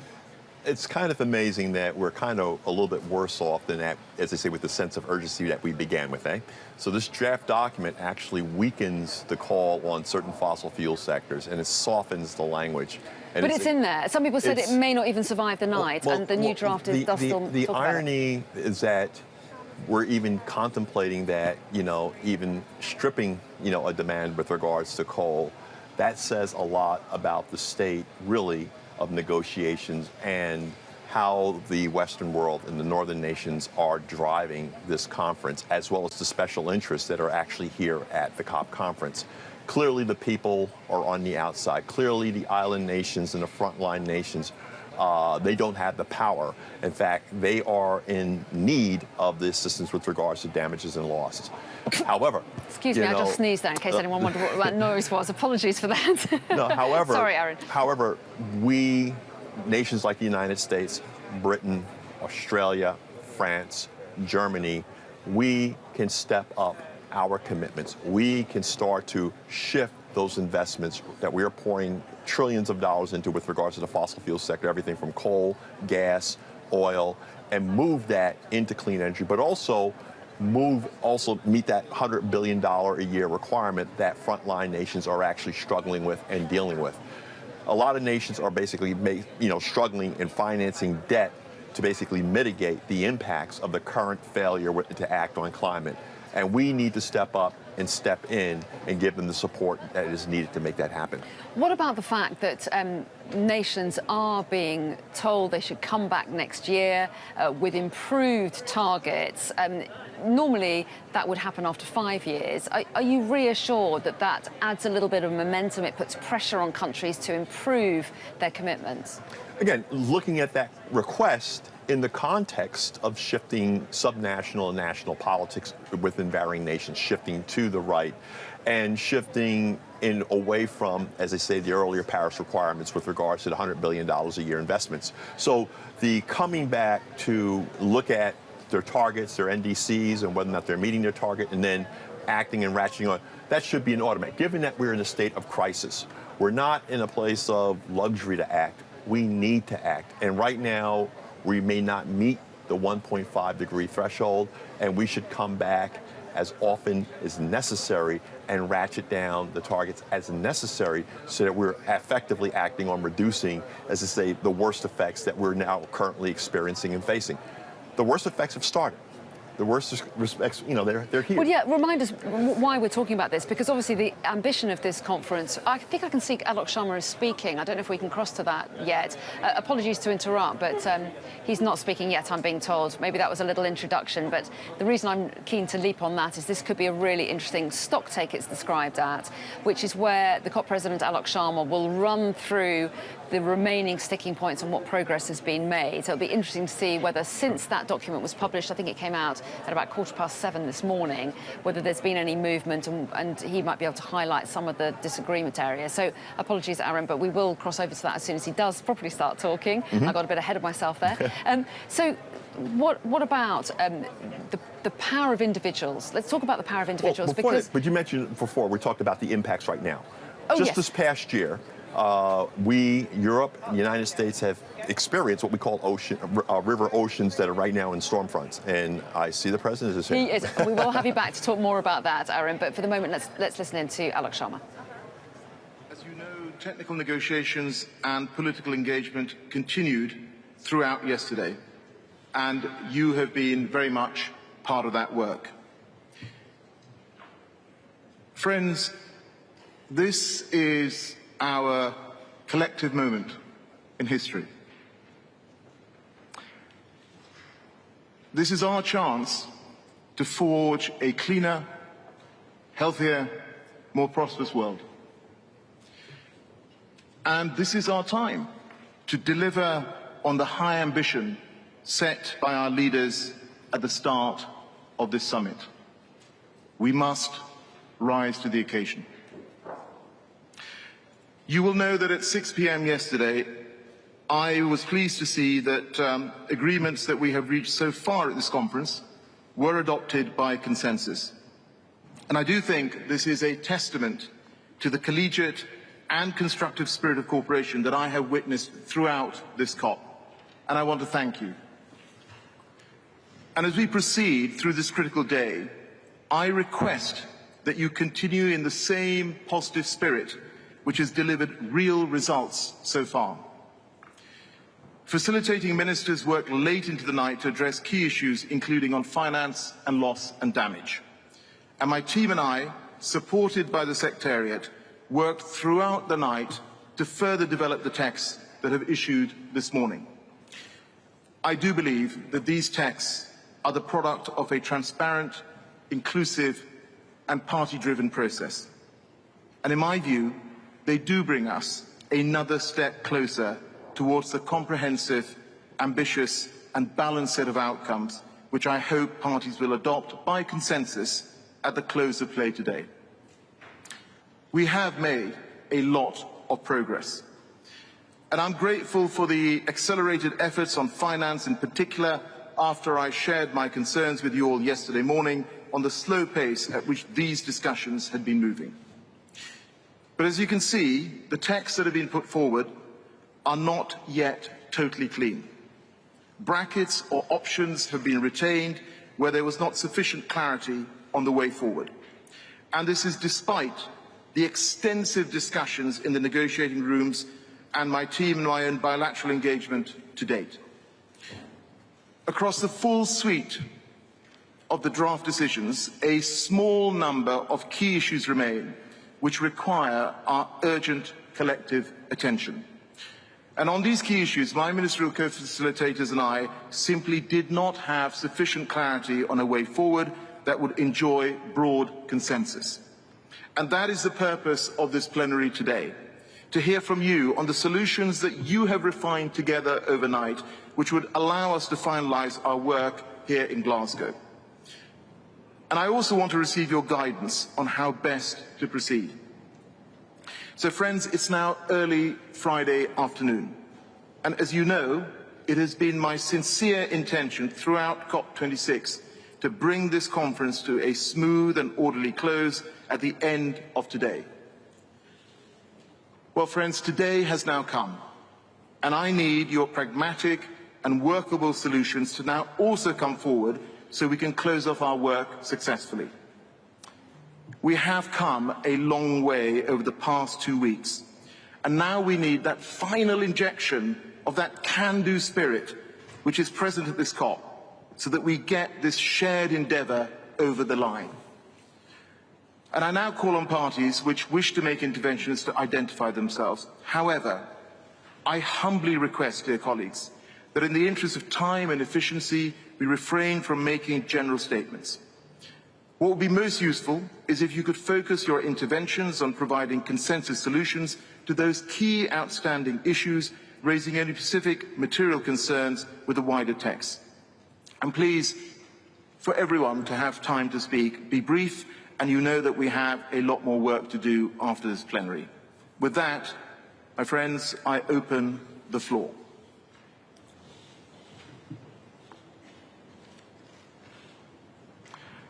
So I see that the Russian Federation is seeking the floor. I now give the floor to the Russian Federation. You have the floor. Уважаемый господин Шарма, дамы и господа, прежде всего хотел бы поблагодарить председателя конференции сторон за большую проделанную работу по подготовке основных решений. Distinguished President Sharma, Madam Espinosa, ladies and gentlemen, first of all, I'd like to thank the President of COP for the tremendous work that was done to prepare the cover decisions. Мировое сообщество ждет от нас конкретного, осязаемого результата, который позволит операционализировать прежде всего Парижское соглашение. Кроме того, мы должны послать четкий сигнал о дальнейших шагах, которые предполагается предпринять совместно для продвижения климатической проблематики. Вместе с тем, наши сигналы должны основываться на реальных возможностях. The global community expects us to show specific, tangible results that would allow to operationalize, first and foremost, the Paris Agreement. Besides, we need to show a clear signal on the further steps that we're intending to undertake jointly to promote climate agenda. At the same time, our signals should be based on our real capacities. Отмечаем взвешенный характер и завершенный вид проекта итогового решения, который отвечает нашим общим ожиданиям. Представленные меры, в том числе по общим временным рамкам, позволяют достичь хрупкого баланса между поступательным повышением климатической амбициозности и обеспечением плавного экономического перехода с выполнением целей устойчивого развития ООН. We'd like to take note of the well-balanced nature and the well-rounded nature of the draft outcome decision that is in line with our common expectations. The measures presented, including on the common timeframes, allow to strike a delicate balance between consistent increase on climate ambitiousness and ensuring a smooth economic transition while executing the SDGs. Позиция Российской Федерации заключается в необходимости создания надежных, предсказуемых и эффективных инструментов. The position of the Russian Federation is that there is a need to create reliable, predictable and effective instruments for international cooperation to prevent the climate change. При этом текущая версия текста по рыночным и нерыночным механизмам статьи 6 нуждается в дополнительной проработке. По вопросу о корректировках отмечаем высокий потенциал предложенного варианта решения на основе авторизации как основы для прогресса. At the same time, the current version of the text on market and non-market mechanisms of the Article 6 of the Paris Agreement requires additional elaboration. On the matter of adjustments, we take note of the high potential of the proposed solution, using authorization as the basis for further progress. В то же время выражаем обеспокоенность отсутствием консенсуса по базовым линиям, лимитам на передачу, использование единиц и общему сокращению глобальных выбросов парниковых газов. At the same time, we'd like to express our concern that there is no consensus on the baseline, limits to transfer and use of units, and overall mitigation of global emissions. По вопросам открыты для дальнейшему диалогу и поиску решений с учетом необходимости скорейшего принятия правил реализации Парижского соглашения. We're open to further dialogue and finding solutions, considering the need to adopt the rulebook for Paris Agreement as soon as possible. По вопросам отчетности отмечаем необходимость получения надежных и развернутых данных по мерам борьбы с изменением климата. Обеспечение гибкости для отдельных стран не должно снижать качество получаемых данных. As for reporting, we highlight the need to acquire reliable and detailed data on the measures to fight climate change. Ensuring flexibility for certain countries should not bring down the quality of the acquired data.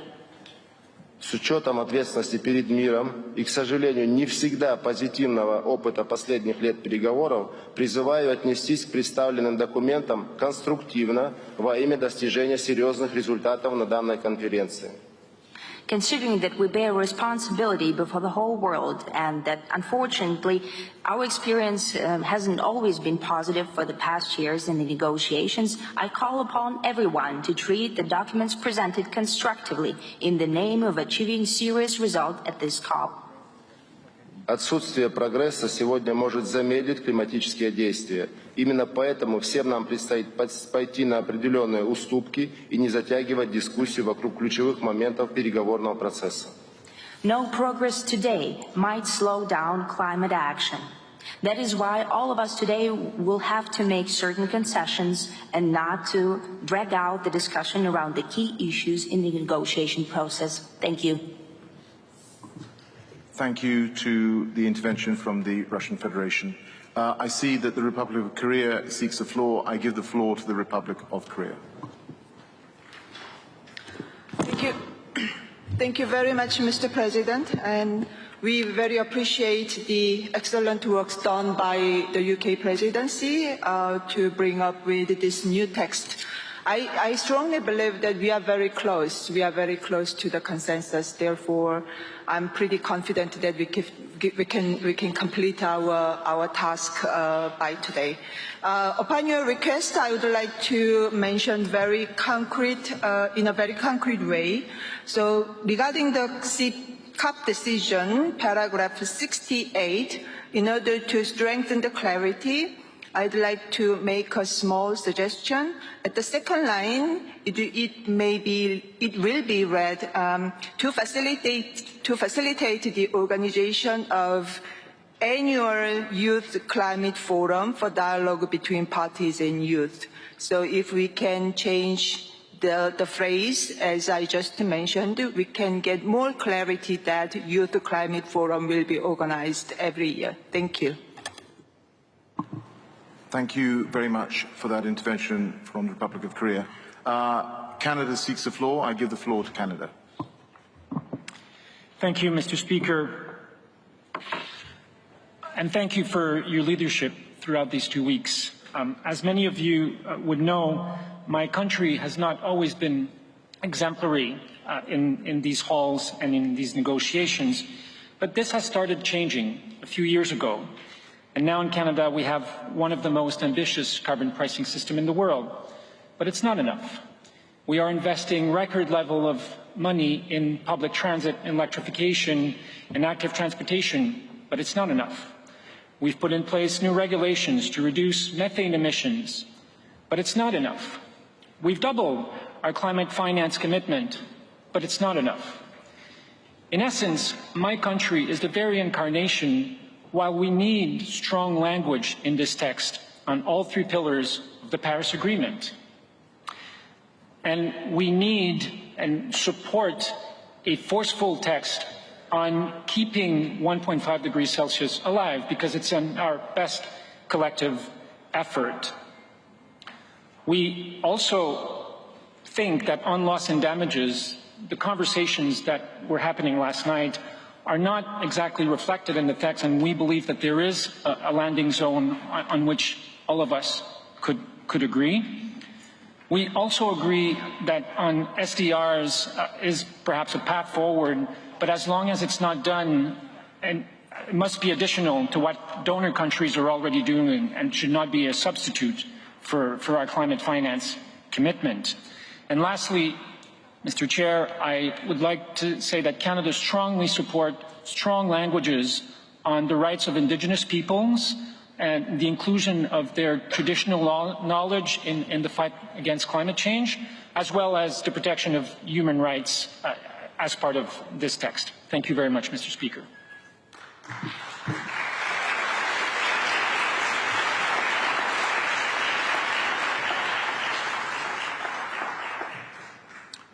Thank you very much for that intervention from Canada. Norway is seeking the floor. I give the floor to Norway. Thank you, Alok. Thank you, COP President. This cover decision is our statement to the world, and the world is watching us. It needs to be strong, it needs to be ambitious, and it needs to be clear. There must be no doubt that it leaves a strong impression that we sincerely aim to keep 1.5 degrees alive, and that must flow, from that must flow a clear ambition level of what to do about it. So ambition must be the essence. The text must not be too long and complicated. It needs to be very strong on mitigation efforts. We know that we have to act in the 2020s, otherwise adaptation will simply be way too costly for many of the nations assembled here. We strongly support language on scaling up finance, and we support strong language on loss and damage. We would like to see even better formulations or further formulations on nature-based solutions and sinks and ecosystems. We welcome the focus on phasing out fossil fuel subsidies. We would prefer if insufficient was deleted, but at least what is in there now has to be kept. And I would also join Canada in their emphasis on human rights and indigenous people. The world is watching us, and we cannot let them down today. We really have to come out with a key message. This is the most essential part of the work we're doing here today. Thank you, Norway, for your intervention.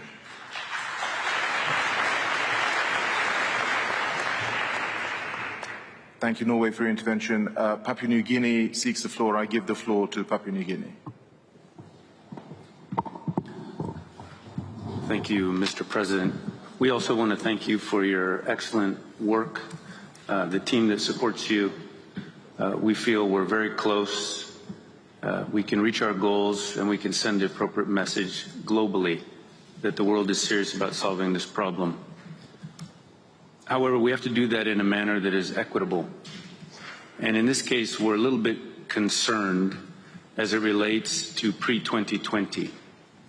The current text seems to leave small island states, SIDS and LDCs without credit for the work they've done to contribute to global climate stability prior to 2020, and instead is benefiting countries with the most capacity and the most wealth. And in that context, we would just like to propose a simple fix that when it comes to forests and when it comes to CDM, we think that should be financed through public finance rather than through markets. But if there is an accommodation for markets, there needs to be a single date for both pre-2020 credits. Thank you. Thank you, Papua New Guinea, for your intervention. I now give the floor to Peru.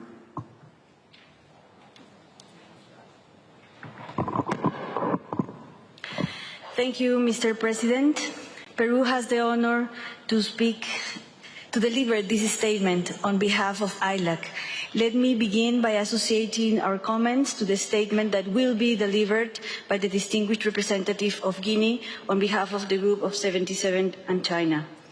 At the outset, ILAC wishes to express its most sincere appreciation for the leadership you have shown, together with the facilitating ministers.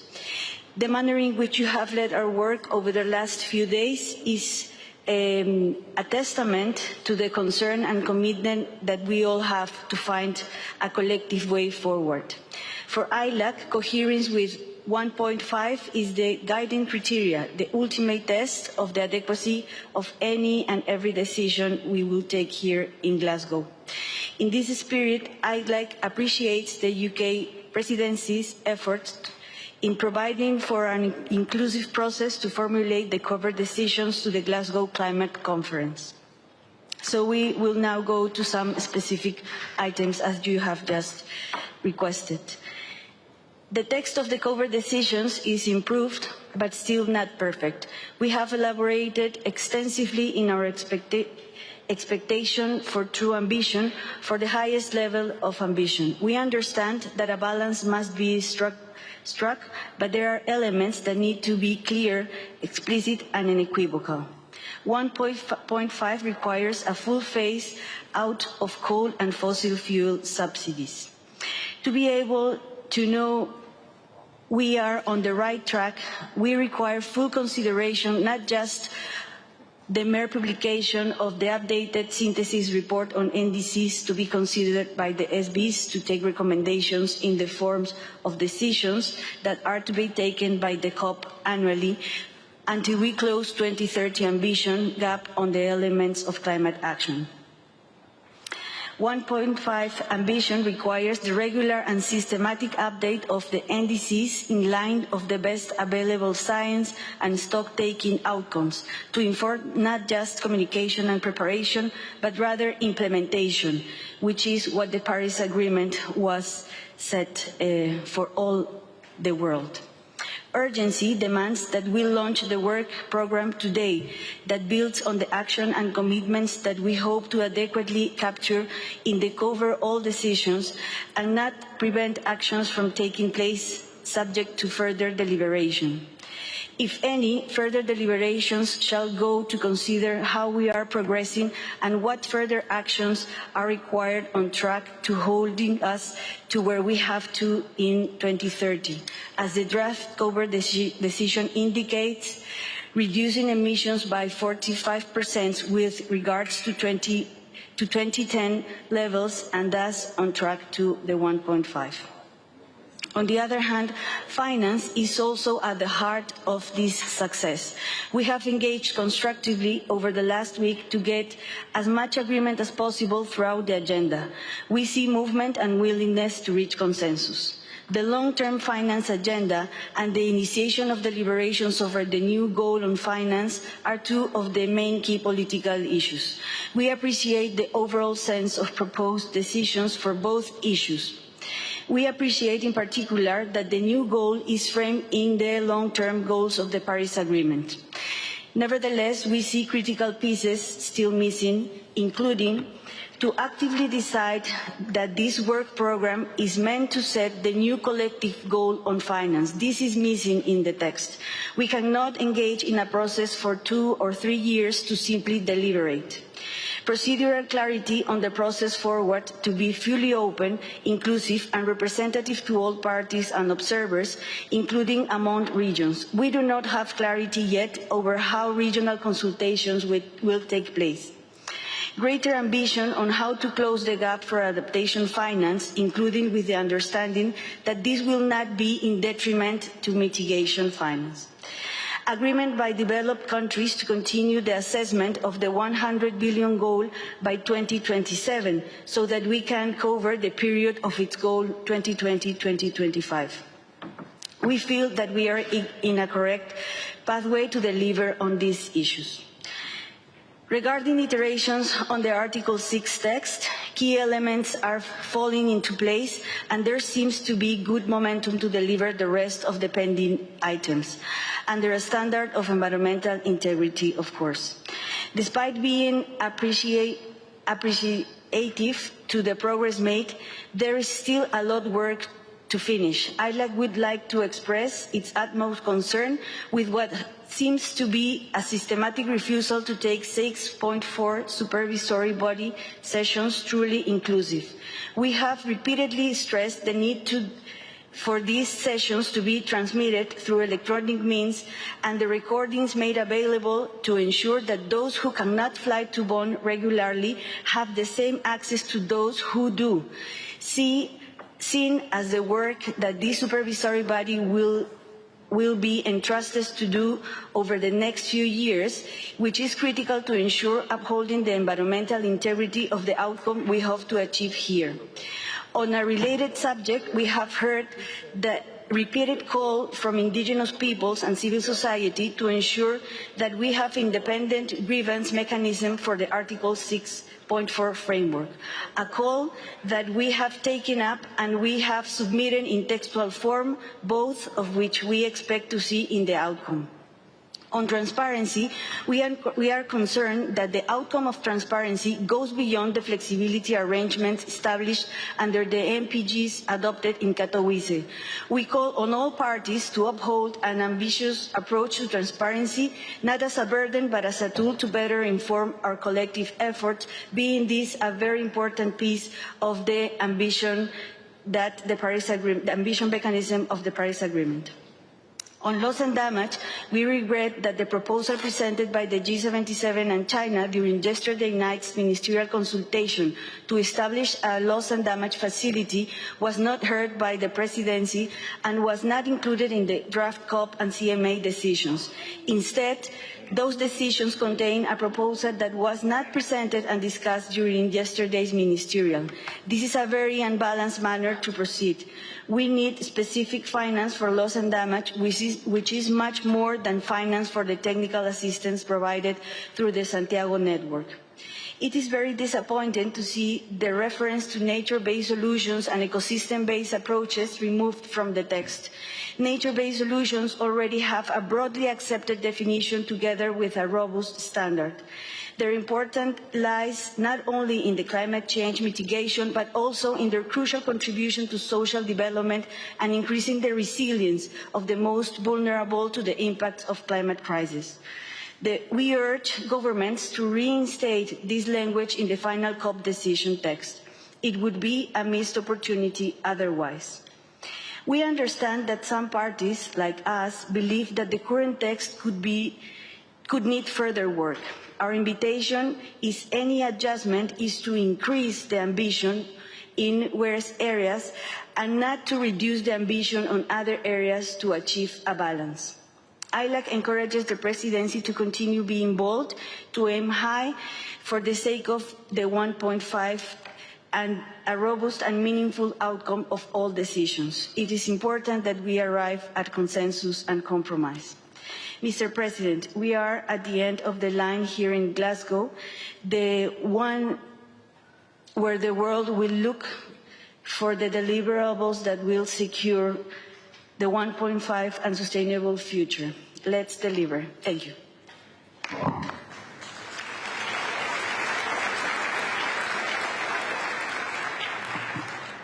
Thank you, Peru, for your intervention. The European Union seeks the floor. I give the floor to the European Union. Thank you very much, Alok, and let me start by joining others in thanking you for all your efforts so that we can conclude this COP with ambitious conclusions that we can take home and then start to work on what needs to be done. This morning, or an hour ago, my son Mark sent me a picture of my grandson, Case, who's 1 year old. I was thinking, Case will be 31 when we're in 2050.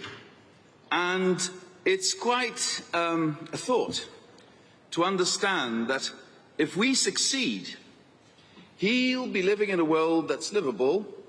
He'll be living in an economy that is clean, with air that is clean, at peace with his environment. If we fail, and I mean fail now in the next couple of years, he will fight with other human beings for water and food. That's the stark reality we face. So 1.5 degrees is about avoiding a future for our children and grandchildren that is unlivable. I might not reach 2050, probably won't, but he will be there as a young man, and I want him to live a peaceful, prosperous life, like I want it for everybody's children and grandchildren in this room. This is personal. This is not about politics. And I don't live in Palau. I don't live on Barbados. I don't live on the Marshall Islands. But there it's even far more personal because you're standing with your feet in the water. And this is what we need to address today. We need to make sure major emitters reduce their emissions so that we keep 1.5 alive. That needs to be at the heart of our conclusions today.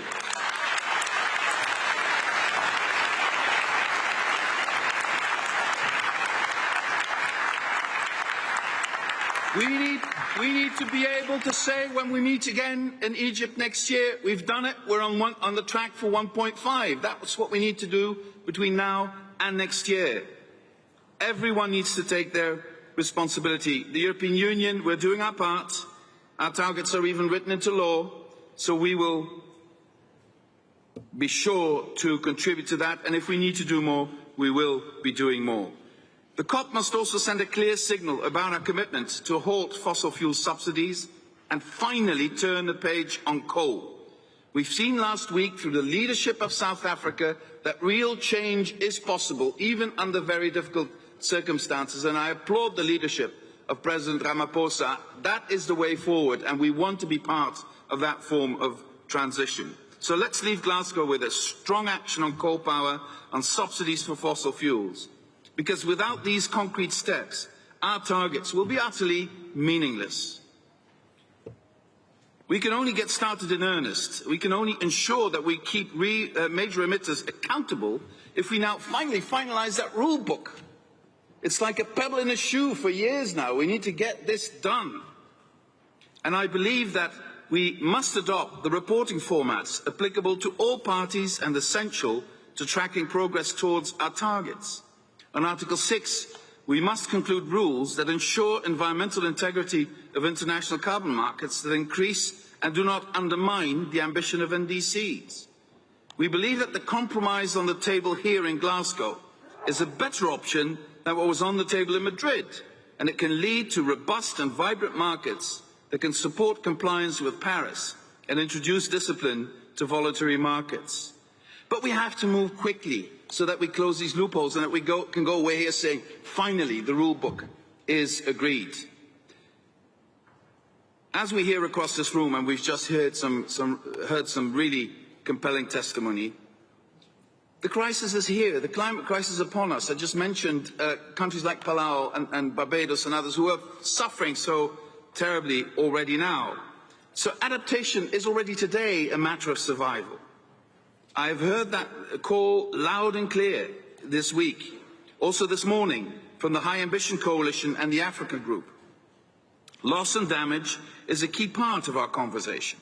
It's time to move and find the solutions that will help vulnerable countries respond to the damage and destruction the climate crisis has already caused. We can find a way out of this, I'm sure, together in a cooperative atmosphere. So let's keep working, building on the progress already achieved, which is well reflected, and thank you for that, Alok, in the text. On finance, developed countries have not delivered enough. Much has been said about the $100 billion committed for 2020. Only reaching that objective by 2023 is, frankly, disappointing. In the past few months, considerable efforts have been made to close the gap. The European Union already gives $27 billion and is ready to explore the possibility of further efforts. We fully support the call of the High Ambition Coalition with respect to adaptation finance. We also understand the importance of getting more predictability, more stability to those flows. Looking ahead, we must also acknowledge that this cannot just be the same public money from the same donors. Yes, existing flows must continue and must increase, double where possible. But to make a real dent, we need to grow our donor base. We also need to be creative. Private finance has to be a part of the equation, and we have to look at the role played by global financial institutions. They were built for a world of 1945. They are no longer fitted for the world of today, so we need to make sure they are ready to address the challenges humanity faces now. If we are really to be on track for the 1.5, we will need a lot more financial firepower, and I salute the creativity of people like Prime Minister Mottley, Draghi and others who said, let's look at the role SDRs could play in all of this. Let's mobilize every instrument we have at our disposal. At the same time, we have to continue to work on setting a new collective quantified goal on climate finance for the time after 2025. We stand ready to work on this in the coming hours. Time is running out, but it's not too late. So let's get cracking. Thank you.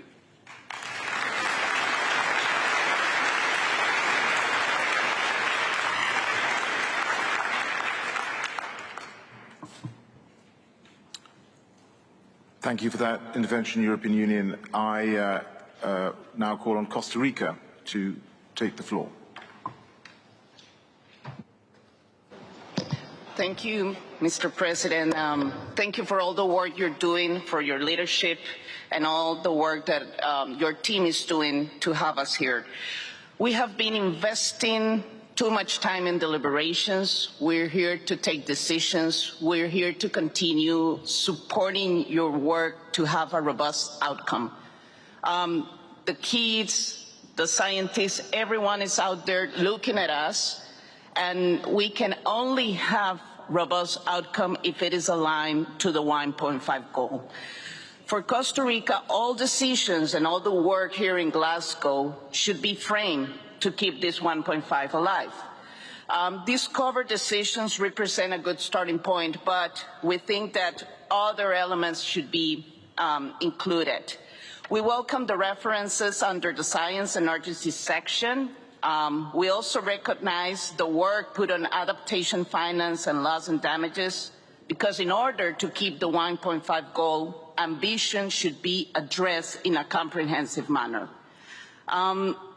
For us, it is critical to enhance the call for action in this decisive decade and to have a clear call to present enhanced NDCs, especially for the big emitters.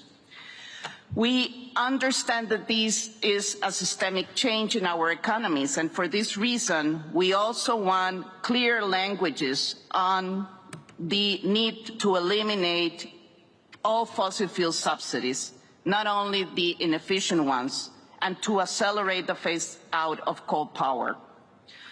We also welcome the inclusion text on special drawing rights as an additional source of resources for developing countries.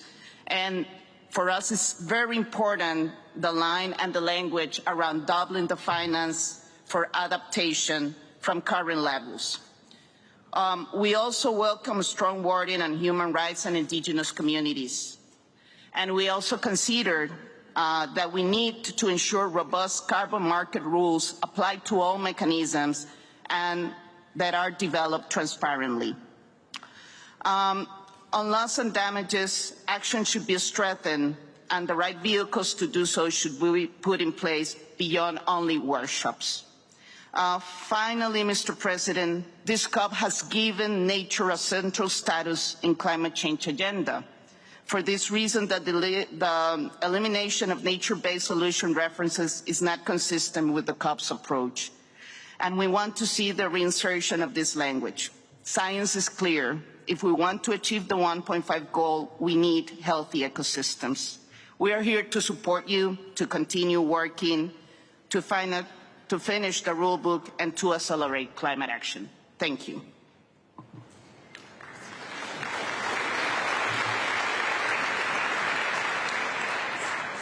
Thank you, Costa Rica, for that intervention. Saudi Arabia seeks the floor. I now give the floor to Saudi Arabia. Thank you very much, Your Excellency. I speak on behalf of the Arab group. Your Excellency, you have so far navigated us to this very last day in a very successful manner, and we commend you for that. We look forward to finishing. We still hope to have a successful finish, and we finish with everybody on board, Your Excellency. I think the cover decision that you have put to us is something that is workable, something that can be considered. However, we are in touch with you and your team to ensure that nothing in that text, nothing in that cover decision would skew the balance that we struck in Paris Agreement. It would rewrite some of the provision of Paris Agreement. It would emphasize certain parts of Paris Agreement at the expense of others. I think if we all conduct ourselves and hold our positions faithful to Paris Agreement, we'll get a good decision out of Glasgow here, Your Excellency. I'm not going to go into the details of the cover decision, but the one overarching discussion you are hearing is the ambition and keeping the 1.5 alive. This is no-brainer. We all know that in the room. Nobody disagrees in the room. The question is how we're going to do that.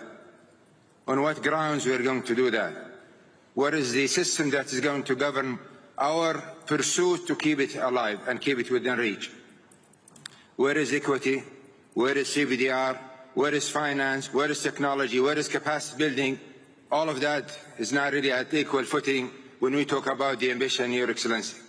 So unless we see really fixing, and we see that we really bring a balanced decision that keep us all faithful to the agreement that we have agreed to in Paris in 2015, and we are just about to start implementation, and we see directions pushed from here and there to skew that balance and take it out of its own content. Your Excellency, I don't want to go in details on finance, adaptation, and see what kind of decisions we are having. When we talk about mitigation, we're talking about operative decisions, and we'll talk about adaptation is all just motherhood statements that we are all accustomed to. Likewise, the situation for finance. We still have a chance to have a successful COP, Your Excellency. We are in your hand. Once again, we commend you for your leadership, Archie and the rest of the team. We're working very closely with you, and we look forward to having a nice applause at the closure of this meeting, hopefully this evening at 6 o'clock. Thank you very much.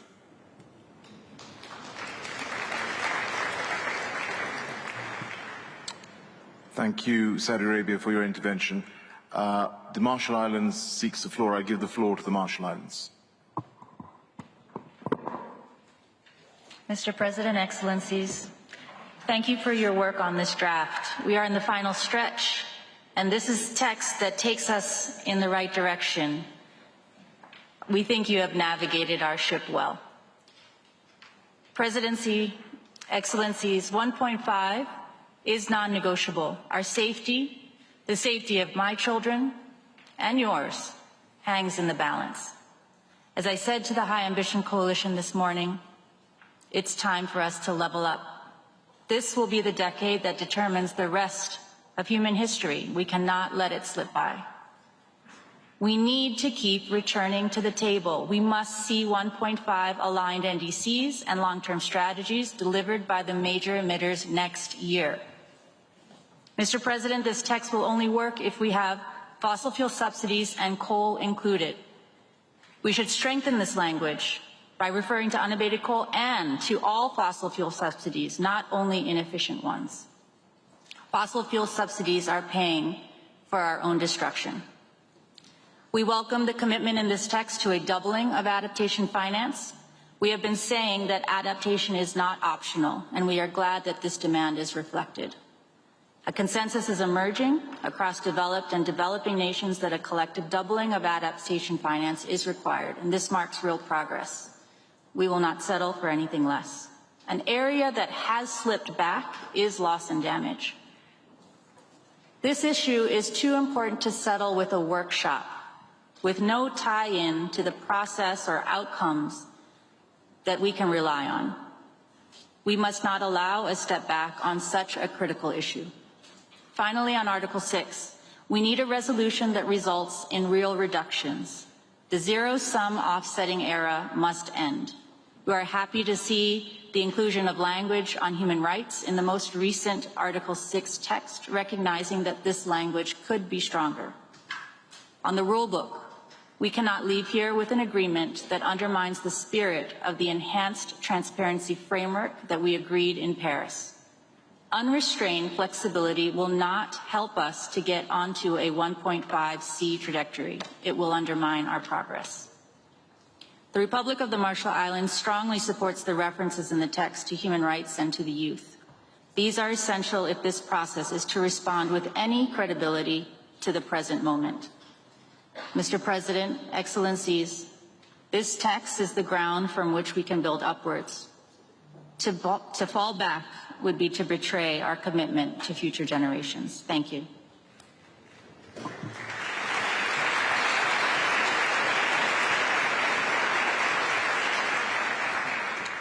I thank the Marshall Islands for their intervention. Friends, I have a message from the Secretariat, which I'd just like to read out. We're currently facing an issue with reaching the maximum capacity of this room. Could all delegates, including observers, please only sit at their respective flags or behind it, and if not, then please vacate the seats. We hope that all parties are in the room, and we remind delegates that the plenary is screened and that meeting room 9 can be used as overflow. Thank you for your consideration. I now see that Kenya seeks the floor, so I give the floor to Kenya. Thank you very much, President. And let me join those who have already congratulated you for the manner in which you have conducted this COP, and also the previous activities and building consensus among ministers. And your leadership is outstanding, and we commend you for that. Secondly, President, today morning when I was coming here, I saw a signboard which I found quite profound. And it read, "If you want to know about climate change, ask your child." And I wondered exactly what that meant.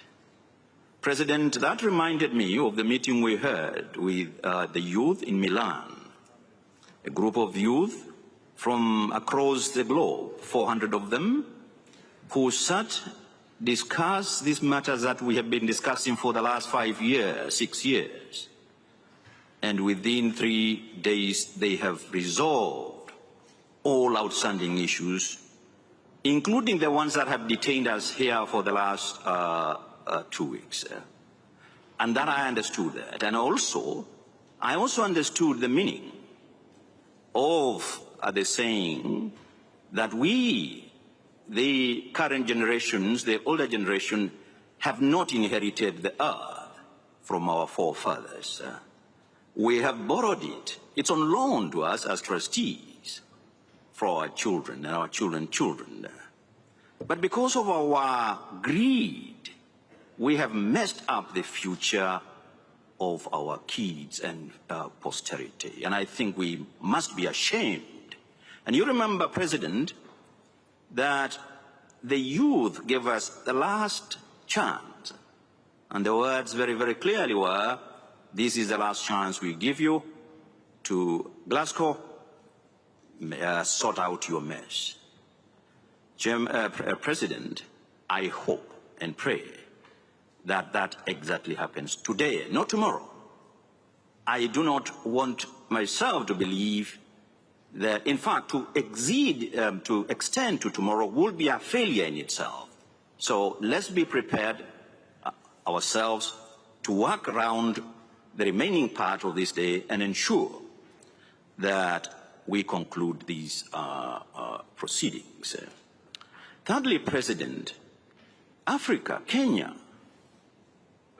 1.5 for Africa and Kenya, and I speak on behalf of my country. I know my colleague will speak on behalf of the African group. For Kenya and Africa, 1.5 degrees is actually 3+ degrees centigrade. This is what we lived in. This is what our communities live through. And that is why in Kenya and in Africa, we cry, we bleed. We bleed when it rains. We cry when it doesn't rain. So for us, ambition, 1.5 is not a statistic. It is a matter of life and death. So we are quite aligned, and the African countries, Kenya included, have done their bit within the limited resources that is within their means. As we speak now, President, 2 million Kenyans are facing starvation, devastated by drought, lost their livestock, their crops, even wildlife, because of drought induced by climate change. So for us, we are lying to 1.5. Now, President, ambition is not just mitigation. For us, as Kenya and as Africa, ambition is a three-legged stool, if I may. And that has to be seen as a package. Actually, we will add one. It is mitigation or emission reduction. It is adaptation. It is loss and damage, but it must be crowned on with means of implementation. Mr. President, we have given due consideration to your latest iteration on the cover decision, and it is a good improvement of what we had seen yesterday. And I am sure that whatever remains outstanding can be polished up in the next couple of hours. I think it is a good draft that we must adopt by the end of this evening. Mr. President, the issue of resources and means of implementation is absolutely critical for us. A number of our NDCs, and Africa and Kenya, countries in Africa, the first countries to submit their NDCs.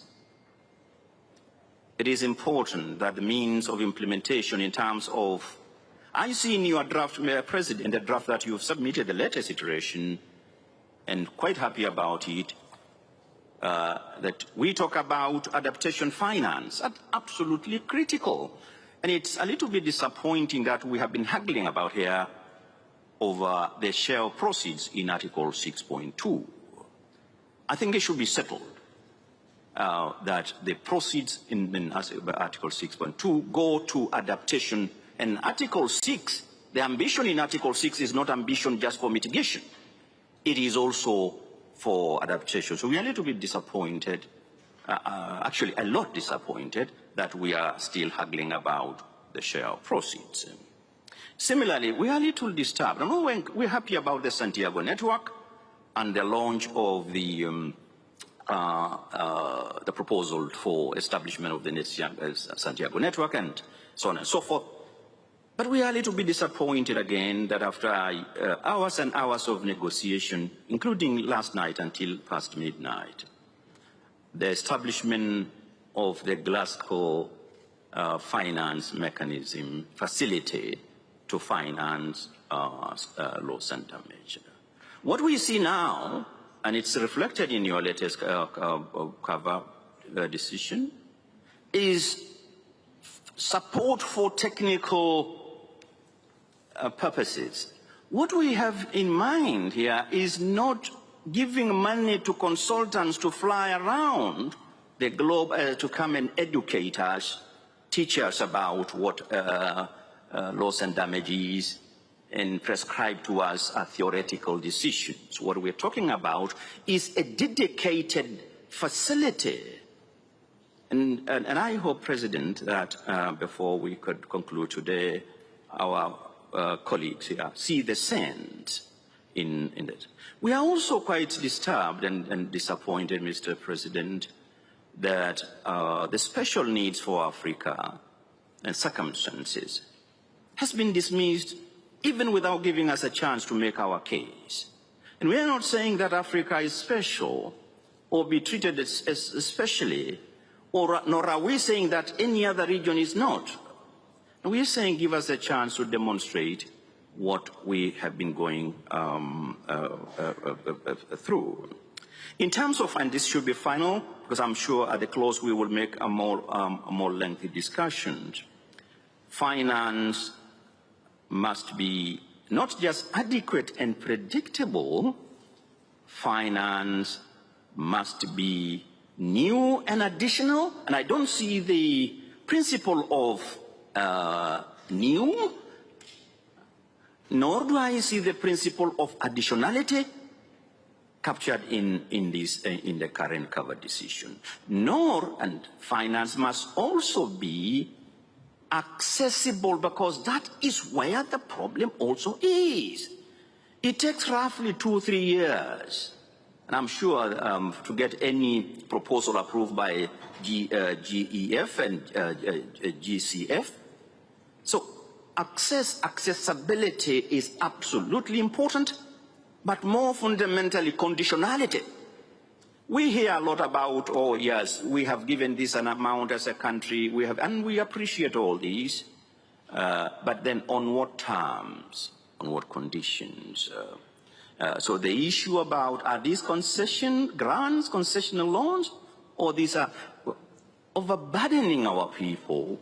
So, President, I think there is room here to conclude these, and we as the Kenya are prepared to do our bit, as I'm sure my colleague would say about Africa, but we also need trust. And I am quite happy to see that in your cover decision, and this should be the last point for now, in your last point, there is actually admission of regret that the pledge of $100 billion US dollars that was made more than 10 years ago, and it's been one excuse upon another, and now instead of 2020, now we are being told we have been presented with a delivery plan, 100 billion probably in 2023, and 500 billion by 2025. If that is supposed then to be encouragement, it is encouraging, but trust has been lost. We need much more to restore trust. And speaking for myself, from Kenya, our trust has been shattered. And I am quite happy to hear the words from the representative of the EU saying this. The major emitters bear the greatest responsibility. It is not just, it is not fair. And it cannot be fair that 20 countries that control 80% of the global GDP contribute 80% of the global greenhouse emissions. They have the means, they have the wherewithal. They are the ones that are pushing us, rightly, about more ambition in terms of mitigation, because that's how they interpret ambition. They must take their responsibility. And I think one of the recommendations that need to come and decisions here is those who, the major emitters, must resubmit their NDCs by before COP27, align them, align them with 1.5. I thank you, President, for now, but I'll have, I'm sure, at the conclusion, because I am sure we'll have a conclusion today, I'll say much more. Thank you very much.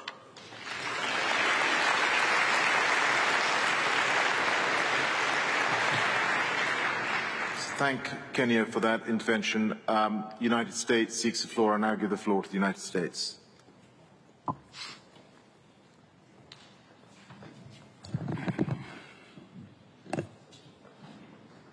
Mr. President, thank you very much for your leadership. As others have said, we're very appreciative of your efforts to pull us together. And may I say to all of our colleagues here, we want to express our gratitude to everybody. I think there is a spirit of determination here to get this done and to get it done well. I listened carefully to our good friend from Kenya, and he made a lot of sense. And the United States has never shied away. In fact, I think we say consistently that 20 countries equal 80% of all the emissions. And they do bear the greatest responsibility. And President Biden, from the moment he has come into office, has been determined to live up to that responsibility, beginning with his first day within an hour of being sworn in, rejoining the Paris Agreement. Let me just say that we believe that this is existential. And many of you here, in one speech or another through the years, has said it's existential. And for many of you, it's not existential in the future, it's existential today. People are dying today. All around the world, the impacts are being felt today. And so we have to live up to the expectation of young people who don't want this place just to be a place of words. It has to be, in the next hours, a place of action. And if it is indeed existential, then we can't just say it is, we have to behave like it is. So let me just say a few things about the cover decision, about where we are. On adaptation, we strongly support the language on adaptation, including the 2-year work plan on the global goal on adaptation. On mitigation, we are here, as I think all of you are, not because this is a pet project of one of our presidents or prime ministers or a monarch. We're here because this is what science is telling us we have to do. This is fact-based, not ideological, not political. It's fact-based. And the facts are coming at us faster and faster and bigger every day. So we're here to follow the science, and the scientists, the best scientists, the IPCC and others, tell us we have to reduce emissions by 45% in the next 10 years in order to keep 1.5 degrees alive. And if we don't do that, we not only miss 1.5 degrees, we can't do net zero 2050 unless there's some miraculous invention that sucks it all out of the atmosphere or advances us beyond where we are today. And we can't bank on that. We have to make decisions today according to the precautionary principle of governing. And that tells us that to avoid the worst consequences of the climate crisis, we have to act now. So on mitigation, we believe very deeply, based on Paris, based on all the prior COPs, that it's imperative that on mitigation, the text be preserved. It cannot get weaker. It can't go backwards from here. It includes critical references to 1.5 because of the science, revisiting NDCs because the evidence comes at us faster and faster. The science grows every single year. Of course we need to think about what we can do better and when. And the decisive decade and phasing out unabated coal and inefficient fossil fuel subsidies must stay. That language must stay. Unabated coal. We're not talking about all. We're not talking about eliminating. We're talking about the capacity for capture, if you can do it. Unabated coal. How could we possibly in 2021, knowing what the evidence is, be wishy-washy on that subject? Those subsidies have to go. And we're the largest oil and gas producer in the world, and we have some of those subsidies. And President Biden has put in legislation to get rid of them. We are struggling each year to find money, but $2.5 trillion in the last 5 years, 6 years, went into subsidies for fossil fuel. That's a definition of insanity. We're allowing to feed the very problem we're here to try to cure. It doesn't make sense. So we cannot go back from where we are. We're strongly supportive of adaptation finance. In the spirit of compromise, we can and will go along with the approach of doubling, but we have a couple of important edits that we think make the text, in fact, stronger, more acceptable, and more effective. It doesn't make sense to limit where you can bring the money from. If you bring money, that's what we want. We want more money. And it doesn't make sense for the COP to restrict any one nation. And I know our friend Frans Timmermans has talked about this. Don't limit the pool from where we can draw the money. That doesn't make sense. We have important steps we think we can take. On loss and damage, we can support the creation of a new technical assistance facility to provide the financial assistance to operationalize the Santiago network and other key elements in the cover decision for the CMA. But the placement of language needs to be consistent with the agreements that we reached in Paris. We went through this fight in Paris. And we also very strongly support inclusion of ocean language. Turning to the rulebook issues on transparency, We've made very significant progress, but more work needs to be done. It can be, I think, fairly quickly on the technical details in a way that does not walk back from the agreements that we reached in Katowice and Paris. That doesn't make sense. So let's hold those. On Article 6, we've also seen good progress. And a lot of parties, I think, are now converging on ideas. For the U.S., we think it's critical that any package is one that has environmental integrity and a clear accounting and strong baselines, which are essential. And we think that this is captured in the current Option A language. On the baselines, we believe it's critical that it has the environmental integrity and that it is protective of human rights and indigenous peoples. And that is how we think we live up to our obligation to do what we need to do to make the world healthier, safer, cleaner, and to live up to our responsibility. Thank you.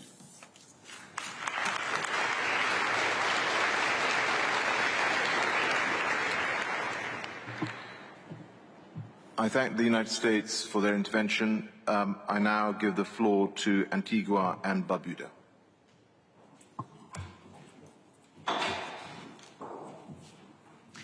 Thank you, Mr. President. I'm pleased to speak on behalf of the Alliance of Small Island States.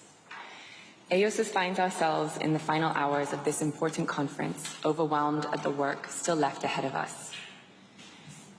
On mitigation, as we approach these final hours of the conference, a well-balanced package that ensures the level of ambition required to deliver on the goals of the Paris Agreement is still not within reach. The call for phasing out inefficient fossil fuel subsidies is weak and does not meet the urgency of the moment. Inefficient has proven ineffective for the G20, where fossil fuel subsidies are still steady despite a proclamation years ago. AOSIS is not calling for an end to fossil fuels. We are simply calling to end subsidies in major economies for the source of 3/4 of emissions over the past decade. Subsidies which outstrip by orders of magnitude the amount of climate finance mobilized and provided. Now is the time for decisive action to preserve the integrity of the Paris Agreement. We know where the political weight stands. Last week, we heard world leaders support loss and damage financing, scaling up climate finance, delivering mitigation in line with the 1.5 degrees. Therefore, the Glasgow decisions must reflect these political mandates. Yet, at our request for a presentation of the NDC synthesis report to the CMA plenary, it was not heeded. We question sometimes the source of inertia in this process when the world is moving forward fast. Ministerial consultations have been very useful, and we commend this approach to make headway on issues that face technical roadblocks. AOSIS expects these political discussions, especially on finance, to be reflected in the Glasgow text. The work programme on the Global Goal on Adaptation is a welcome development. We encourage the use of technical expertise in the workshops. The doubling of adaptation finance by 2025 is too late. This date should be 2023, in line with the roadmap. On finance, AOSIS needs a clear delivery on a finance package for small island developing states across each text and with the text taken together. On access to finance, we tabled an invitation for climate finance providers to work together to harmonize their application procedures. This is a strategic approach to rationalize the level of effort needed to access climate finance. Climate vulnerabilities must be reflected in access to finance. And on this, we welcome the text looking at innovative approaches around special drawing rights. Loss and damage is key, and G77 in China has tabled the draft decision language for embarking on a process to operationalize financing for loss and damage through a Glasgow facility. While loss and damage conversations tend to turn into a who's who of humanitarian aid, the climate science basis of loss and damage is different from other crises. This is about climate justice. We are alarmed at the significant opposition to loss and damage financing. It has always been an integral and distinct component of the Convention and the Paris Agreement. Similar to mitigation and adaptation, loss and damage must be separated out in the transparency framework and in the new collective quantified finance goal. We call on partners to work with the G77 and AOSIS as a regional group to land a landmark proposal at this meeting. The oceans are 70% of our planet, and we welcome the inclusion of the ocean language paragraphs. On the Paris Agreement work program, in Katowice, we agreed detailed guidelines on the enhanced transparency framework. Some among us are wasting precious time here in Glasgow, attempting to renegotiate what was already agreed. Let us call it out as stalling tactics. On Article 6, it is absolutely fundamental that this moves beyond zero-sum offsetting to deliver global mitigation with every transaction. The system must consistently withdraw a percentage of emission reductions, so they cannot be used to offset any country's NDC, but instead contribute net global emission reductions. Together with robust protections for human rights and the rights of indigenous peoples, this cancellation account for the atmosphere is a key benchmark for the credibility and integrity of the Article 6 system. Currently, the Article 6 text includes elements that have the potential to severely undermine ambition, like creating a parallel market that would not be subject to the corresponding adjustments, and allow significant carryover of projects and units from the Clean Development Mechanism. To add insult to injury, the methodology and scale for delivery of OMGE is inadequate in the text.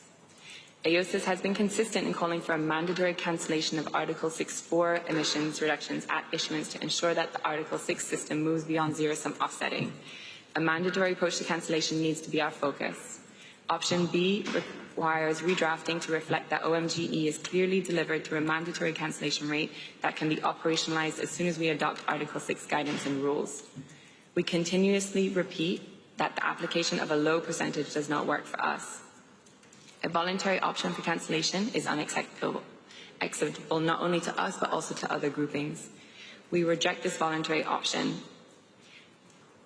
In the covered decision, we need to see the percentage level of cancellation included in the scope of the review to ensure a progressive increase in the rate for mandatory cancellation to deliver an OMGE. The link between 6.2 and 6.4 is important. In the 6.2 text, paragraphs 36 and 37 require significant work, and we will be preparing text. Finally, interventions by civil society yesterday were a breath of fresh air. Don't carry over junk credits that won't raise our collective ambition. It is a reminder of how our outcome here will be perceived by the world. We heard the clear call that we must step up our game. SIDS cannot always be the ones who are asked to compromise in the interest of consensus. It's not just words we're conceding, it is our lives, livelihoods, and our future. We will not leave Glasgow without seeing that our calls are addressed. I thank you.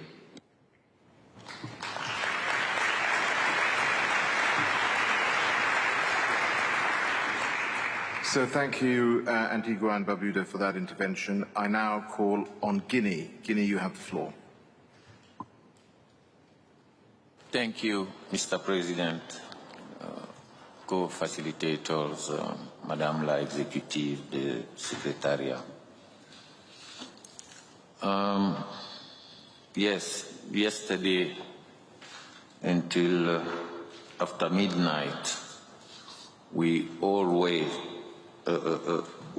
all of us, take our effort to make sure that at the end of the day today, like His Excellency Alok Sharma was predicted, we can come over on the key concern related to our people and our respective countries.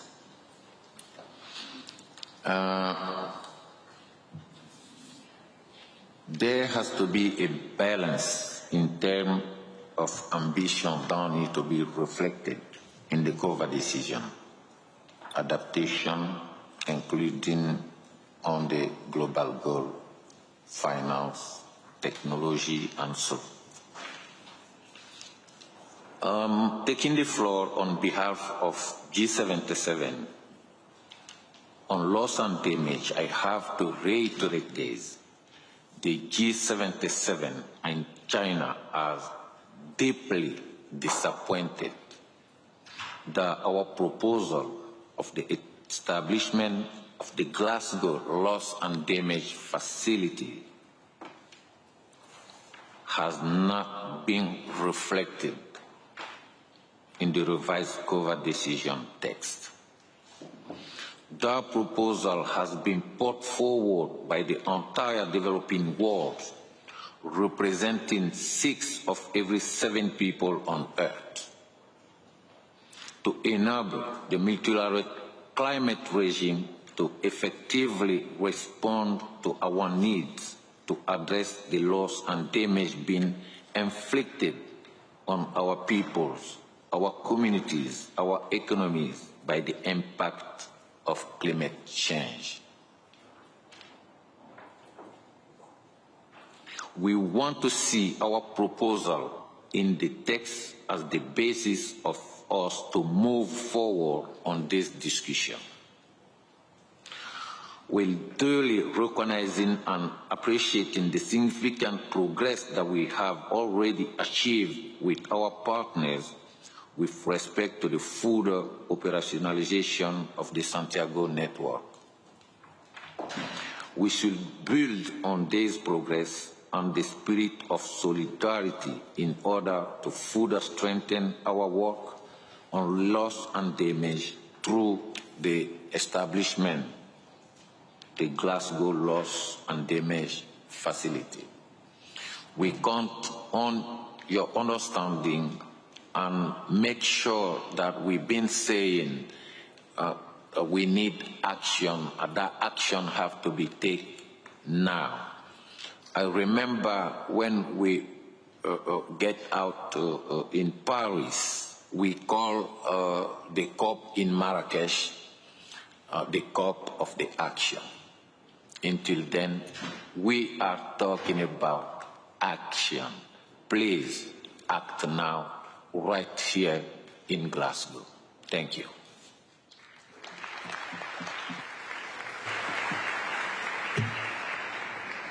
Thank you, Guinea, for your intervention. I now call on Gabon to take the floor. Gabon, you have the floor. Thank you, Mr. President. My brother from Kenya has already spoken with passion, so I will be concise. Thank you for convening this important meeting and for your constant efforts to lead us to success in this COP.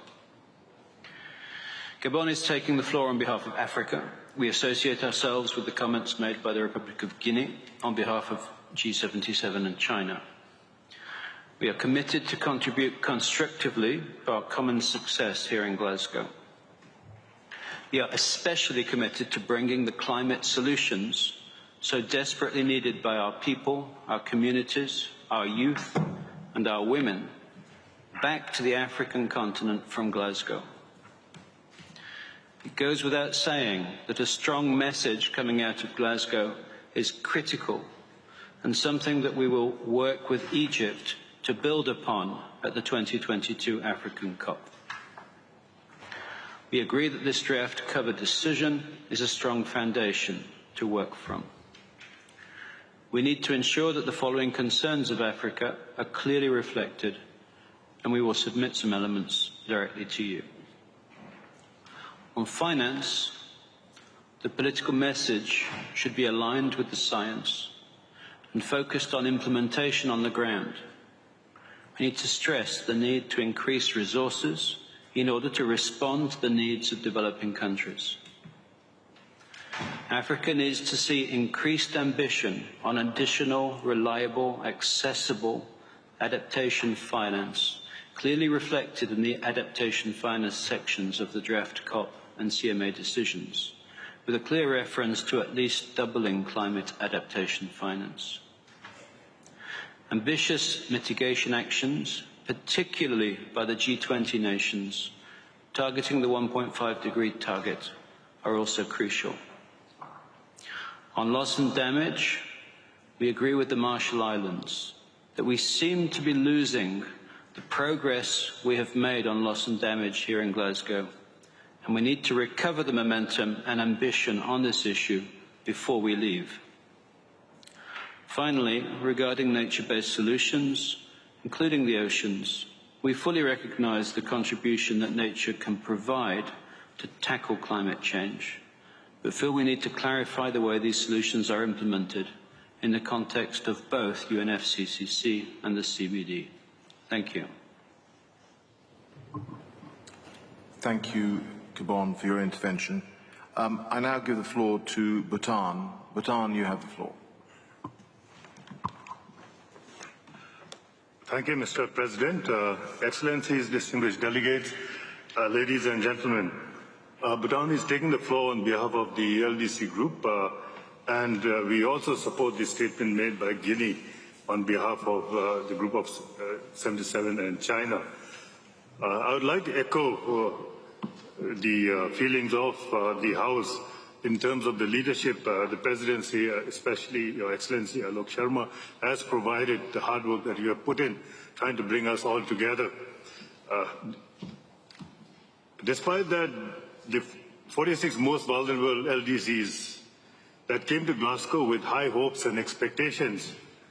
However, in this final hour of COP26, we are full of doubts and we still keep hearing some pushback on ambition that is required to close the 2030 gap in line with 1.5 degree target, reservations on support for loss and damage, options that undermine environmental integrity on the carbon market text, and we are still waiting to see much needed progress on climate finance.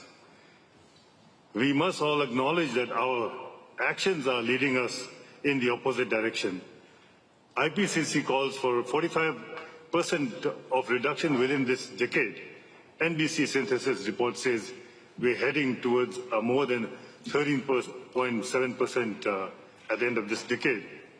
If emissions are not rapidly reduced within this decade, we all understand that this would expose the most vulnerable among us, and particularly the LDCs, to unacceptable levels of risk and impacts. Broadly, we are fine with the cover decision. At the minimum, the ambition for 1.5 degrees Celsius required is maintained in the text.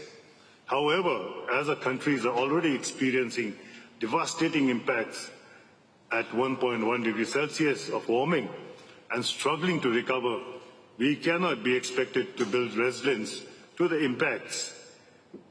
And we feel at 1.5 degrees without additional resources. Adaptation finance is very critical for LDCs. We want to see stronger language on adaptation finance reflected in covering decision and also other finance items, including the long-term finance decision. We have been calling for at least doubling adaptation finance with emphasis on public and grant-based resources and to achieve a balance between adaptation and mitigation. We are also of the strong view that long-term finance work program is extended at least till 2027 under the Convention. A common agreed definition of climate finance is needed to have clarity and avoid double counting while accounting financial flows from developed to developing countries. Decision that requests the Standing Committee on Finance to continue and finalize its deliberation on definition of climate finance is required. With regard to loss and damage, we acknowledge the progress made in laying out the process to operationalize the Santiago network on loss and damage. However, finance for loss and damage remain most crucial. Glasgow must make decisive decisions to finance loss and damage in the most vulnerable countries. On adaptation, we acknowledge the progress on global goal of adaptation. Finally, on Article 6, we see progress, but there is still work to be done. We don't see balance in the current Article 6 test. We want proper treatment of overall mitigation in global emissions and share of proceeds. On inside-outside, there is progress, but the text is messy and needs to work to address complexities. We need to ensure and see environmental integrity in the carbon market. We commend the achievements made so far and acknowledge that some work remains. As we have said earlier, we must set a precedent this time to finish our work on time. There is no time for delay. Thank you.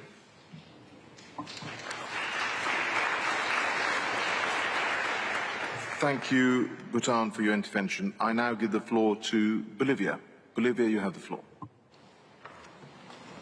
Thank you very much, Mr. Co-President. Bolivia is speaking on behalf of the LNDC. I want to associate with the intervention of Guinea on behalf of the G77 and China. Mr. President, well, we also appreciate very much your work and all the efforts to move forward the complex issues that we are still discussing and trying to get a consensus. I support also your words regarding the need to deliver higher ambition in this COP26, ambition related not only to mitigation but also with adaptation, loss and damage, provision of finance, technology transfer and capacity building. I think that pragmatism is needed, but also we need wisdom and political willingness in order to address the critical situation for the conditions of life for human beings and for the Mother Earth. We think that we need in this COP26 to provide hope for the peoples, hope for the current and next generations. But it's also not the hope for human beings, it's also a hope for all living beings of the Mother Earth. Mr. Co-President, we appreciate very much the efforts and the improvements in the cover decision. However, there is still a work to be done in order to have a more balanced, clear, and with the key political messages in this document. We think that, well, the first important issue to address in the cover decision is balance. So we don't see that the work done so far has already achieved the balance that we want to see in the cover decision. The second important point in this cover decision, President, is the issue to align better some ideas and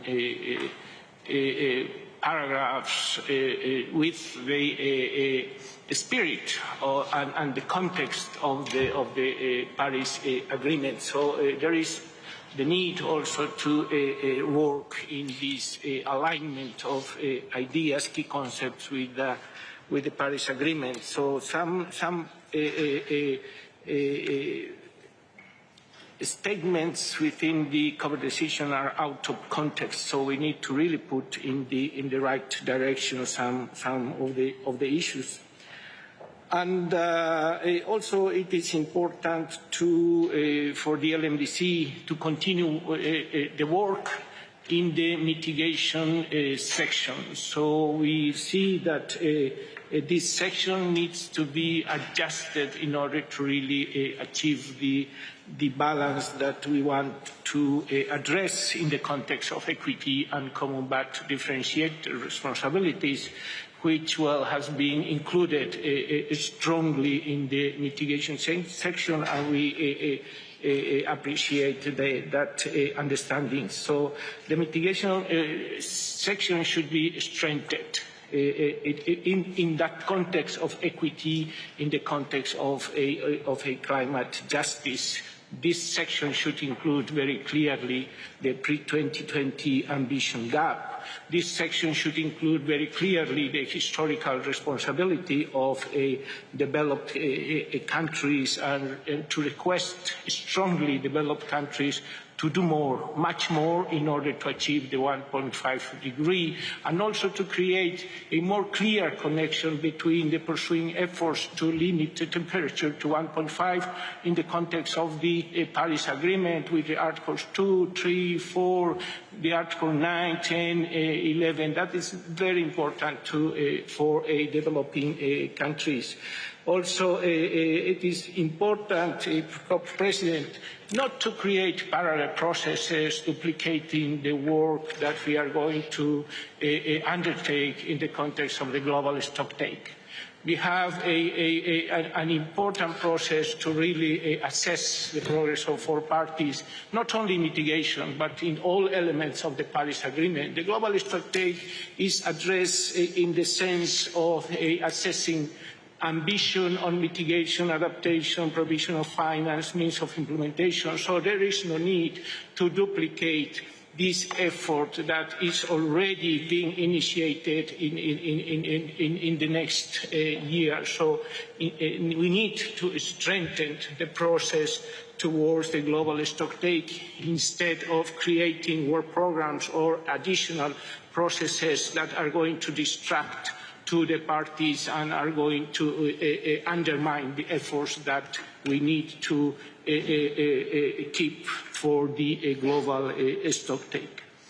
Regarding the issue of finance, I think there is a need to continue working on this. There are still negotiation groups working in this very important issue. We need finance inside the convention. We do not need finance outside the convention. We need finance for addressing issues of adaptation, issues of loss and damage. That's very key priorities for our group. Regarding the Article 6, there is the need, as other constituencies said, for addressing the Article 6 in a more balanced approach. So we request you, Co-President, to put efforts in really creating the conditions for having a more balanced approach in the Article 6 and considering also the inclusivity of all developing countries in the context of the implementation of Article 6.2 and 6.4. And we appreciate very much, Co-President, the direction in the non-market approaches, the 6.8. We see that the constitution of the Glasgow Committee on Non-Market Approaches is really an important outcome to be agreed in this COP26. We also regret very much, as the G77 chair said, in the loss of no progress at all in the financing for the loss and damage. So we fully support here the position of the G77 regarding the loss and damage. Regarding nature-based solutions, we are going to provide, Mr. Co-President, alternative wording proposal for addressing the relationship between peoples and nature and biodiversity, which is very important, but this needs to be phrased also in the context and not to take this important issue out of the context. Regarding the process, Mr. Co-President, we need clarity how we are going to proceed. Our group is still reflecting in the documents you have provided to us. So we are addressing these documents very seriously, and we want to provide you with written comments in order to for you to take into consideration still our concerns regarding the entire document. So, Mr. Co-President, we are eager to continue working in order to achieve a consensus and in order to achieve a successful outcome in this COP26 in order to have better life conditions for the people, for the planet, and for the Mother Earth, but with equity and with climate justice. Thank you very much, Co-President. Thank you, Bolivia, for your intervention. I now call on Venezuela to take the floor. Venezuela, you have the floor.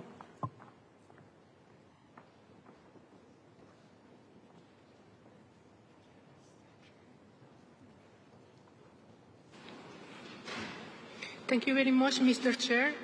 Good afternoon to all the colleagues. I really appreciate this opportunity of having the last round of reflection and the opportunity for raising our views and our concern regarding the cover decision. My intervention is with respect to the CP1 decision, cover decision. I want to start fully associating myself with the statement made on behalf of the G77 and also on behalf of the LMDC. In the case of Venezuela, we fully support the goal of 1.5 degrees, but in the context of Article 2. For us, it's very important that this cover decision cover that this goal is not only on a mitigation goal, it's also related with adaptation and finance. We want to have a cover decision that reflects this balance. But also, Mr. Chair, we think that it's important that this cover decision not only reflect this objective that we already have in the Paris Agreement, but also we think that this cover decision is like the restart of a decade after the pandemic. So it is important that we can include some guiding principles or guiding policies that will be very useful for the implementation of the Paris Agreement after this COP26. For us, it's not only what is needed, it's not only finance, adaptation, capacity building, support, solidarity, international cooperation. For us, it's also about what we shouldn't do regarding climate change. We have heard many interventions regarding subsidies and some kind of subsidies, some type of subsidies. I think this is an interesting way. This is what we call in the IPCC, this is a policy prescriptive orientation that we are giving here in the cover decision. And we think that this issue of subsidies are at the same level of unilateral measures. They both are policy prescriptive and they both are necessary for the implementation of the Paris Agreement. For this, Mr. Chair, we want to reaffirm the importance of having a reflection in the preambular part of the cover decision to the Article 3.5 of the Convention.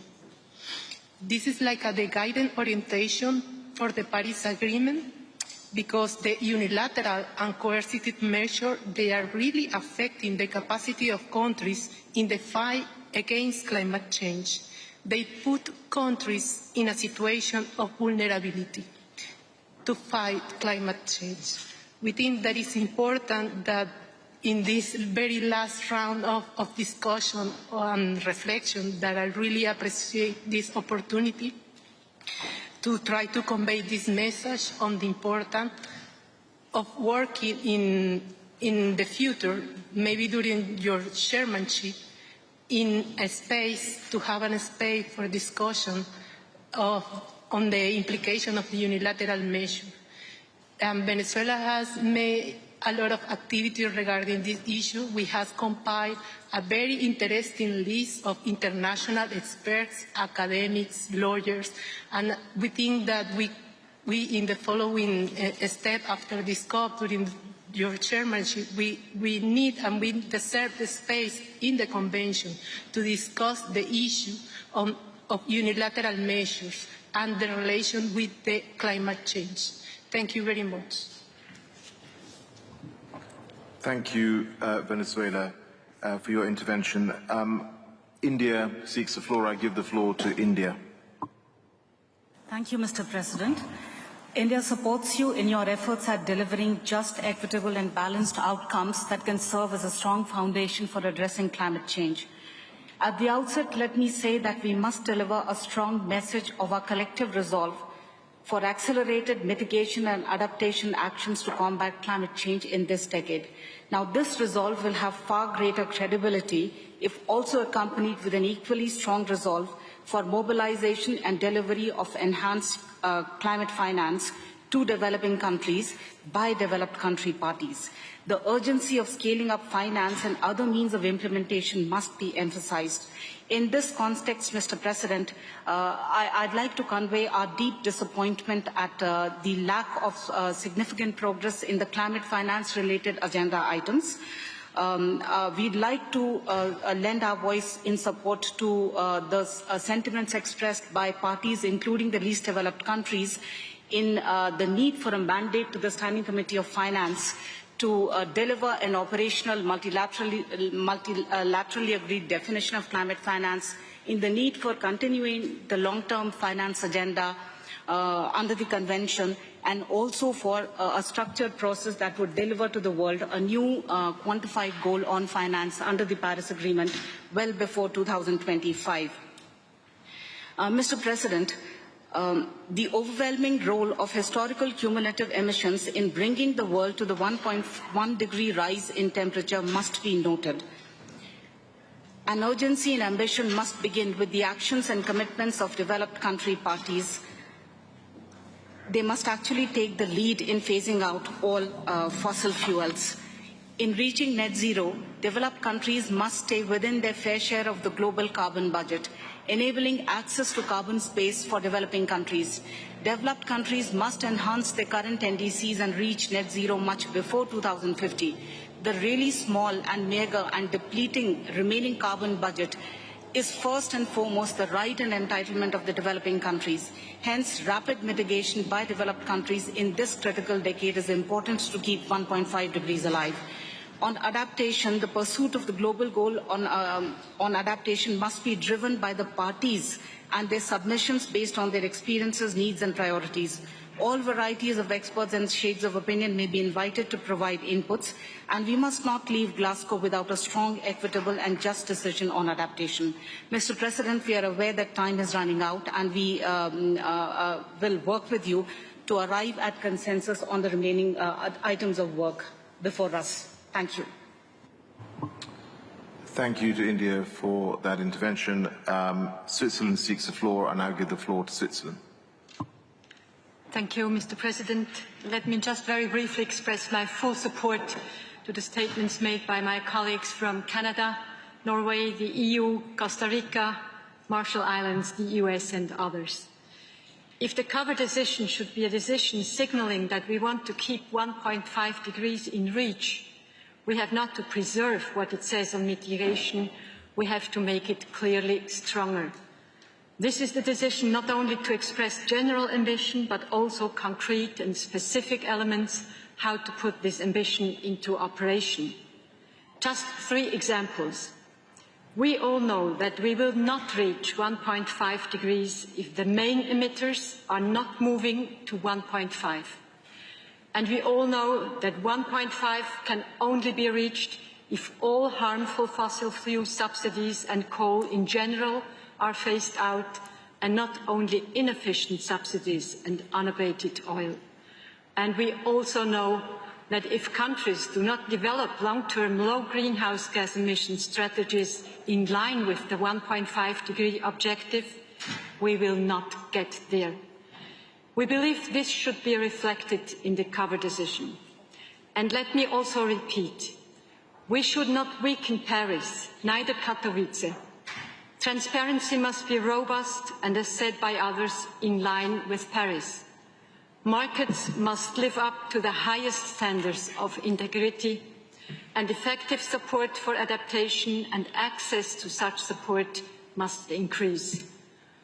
We need an outcome in each decision that brings us towards 1.5 and prevents catastrophic tipping points and avoids any elements which would make it more difficult, such as large carryover or double counting. So let me conclude that Switzerland is committed to work with you and our partners in a transparent and inclusive manner towards a robust and ambitious outcome. Thank you.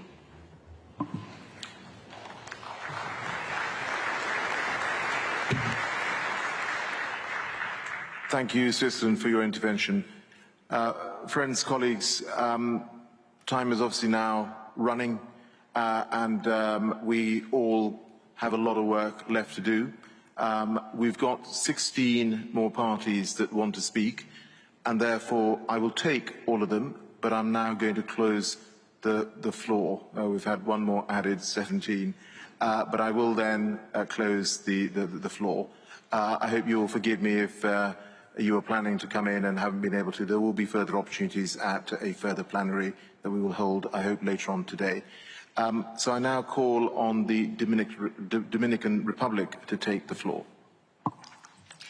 Thank you, Mr. President. Once again, we want to thank you for your leadership and your efforts to have all of us here, very healthy, in our last day of this so much needed Conference of the Parties.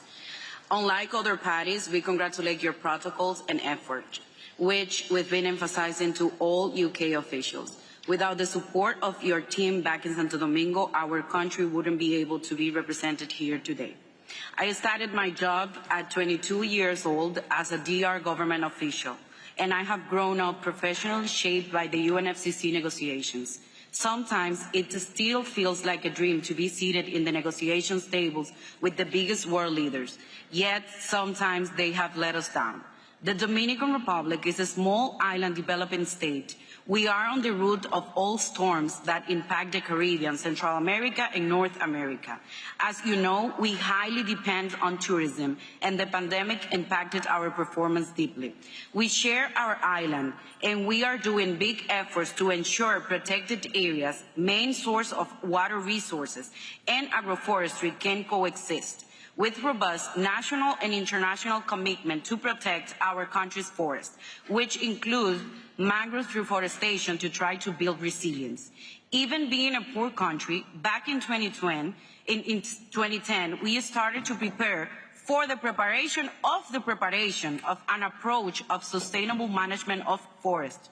After many years of work, including national communications, a first BUR, a reference level, a technical annex to the BUR, and an enhanced NDC comprising 27% of emission reductions and 7% subject to national investment, our efforts are in danger, as press finance has been left out of the COVID decisions and Article 6.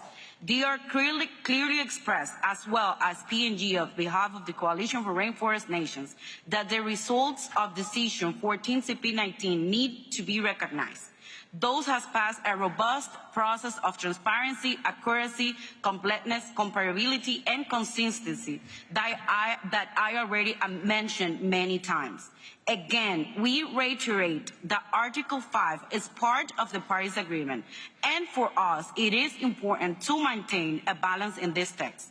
If in Article 6.4, there is an option to consider source transfer for 2013 or 2016, we also need to consider the results of Decision 14 CP19 from 2016. Note that RED Plus is an achievement of this convention and is included in our NDC, also in our law of national development, and most importantly, we have climate change adaptation in our constitution. This mechanism that impacts both adaptation and mitigation needs to be considered as such. We trust your guidance, Mr. President, and for the fund that I personally have for the United Kingdom for being trained in this country, I really expect a successful COP. Thank you.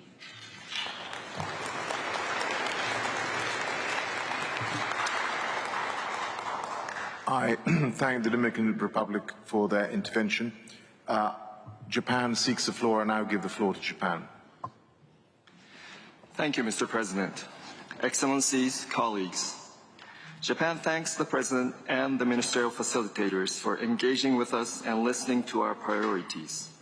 Japan joins others in supporting the President's efforts for agreement. The completion of the Paris Rulebook should form an essential part of success in Glasgow. Japan is very encouraged that parties have been working in a constructive spirit. Let us all support the authorization proposal on Article 6.4 for strong accounting. Japan is willing to support emerging consensus on adaptation and loss and damage. On the cover decisions, thanks to the efforts of the Presidency, we now have a text that can send a strong call for action to all. With a limited number of important amendments, Japan will support the text fully. Japan has and will be presenting written comments, including on COP decision paragraph 20 and the corresponding paragraph in the CMA, COP decision paragraph 38 and 39, and the corresponding paragraph in the CMA. Some paragraphs limit call for action to developed countries. All parties should be called upon. Japan has expressed support to doubling adaptation finance.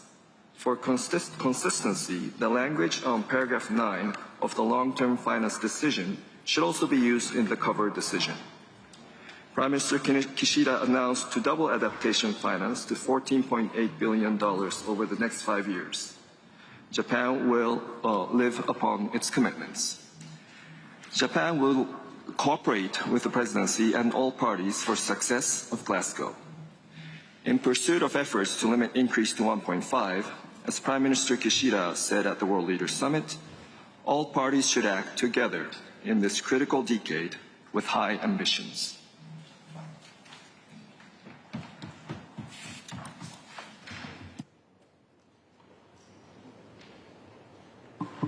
Thank you, Japan, for your intervention. I see that Belize seeks the floor. I give the floor to Belize. Mr. President, when you prepared to assume the presidency of COP26, you made 1.5 your North Star. And I'm happy to hear that everyone who has spoken before has also called for us to get on that 1.5-degree pathway. You also recognize the importance of nature-based solutions and the important role played by both marine and land-based ecosystems, and of course the custodians of those ecosystems, the indigenous peoples and local communities. However, we seem to have lost that in your latest iteration of the text. In your CMA cover decision, paragraph 36, it seems it has also gotten weaker. We need to phase out all use of fossil fuels immediately, including coal, and we must end the subsidies for fossil fuels. We must increase adaptation finance exponentially so that we achieve a parity with that provided for mitigation. Finally, on loss and damage, we must have language that provides support to those vulnerable communities already experiencing the loss and damage. And I'm not speaking about averting or minimizing. That is adaptation. I'm speaking about support for those communities already experiencing loss and damage, and it will only increase as temperatures rise. Mr. President, please be assured of the support of the Belize delegation towards an ambitious COP26 outcome in the final hours, and not a least common denominator. Thank you.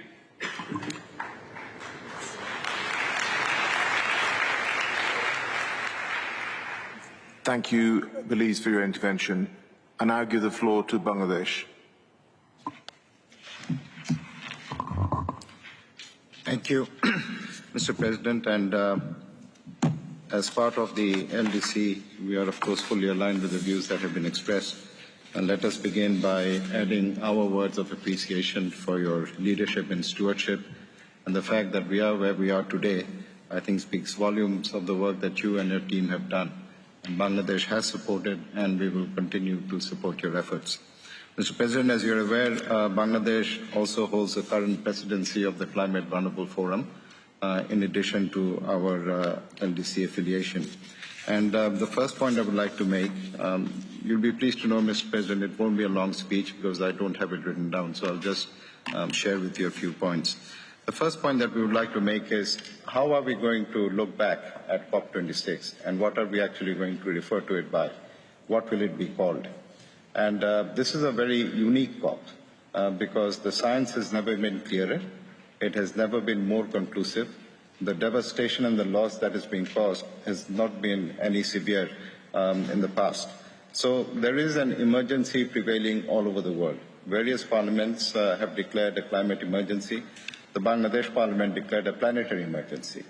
And so we think it would be very appropriate if we called all of the decisions coming out of Glasgow as the Glasgow Emergency Pact, because that would describe the current state of the climate crisis and also we as a global community, what we are trying to do to respond to it. So that would be the first suggestion.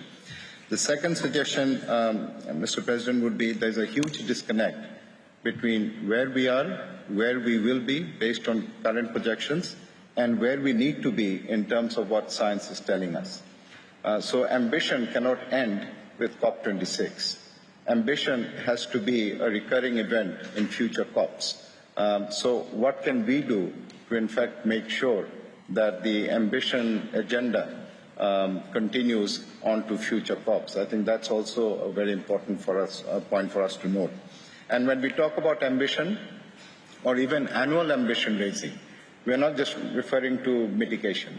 We are referring to adaptation, we are referring to finance, we are referring to technology transfer, we are referring to loss and damage. So I think ambition as a central theme across the board is very important for future COPs, because we need to do that if we are going to be where we need to be and where science is saying that we have to be. Also, the other point we would like to bring to the attention of the parties through you, Mr. President, is that we are rightly talking about 1.5. When I say rightly, in terms of this is going to avoid the worst impacts of climate change. It doesn't mean that it gives us a comfort zone and life is going to be back to normal without any of the impacts.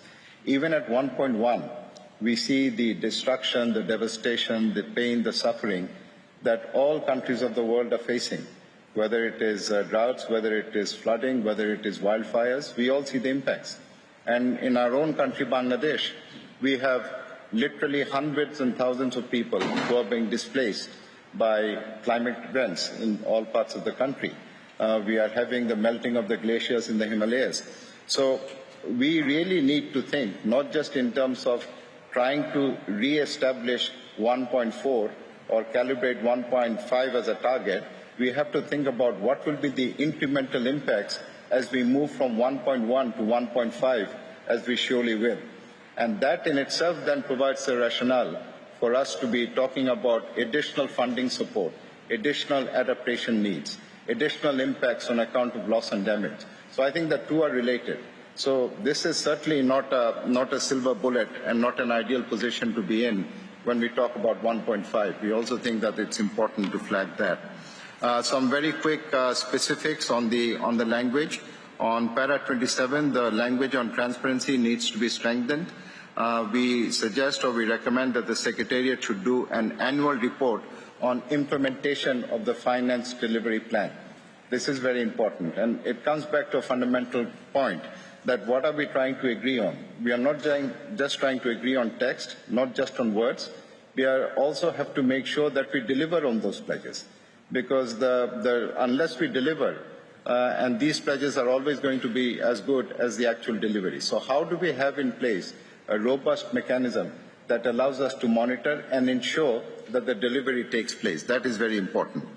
In the CMA text, or 1 CMA, paras 30 and 31, we suggest that they should be moved to science and urgency rather than being trapped just in mitigation. And this should not just be mitigation, but it should also be adaptation and finance. Where possible, as for instance in the current 1 CMA para 31, we should not restrict the meetings and the coming together to ministers. I think we should allow for leaders and heads of government also to come into play. So that flexibility should be there for us. Para 31 roundtables should not be open-ended, but they should run until 2025 or at least 2027, so that we can keep the focus on short-term ambition raising, which is absolutely critical. Mr. President, I'll leave you with two thoughts. First is, what are we negotiating here? Are we just negotiating an agreement, or are we negotiating what is actually non-negotiable?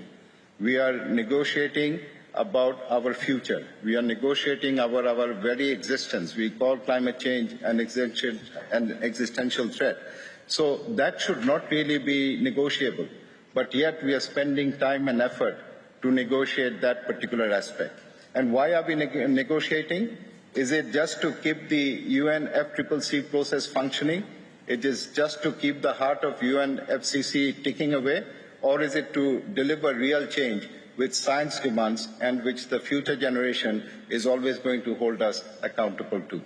Thank you, Mr. President.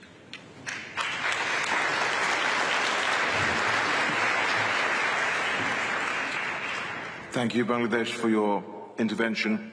I now give the floor to China. China, you have the floor. 谢谢主席。中方支持几内亚代表G7加中国、玻利维亚代表立场相近发展中国家以及印度代表的发言。Thank you, President. China would like to echo and agree with the statement by Guinea on behalf of G77 plus China, the statement by Bolivia on behalf of LMDC, and also the statement by India. 中方对主席国积极听取各方意见，进一步完善会议一系列决定的努力表示赞赏。China would like to express our appreciation to the UK presidency for absorbing the opinions from the parties and further improve on the series of decisions from this COP. 我们为了我们共同的未来而走到一起，我们必须应对气候变化要基于科学，同时又要基于规则。We gathered together for the future of our planet, and to address climate change, we must not only consider science, but also based on rules. 我们基于科学的紧迫感，需要均衡的体现在减缓和适应、资金等各个方面。And this urgency should be reflected on all areas, including mitigation, adaptation, finance, and all the others. 基于规则，我们需要基于气候变化公约和巴黎协定的授权，以及他们所规定的共同带有区别的责任等原则。To be rules-based, we must follow the mandate of the Convention and the Paris Agreement and the common but differentiated responsibilities as enshrined by these important documents. 关于1号决定案文，中方认为目前主席国提供的这个案文比上一版有了一定的进步，为大家进一步的讨论提供了比较好的基础。First, about the cover decision, we think the draft that came out this morning had some improvements compared to the previous one and provided a good basis for our further discussions. 中方认为，这个目前的案文还应该进一步的强化和充实关于适应、资金、技术以及能力建设等部分的内容。But we still think the current text should further strengthen the parts on adaptation, finance, technical and capacities building. 以便在减缓、适应和资金等实施手段方面保持平衡。And to strike a balance on the implementation tools for mitigation, adaptation and finance. 目前，对于适应和资金等实施手段，仍然缺乏较为具体的安排和实质性的内容，特别是对于全球适应目标和1000亿美元气候资金等方面的内容，还应该进一步的予以强化。Now we still see a lack of specific and detailed arrangements and substantial content on the implementation means for adaptation and finance, particularly on the global adaptation goals and how to deliver on the $100 billion climate finance. They should be further strengthened in this part. 第二是案文呢，应该坚持巴黎协定的目标、原则和相关授权，坚持巴黎协定确定的低于2度、力争1.5度的目标。Secondly, we think the text should adhere to the goals, principles, and mandates of the Paris Agreement and stay committed to the global temperature goal as stated in the Paris Agreement, that is to hold global temperature rise well below 2 degrees and pursuing efforts to limit it to 1.5 degrees. 强调保持1.5度可及，需要各国在坚持共同但有区别的责任原则下开展行动。To keep 1.5 degrees within reach, it requires all the parties to conduct actions to enhance cooperation under the principle of common but differentiated responsibilities. 同时还要加强合作，并确保资金、技术等重要条件的落实。Not only should they take strong actions, but also enhance cooperation and make sure that important conditions for implementation, such as finance and technology, are in place. 第三是岸文应该坚持各方共识的最大公约数，力求务实和适度。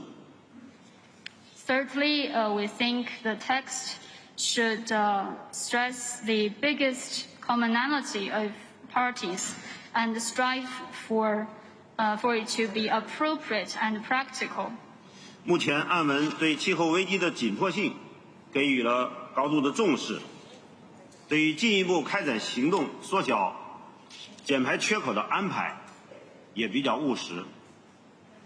The current text have already given high importance to the urgency of the climate crisis and also had practical arrangements for how to take further actions to close the gap to emission reduction goals. 但是有关的安排应该在巴黎协定的框架和规定下，给各方落实国家自主贡献提供空间和时间，通过全球盘点机制对全球整体进展进行盘点，对各方自主决定国家政策行动的路线图和时间表，由各方自主决定。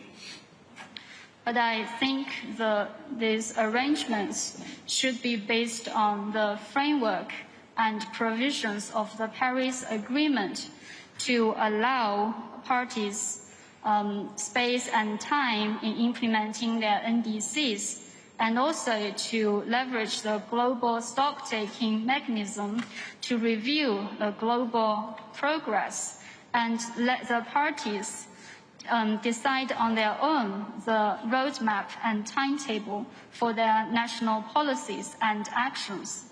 关于第6条的实施细则，中方认为既要制定有力度的第6条的实施细则，也要坚持遵守巴黎协定的有关要求，特别是在相应的调整问题上，中方愿与各方在此问题上进一步探讨具有包容性的解决方案。About the rules book for the Paris Agreement on Article 6, China believes on the one hand, we need ambitious and effective implementation rules for Article 6, but it also should be in line with the provisions and the spirit of the Paris Agreement, especially on matters of corresponding adjustment. And China is ready to discuss more with the other parties to put together a more inclusive solution. 关于强化的透明度框架，中方认为应该充分体现发展中国家的灵活性和对发展中国家的能力支持。As for the enhanced transparency framework, China believes it should allow more flexibility for developing countries and also provide for specify more capacity support for the developing countries in implementing this transparency framework. 关于共同时间框架，希望各方可以找到包容性的解决方案。About the common time frame, I hope we could work together to find a more inclusive solution.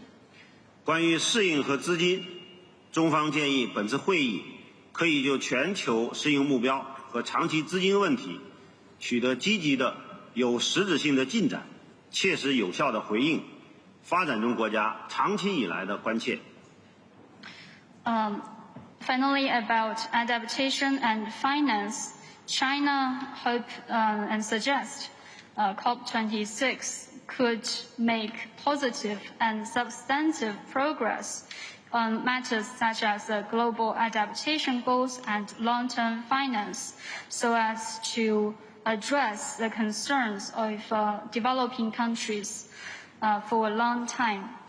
中方愿意支持主席尽快地达成一个基于科学、基于规则、减缓、适应、资金等重要议题平衡适度的决议。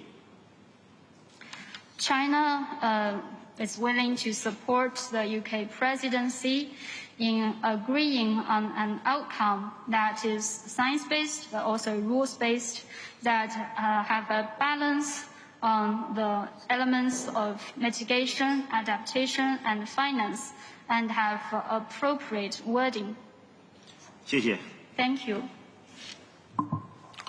Thank you, China, for your intervention. I now give the floor to Philippines. Philippines, you have the floor. Thank you, Mr. President. The Philippines would like to support the statement by Guinea on behalf of the G77 in China. Mr. President, Excellencies, colleagues, thank you for giving the Philippines the opportunity to articulate its concerns about the unfortunate turn of events where concepts very important to us and the developing world seem to be insidiously disappearing. Specifically, I would like to indicate our concern on the handling of critical negotiation issues in Article 6, especially for recommendation on the inclusion of a very important mitigation concept that will serve to stop the accelerating global warming situation. It was there at the start of this COP, but surprisingly disappeared in the course of the session text iteration. Mr. President, I refer specifically to the concept of greenhouse gas emission avoidance.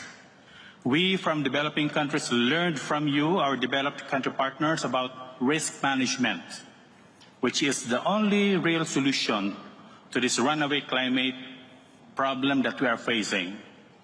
We are always citing the IPCC reports that humanity still has time to avert us going over the edge. This is only possible if we transform the way we live and avoid making the climate change problem more intense than it is now. What is the essence of our proposition, Mr. President? It is quite simple. Developing country parties should be allowed to avoid potential emissions by helping us to shift our technological basis into climate benign ones before we contribute some more to the global warming problem.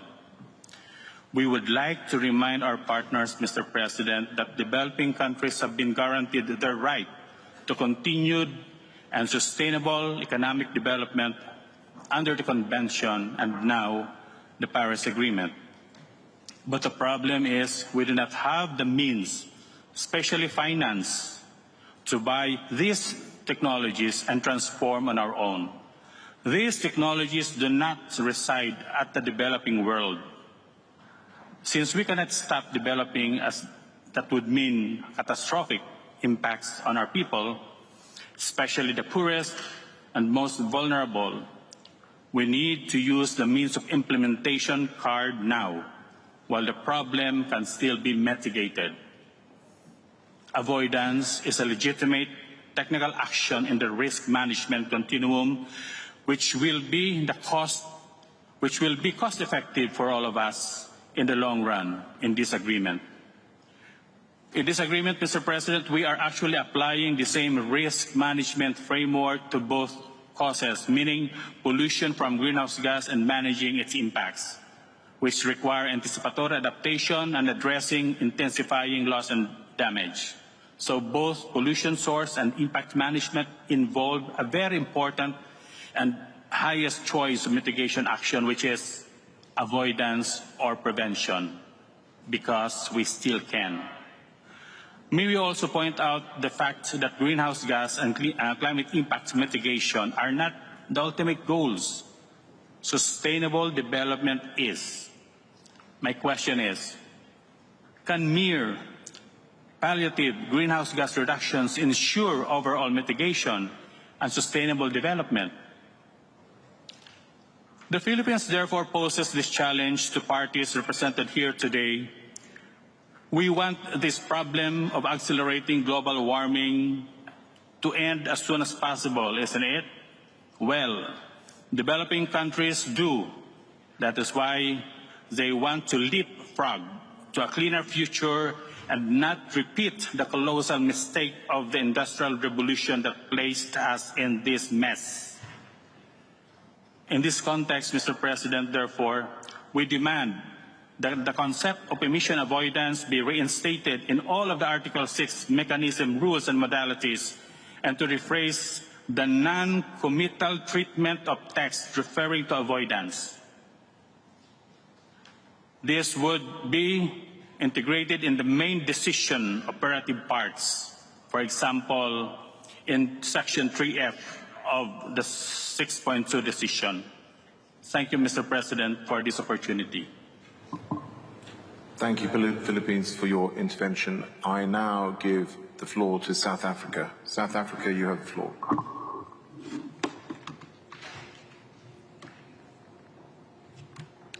Thank you very much, Mr. President. South Africa takes to the floor to express our appreciation in yourself as COP President and all parties for the progress made thus far towards a more balanced outcome of COP26. We remain hopeful that the positive and progressive signals from the summit and the side processes will find expression in the formal multilateral process. South Africa fully supports the remarks by Guinea on behalf of the G77 and China, Gabon, and as chair of the Africa Group, and India as chair of the Basics Group. South Africa has always emphasized that we should leave Glasgow with an outcome that reflects ambition on all three aspects of the Paris Agreement, namely mitigation, adaptation, and the means of implementation. In this regard, we welcome the decision to embark on a formal work program on the global goal on adaptation. Mr. President, in a context where developing countries are showing leadership in addressing climate change far beyond their means or historical responsibilities, even in the midst of the devastating socio-economic impacts of COVID-19, it is particularly important that enabling means of implementation are available. We need support not only for the implementation of our NDCs, but also the wider just transition of our economies in the context of poverty alleviation, job creation, and sustainable development. In our view, the cover decision does not go far enough on the means of implementation issues. With regard to specifics, paragraph 36 of the draft CMA cover decision and paragraph 20 of 1 CP26 represents a particular problem for our country. This is because there can be no one-size-fits-all and selective approaches to the complex issue of energy transition. Selective references ignore the context of international equity and just transition nationally, the different national circumstances of parties, and the need for means of implementation support for developing countries that are trying to transition. These paragraphs need to include the conditionality of support by developed countries to developing countries for a just transition, and give developing countries parties space to pace their transitions in line with national circumstances and the availability of resources. On Article 6, we join others in urging a constructive resolution. With other African countries, we look forward to a positive outcome on Article 6.2 as the only predictable, reliable, and sustainable source of adaptation financing. Finally, Mr. President, we hope we will soon have sight of your report regarding the way forward with regard to the issue of Africa's special needs and circumstances. South Africa remains committed to working with you and with all other parties to ensure a positive outcome of COP26. I thank you. Thank you, South Africa, for your intervention. I now give the floor to Brazil. Brazil, you have the floor.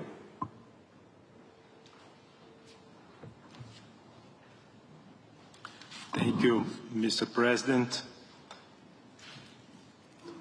We thank once again the constructive engagement of our fellow delegates over the past 2 weeks here in Glasgow. Today is a key day when we have the opportunity to shift gears towards implementation mode of the Paris Agreement, of all the Paris Agreement. Brazil arrived at this COP ready for more. We updated our NDC to reflect the urgency that is required to address climate change, according to the best science we have from the IPCC. We have engaged intensely with our partners to build a common solution to our common challenge. Brazil is part of this effort and remains committed to this regime. We have therefore also high expectations, not only that others are able to do the same in their mitigation pledges, but also in their financial pledges, in accordance with the principle of common but differentiated responsibilities, which is enshrined in the UNFCCC that was born in Brazil almost 30 years ago. We need also to conclude the rule book if we wish to have enhanced action being undertaken. The word of NDCs is still not the word of 1.5 degrees. We need additional action in a way that delivers the results we want, the way we want, and the way we need. Article 6, in that sense, has an important role to play in complementing public action, and we expect it to fulfill its mandate within the Paris Agreement in a way that is transparent, inclusive, and mindful of national circumstances, different national circumstances. We do not want small climate clubs. We want a big community that shares our concerns and willingness to move ahead. Brazil has been working to bridge extreme positions to unlock the full potential of cooperative approaches under Article 6. We have spent the past years and months refining our understanding and discussing the elements that would allow not only for different concerns to be accommodated, but also for the instruments under Article 6 to be promptly implemented in a way that can generate trust to all interested stakeholders that they are welcome to contribute in the efforts against climate change in a trustworthy manner. We are almost there, but we are not there yet. We are concerned that the latest texts still have two packages of options. One will not lead us where we want to. One can provide for a clear-cut process to implement Article 6 as fast as possible, ensuring environmental integrity and increasing ambition, and the other won't. We support, once again, package based on the options A in the latest draft texts to be the basis of the operation of cooperative approaches in the near future. We also support that both instruments under Article 6 can contribute substantively to adaptation finance. We urge our partners to work with us to land this and start implementing the Paris Agreement in full. Thank you very much, Mr. President. Thank you, Brazil, for your intervention. I now give the floor to Tuvalu. Tuvalu, you have the floor. Thank you, Mr. President. I join others in commending your leadership over the past 2 weeks. Getting to Glasgow, like many of us in this hall, had been a long, difficult, challenging journey, especially coming from Tuvalu, which is across the globe from Glasgow. However, my Prime Minister and I accepted the invitation to come to Glasgow because we had high hopes. We had high optimism that Glasgow will be the defining COP, that Glasgow will deliver action on our fight against climate change.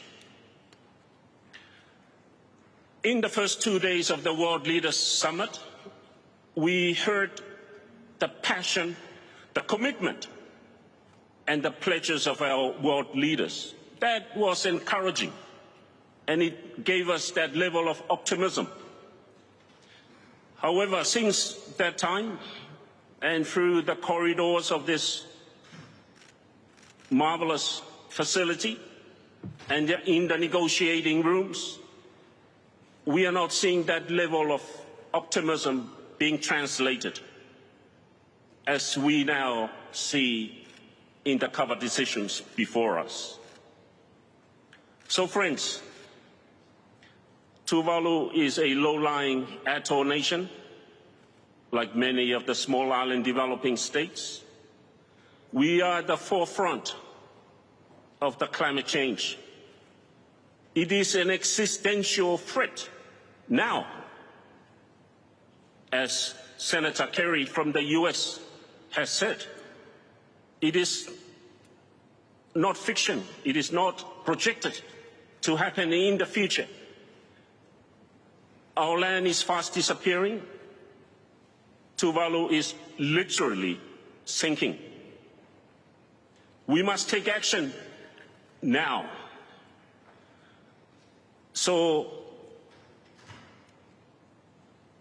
across the thematic areas in mitigation, adaptation, and climate finance, we would like to propose stronger language to raise the level of ambition.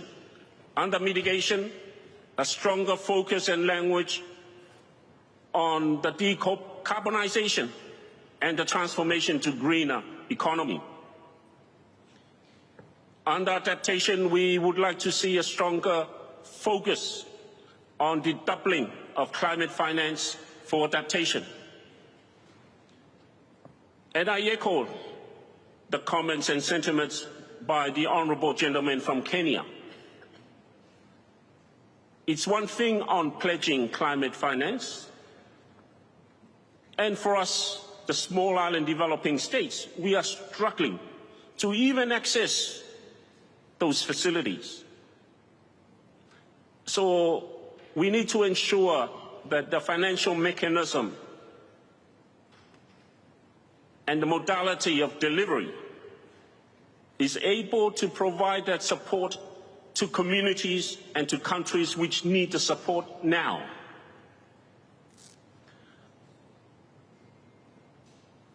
Under loss and damage, we are encouraged by the recognition of the slow onset events, which for us is critical to getting that support to protect our land and our islands and our culture and our identity from disappearing from Earth. But we would like a stronger language under loss and damage for a dedicated financing facility. And I am encouraged by the comments made earlier this afternoon from Canada, Norway, European Union about a stronger focus on loss and damage. But that is not translated into the cover decision. That's the sad part of it. So I urge, friends, we need to deliver and take action now.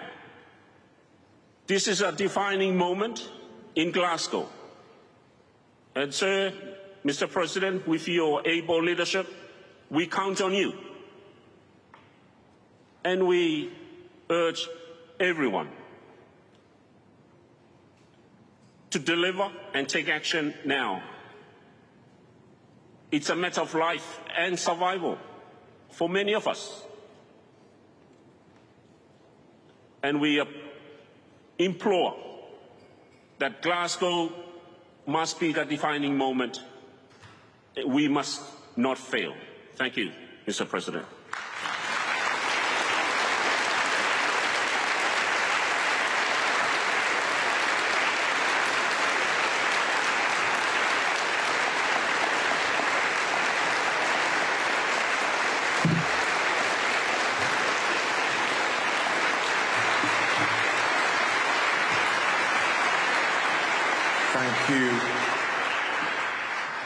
Thank you to Tuvalu for that intervention. I now give the floor to Ecuador. Ecuador, you have the floor. Thank you. Thank you, Mr. President. Very hard to come after these moving interventions. In any case, I join others in commending you, first of all, for your leadership, your team, your regional ambassadors, your chief negotiator, the secretariat, and of course the ministers that have been acting as facilitators during these last days. The new version indeed is much better. Our statement to the world, as has been said, is reflected on one COP26 draft and the cover decisions, the other two cover decisions. And on that, we think it is indeed a very much improved text that we can work with. Just some reflections on how to shape till the end of these last hours that we have ahead of us and deliver what the world is expecting from us. In that regard, for a country like Ecuador, responsible for only 0.16% of the global emissions, the reference that you introduced very clearly in the beginning of the text of the COP26 to multilateralism is fundamental for us. The multilateralism needs to be reinvigorated, and COVID-19 showed that we need. This is the only way for us to overcome global challenges, global threats such as the one of climate change. But that multilateralism is needed not only to achieve certain goals, to achieve certain purposes, targets, but in this case we have an architecture already built for so many years, and we have to respect and avoid rewriting, but on the contrary, use that multilateralism to accelerate the implementation of the Convention, with the Paris Agreement on the basis of its principles and objectives, including, of course, CBDR in the context of sustainable development and the efforts to eradicate poverty. We also commend you for having introduced in the preamble part of that cover decision, there were clear references to Para 11 of the Paris Agreement, particularly human rights, rights of health, rights of indigenous peoples. migrants, children, persons with disabilities, and people in vulnerable situations in general. We also welcome very much the interlinkage that you introduced to the global crisis between climate change and biodiversity loss, the importance of ensuring the integrity of all ecosystems, including forests, ocean, and the protection of biodiversity, and the recognition that some of our countries, we do, in our case, including at the constitutional level, to the Mother Earth and the rights of nature. We also know the importance of some of the concept of climate justice. Going to the specifics on finance, we welcome some of the improvements in the language, but we still believe, particularly in adaptation finance, that an improvement could be done to have a specific reference to double adaptation finance with the aim to ensuring a balance between mitigation and adaptation. On mitigation, we think also it's very important that there are some clear references to linked the accelerated action this decade on the basis of the best available science, and also to reflect CBDR, respective capabilities, and the context of sustainable development and efforts to eradicate poverty. Nevertheless, the same context should be introduced when we talk about the 1.5 goal and the actions that are required in that regard. And vision is needed, and it has been said very clearly by many, not only on action in terms of mitigation, but also in action in terms of adaptation, and of course in support regarding finance, technology transfer, and capacity building. On finance, in general, we also think it's very important the references to the gap in the global goal of 100 billion per year, but we're certainly not comfortable with the linkage between the urge to develop countries to fulfill that promise through 2025. There is a gap, and if we all recognize that there is a gap, then the goal should be to deliver on that goal as soon as possible, as it was said in the informals, the day, if not the day after that, and if not the day after that, not through 2025 or until 2025, that will be even worse. Nevertheless, very important references, and we welcome that, specifically to SDRs as another channel to provide mobilization of concessional financial resources and other forms of support. Loss and damage, the different statements from colleagues from AOSIS, LDCs, and other ministers have said very clearly that we need to support the proposal that has been made by the G77 and China. Last night we stayed until very late, hoping to have a final agreement, and we were very, very disappointed to hear some attempts to change or transfer the responsibility to respond to the needs on finance for loss and damage towards humanitarian aid or charity institutions, international institutions. Finally, on the collaboration, we very much welcome the references to oceans and climate change action. This is very much in line with a commitment or an announcement that our head of state had the honor to make here during the first day of COP regarding the establishment of a new marine reserve area in the Galapagos, and also the adoption of a joint declaration of a biological marine corridor with Colombia, Costa Rica, and Panama. That shows already that we came here not only to recognize that linkage, but to provide some concrete options, alternatives, and measures to enhance the responses to both climate change and biodiversity. We finally have some special recognition to the references to youth, gender, and the human rights and rights of indigenous peoples. We join the call that is in paragraph 56 to everyone, to all the parties and all stakeholders to engage in the second three-year work plan of the local communities and indigenous people platform 2022 and 2024 that we humbly had the honor to contribute as part of the facilitated working group. Article 6, outside of the COVID decision, for us needs to deliver on the system that allows everyone to provide a robust enhance action to implement the NDCs and enhance their climate action. However, those mechanisms, the rules and MPGs for those mechanisms have to allow the participation of all the countries.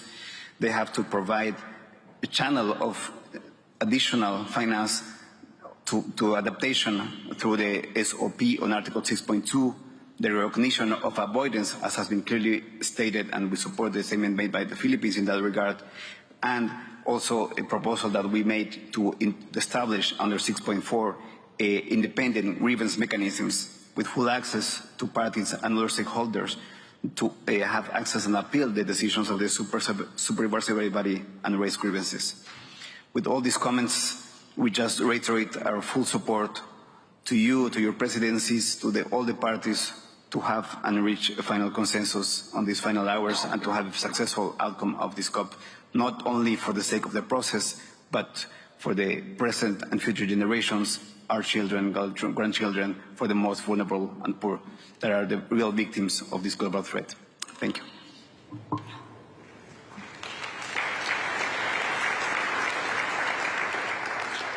Thank you, Ecuador, for that intervention. I now call on Mexico. Mexico, you have the floor. Thank you, Mr. President. I have the honor to speak on behalf of the Environmental Integrity Group, comprising Georgia, Liechtenstein, Mexico, Monaco, the Republic of Korea, and Switzerland. From the outset, we stated that our success at this COP will be measured by the strength of our outcomes in 3 areas: rules, finance, and ambition. So the cover decision must send a strong signal for ambitious action on mitigation, adaptation, and the means of implementation. But the current draft does not live up to our expectations. Let me highlight a few elements. The statement should highlight the importance of science. Science has to be the basis of our work and provide the orientation where we have to go. We need to better understand their interlinkages with nature, oceans, the blue planet, and tipping points, critical information to our decision-making process. The language of long-term strategies should be stronger, consistent with the 1.5 target. Moreover, countries should explain how their NDCs are in line with 1.5 or how they will bring their NDCs in line with that objective. Thus, the work program should have a clear and strong mandate to focus on 1.5. We need to emphasize the urgency to scale up adaptation action to enhance adaptive capacity and reduce vulnerability to climate change. Public finance is central to guaranteeing the means of implementation for ambitious climate action, but private finance also plays a critical role, and we must provide the right incentives. Effective climate policy is central to protecting human rights, and the protection of human rights is central for effective climate policy. As many other parties have already mentioned, we must ensure that all climate action respects, promotes, and takes into consideration human rights, gender equality, indigenous peoples' rights, and intergenerational equity. No voice should be left unheard. And finally, climate change is about the future of today's youth. Therefore, we should establish an annual Youth Climate Forum to enrich our views. Thank you very much, Mr. President.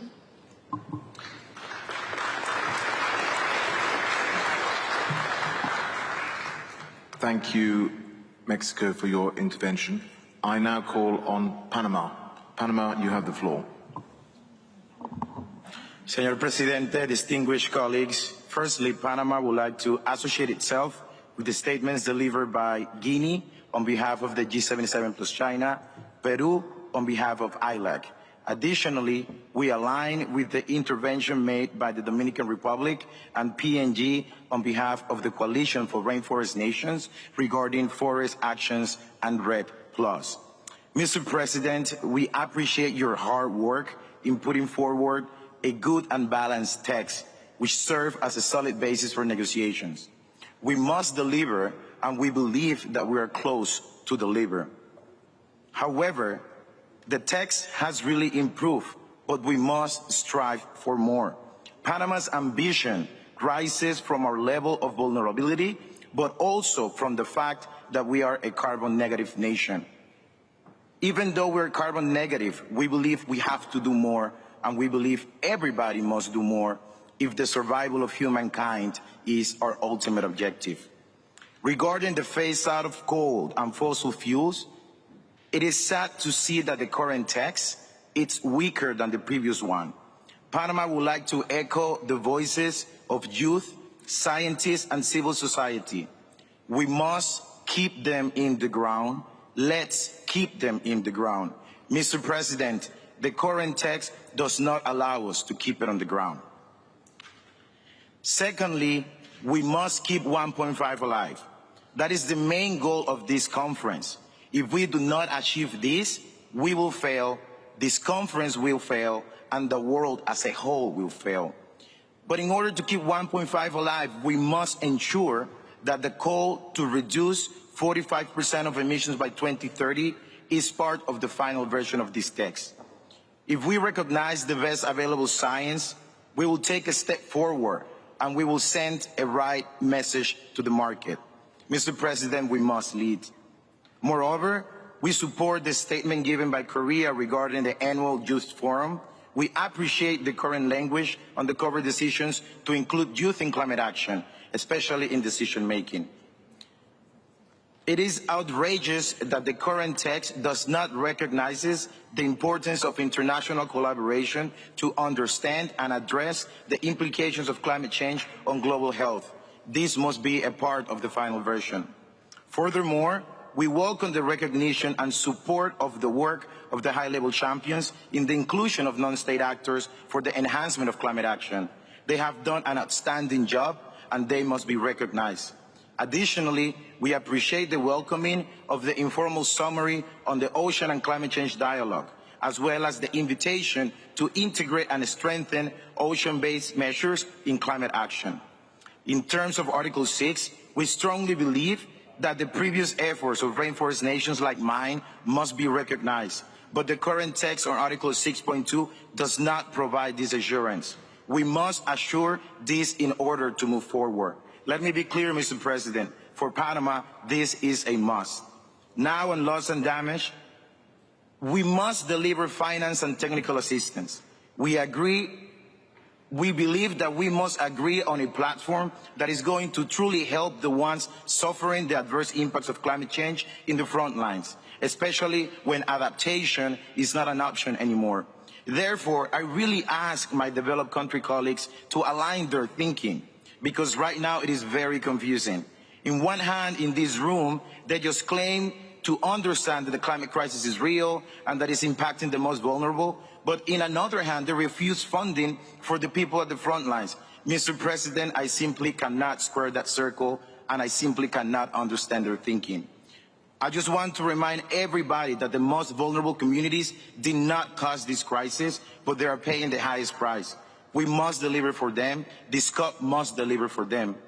Dear President, everything that we're asking for was already agreed by all of us in 1992. Well, I guess it was agreed by you and all my colleagues because my negotiators and I were not even around. I want to remind this room that the average age of the Panamanian negotiator at this COP is 29 years old, and 65% of our negotiators are young, impressive, and capable women. I guess what I'm trying to say is that our demands are fully in line with the objective of the convention, which seeks to stabilize greenhouse gas emissions in the atmosphere. But we have double emissions in the past 30 years, and the least responsible are suffering. Colleagues, all we're asking you to do is to keep your promises and own your responsibilities on setting this crisis in motion. Nothing less, nothing more. Mr. President, in 2015, we had a magical moment in Paris. The agreement is all about raising the bar to deliver for our current and future generations. All Panama is asking you, your team, and our colleagues is to keep that magic alive. Leaders do not settle for anything less than 1.5. Leaders defend people and biodiversity above profits and politics. Leaders present pledges that actually get us to real zero. Leaders bring youth from all genders, indigenous peoples, and the most marginalized communities to the tables where their future is being negotiated, just as Panama has done. Leaders see the response of COVID-19 as the single greatest generational opportunity for climate action and economic justice. Mr. President, 1.5 is not a choice. It is a necessity. It is a moral obligation. It is a lifeline. And in order to do that, fossil fuels must be kept in the ground. So, Mr. President, let's keep them in the ground. Thank you very much.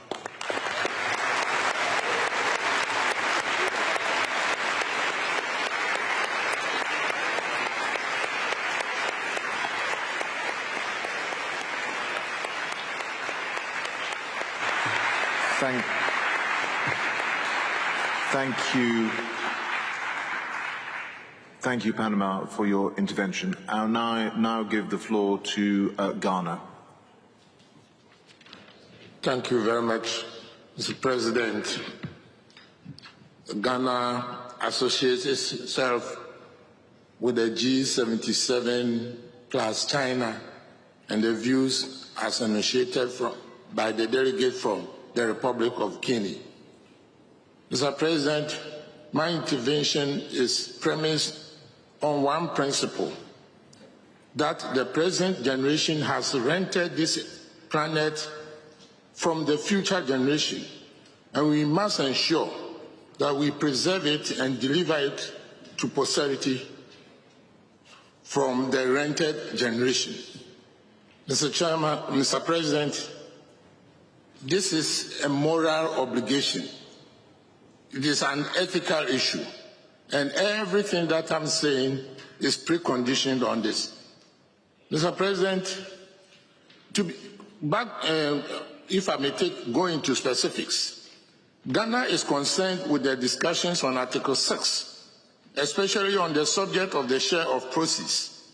This is critical for Ghana to enable us trade in the needed support for implementation of our updated NDCs. Mr. President, a clear roadmap for delivery of adaptation goal is critical to enable countries like Ghana to cope with the shocks of climate change. Mr. President, finance is very, very critical here, and developed countries must be seen to be making good on their pledges.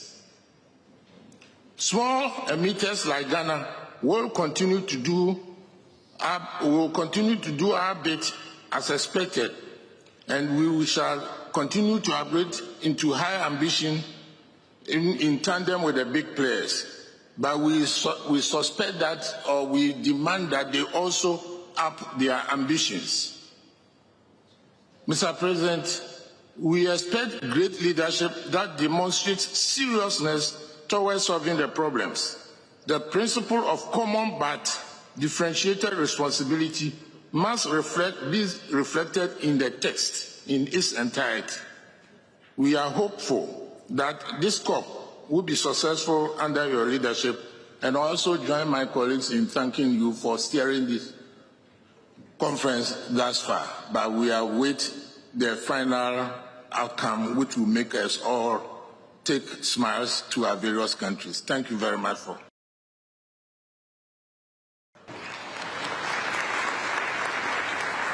Thank you, Ghana, for that intervention. I now call Nicaragua to the floor. Nicaragua, you have the floor. Mr. President, our speaker is coming back in a second. We would appreciate if he can talk after the next country, please. Of course. I give the floor to the Maldives. Thank you, Mr. President. Excellencies, the Maldives has fully supports the statements made by EOSIS, and I also echo the sentiments made by my colleague from Tuvalu. We have spent over 2 weeks in Glasgow to discuss ways to resolve the climate crisis. Me and my small delegation from the Maldives have sat in rooms listening to disagreements on commas, full stops, and words. For small island states, these are debates on the words to describe how quickly we will succumb to the climate emergency.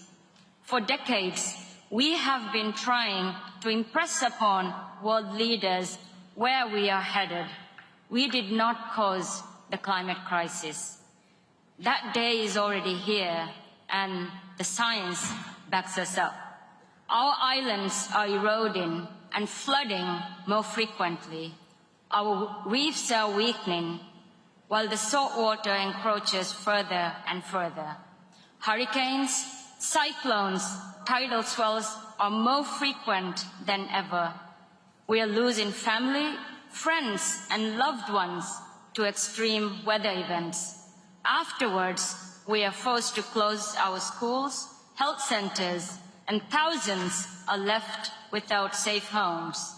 The impact of the climate crisis is very real on our development, our well-being, and our ability to envision a future in our homes. It affects our security.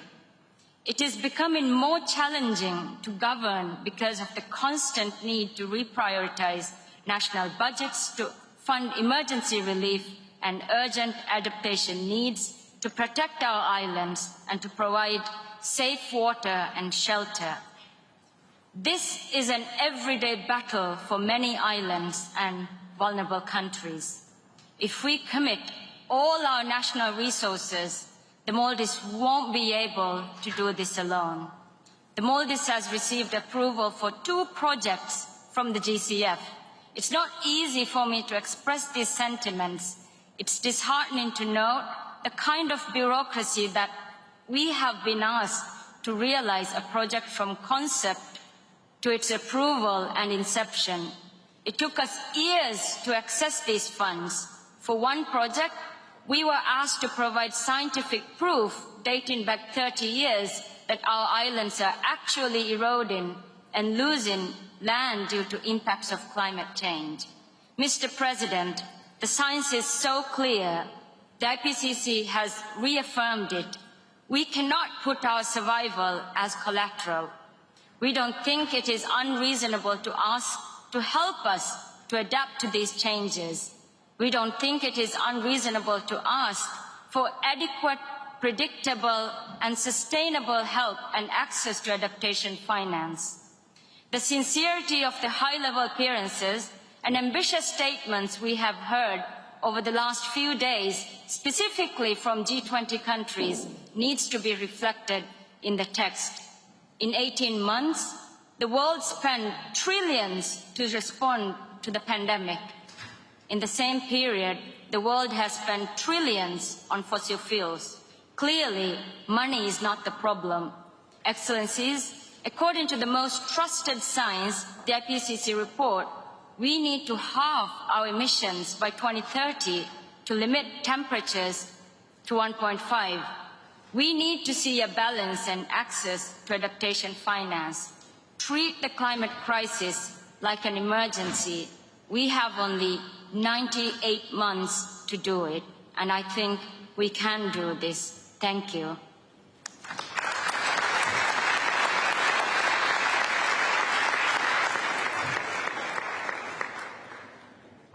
Thank you, Maldives, for your intervention. I now give the floor to the Democratic Republic of Congo.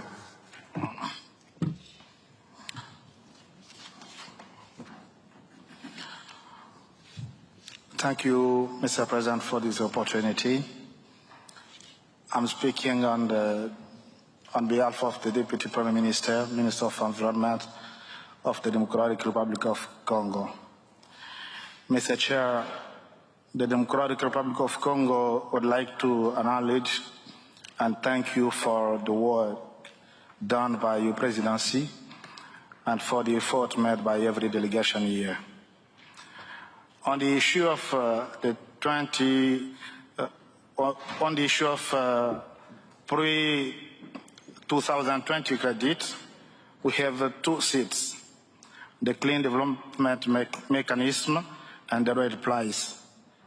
Following the Paris Agreement, red price credits have been issued and the COP approved the effective measurement reporting and verification modality. Reference emission levels have been defined and safeguard guidance maintained. Mr. Chair, we can't have a situation where robust replies to credits and work done for many years by Red Plus countries are not recognized.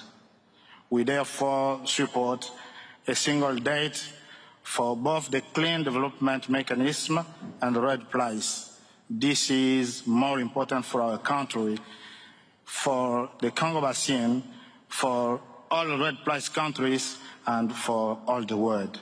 Thank you very much, Mr. President.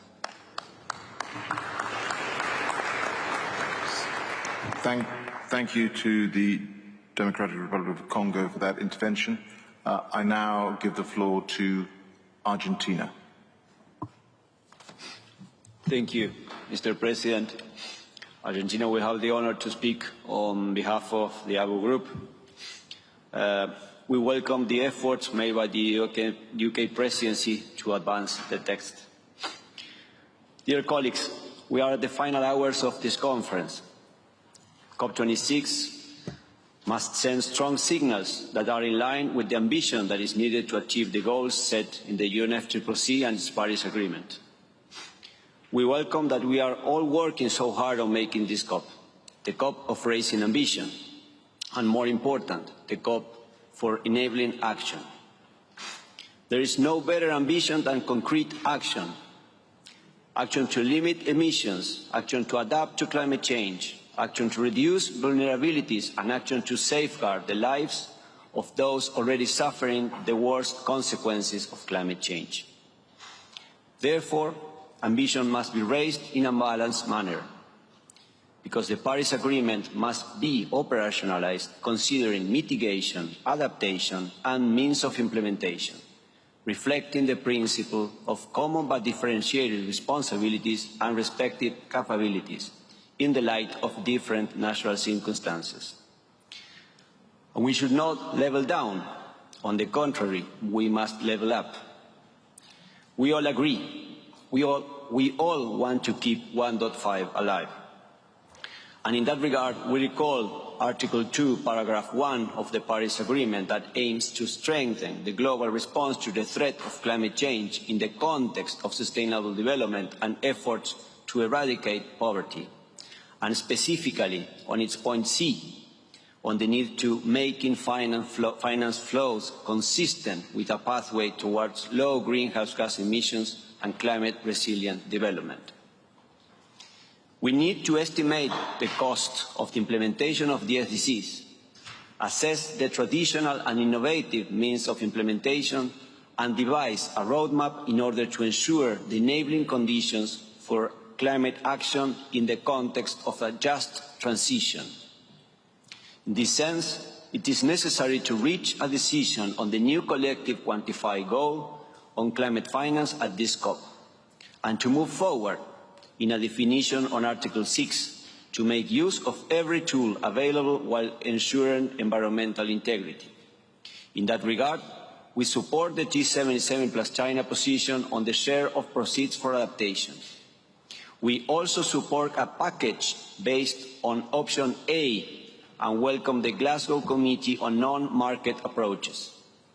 We look forward to a resolution today for all pending issues on this matter, which has been open for 6 years now. We are disappointed with the fact that many of our concerns and the concerns of many other developing countries were not considered in the COVID decision.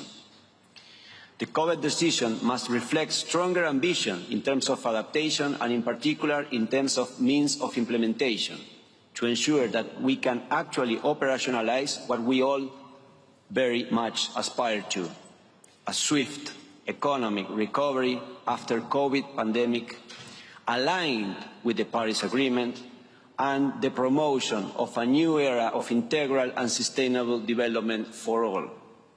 We are all suffering the consequences of climate change. We are all vulnerable to climate change, and we need solutions that fit all. We should not repeat the same mistakes as in Copenhagen.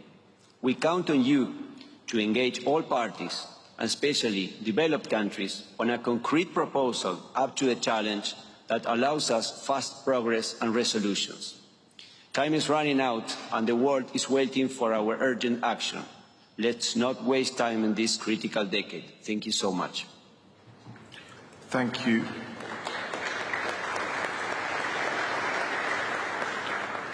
Thank you, Argentina, for that intervention. I'll now give the floor to Nicaragua. Thank you, Mr. Chair. Thank you very much for your comprehension. For the time, will be very brief. Mr. Chair, Nicaragua recognizes your excellent work and efforts. Many things about that. We want to be very frank and very direct. Adaptation is insufficient to address with the impact and effect that the climate crisis. In this regard, we need to put loss and damage in the same level on adaptation and mitigation through the workshop and Santiago network. I will to say again, is very emphasizing again, we need put loss and damage in the same level and adaptation and mitigation. I thank Mr. President. Thank you, Nicaragua, for your intervention. The final party to speak will be Grenada. Grenada, you have the floor. Thank you, Mr. President. I wish to start by thanking you and your team for your tireless work over these past days, weeks, and months. Grenada associates itself with a statement from AOSIS. Mr. President, I've had the benefit of sitting in the facilitation rooms here in all the groups and many parties over many, many hours, talking of our collective priorities around ambition. What we see before us now in the text reflects the desire for ambition and a balanced outcome, and it supports the elements we need to see to keep 1.5 alive. But the text we have before us is the bare minimum, the bare minimum. If we reduce any element of the mitigation text, we can say goodbye to keeping 1.5 alive. Importantly, the text recognizes that we have no time to waste, that our work on ratcheting up ambition continues immediately. This is the critical decade, but to get where we need in 2030, the next 12 months are crucial. We need to further strengthen our 2030 targets next year in 2022, so that we're in line with 1.5 and with the pathway to net zero. There has been some opposition to compromise cover decision text drawn from G20 declaration language. This text provides good solutions to finding balance in the text. I strongly urge parties to accept this text as a way forward. We've heard the importance of delivering on the three pillars of ambition, mitigation, adaptation, and finance. If mitigation is the marathon, adaptation is the sprint. We need adaptation finance to be scaled up urgently and made more accessible and predictable. The language in paragraph 18 of the CMA cover decision on doubling adaptation finance and moving towards a balance is a critical step forward. We warmly welcome the language on special drawing rights and the opportunity that this presents. This has the potential to bring additional finance flows to support the climate agenda for vulnerable countries. It provides a creative and doable solution that, if supported by donors and institutions, can move the finance needle. Key elements of the Paris Agreement rulebook remain in the balance. Finalization of the Paris rulebook must support and not undermine keeping 1.5 within reach. Under Article 6, we must move beyond offsetting. OMG must be applied through a mandatory cancellation at issuance with a substantial cancellation rate. On loss and damage, the text is underdone. We need to see more out of this COP than what is in what is in the text currently in the Santiago network and a workshop. The workshop should at least be a work programme. We need stronger language. We also need to take bolder steps forward here and now for new and additional finance for addressing loss and damage. Finally, Grenada supports the references to oceans and calls for the reinstatement of the references to nature-based solutions. The linkage between climate change and biodiversity is imperative. Colleagues, the world is watching and expects us to do the right thing. And that is to close this COP with a truly ambitious outcome which keeps 1.5 alive. We cannot let them down. This is our last real chance.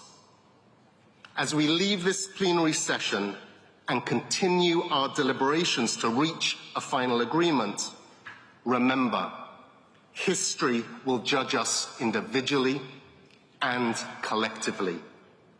Let us all deliver on keeping 1.5 alive. I thank you.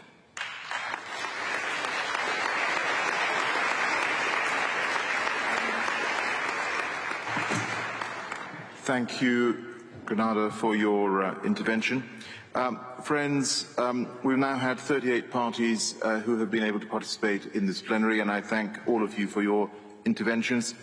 My team and I have taken careful note of the comments and the proposals, and of course we will continue to engage extensively with you over the course of today.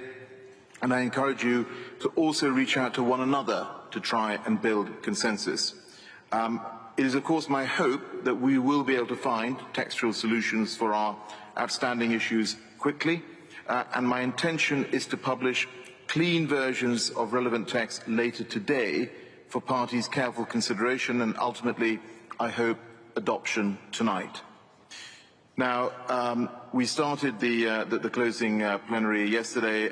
Part 2 of that will recommence at 5:30 today to continue the process of adopting a number of the already concluded items whilst we continue our negotiations and try and resolve the outstanding issues. I just want to be absolutely clear at 5:30. We will not be considering the cover decision and all the text put out this morning. We will continue to discuss those. But we will then meet again for another informal stock-taking plenary later tonight on these broader set of outcomes that we have been discussing this afternoon. The time for this plenary will be announced later today, and I assure you that sufficient notice will be given to everyone. So friends, we need to all get back to work. Let us drive progress and forge consensus, and as so many of you have said, the eyes of the world are on us. Thank you. I close this plenary. The concluding remarks there from the COP26 President Alok Sharma, a very important stock-taking session there, hearing. It was only supposed to be 90 minutes, incidentally, ended up running more than 3 hours. So he started off the session summarising where negotiations stood with just hours still to go until the scheduled end of the conference. He did just conclude that, though, by saying that there would be a further stock-taking session that will take place this evening at a time that has not yet been released, but saying that all parties will have sufficient notice of that. The purpose of this session was really to hear from representatives from countries. We heard from 38 different countries there, offering their responses to the latest near final draft agreement that was released this morning. There were some passionate pleas for action and a strengthening of language in some key areas, particularly came up time and time again concerning loss and damage, some particularly poignant depositions really from some of the island countries, the Marshall Islands, for example, saying 1.5 is not negotiable. The safety of my children and yours hangs in the balance. Let's go live now to our climate change correspondent, Hannah Thomas-Peter, who is outside that plenary for us. Hannah, I know you spoke to Alok Sharma on his way into that. What's your analysis of what we heard? Well, Alok Sharma is certainly a man under pressure. Boris Johnson hasn't arrived here to support him through these final moments. The UK's view is very much that Alok Sharma is the man driving home this process, and he knows that there are some big problems still left to solve, however momentous the occasion. And we heard a little bit from 38 different countries there about their positions on some of them, and I think it's still true that there are big problems with the finance aspect of this agreement. Developing nations feel like they're being underserved, particularly on adaptation measures, although it seems to me from conversations with people on the ground here in the corridors that the adaptation section, that's the amount of money available for people to cope with the changes that are already locked in as a result of global warming, that paragraph is sort of inching towards conclusion. The most surprising element of the agreement text, which is not finalised yet but is still being worked on, is this language around fossil fuels and a promise to phase out unabated coal and inefficient fossil fuel subsidies. I think there was a real view that that language was going to disappear overnight, and we all woke up this morning. I'm just looking over my shoulder because all of the dignitaries and delegations are leaving now to see if we can catch any of them. There was a real view that some of that fossil fuel language would be weakened beyond all recognition or disappeared entirely, but it's still alive this morning, which was a real surprise. And I think there is now actually a hope that it will remain, particularly after pressure from the EU and others who have said that it must in order to be credible in the eyes of the public and to keep 1.5 within reach. There is some real wrangling still to be done, just checking my notes from the conversations I've had this morning on the issue of loss and damage. That is payments, really, to countries who've had loss and suffered loss and damage as a result of climate change. Often those countries, of course, have done the least to cause the climate crisis and are suffering the most. Certainly not there yet on loss and damage in terms of the negotiations. And the interesting other bit that I would just flag is that some nations spoke about this enhanced timing. So the existing agreement has a paragraph in it which encourages nations to come back by the end of next year with more ambition for reducing carbon emissions. Now, China said in its statement that it needed time and space and wanted to be left alone to come up with better targets and ambitions.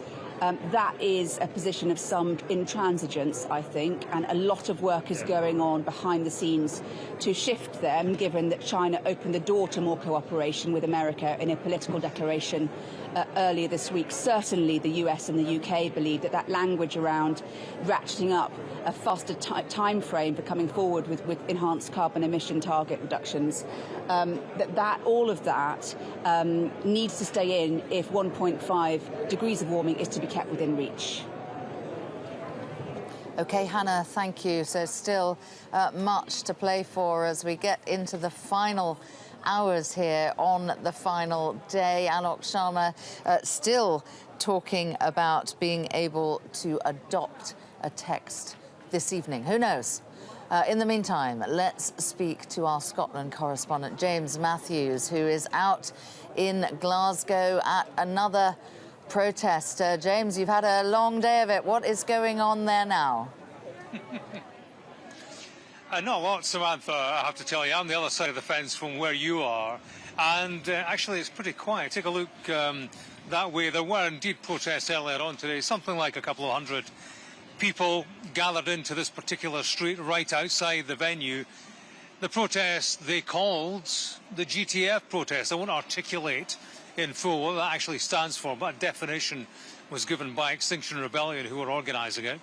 I'll read you a couple of sentences from their Facebook trail for that protest. COP26 has failed from start to finish, they said. We are not surprised. It was designed to fail so that our leaders could greenwash climate solutions and avoid serious action. Their greed and cynicism has destroyed our future. And that's Extinction Rebellion Scotland speaking there. I have to say, gauging the opinion around here, actually for the last 2 weeks, and particularly today, that resonates amongst most of the campaigners, protesters who have gathered here. They don't like what they have heard from inside. They didn't start out with big expectations, and there's a distinct lack of enthusiasm for conclusions thus far. Let me just show you the line of police who are outside the turnstile entrances to the COP venue. An increase in police presence, I'd say, at the actual turnstiles, because earlier on we had a bit of a flurry of action. Two individuals, two protesters, actually scaled that barrier and were on top and had to be pulled down by police. So two of them were arrested, taken away in police vehicles in, untidy scenes, I suppose they always are. The two of them taken into police vans, pursued by other protesters who were objecting to the way the police were handling them. All seemed a fairly routine arrest to me, I'm bound to say. There's a squinty bridge in Glasgow, the sun coming down. Over there to the right, of course, is where you are, Samantha, the venue itself, which is going into overtime. I'm going to try and have a chat with somebody who might be familiar to Sky News viewers. We've seen something offered in the past couple of weeks, because she and others came on a pilgrimage from London to Glasgow, 500 miles. They walked with hope in their hearts. Melanie Nazareth. Melanie, hi.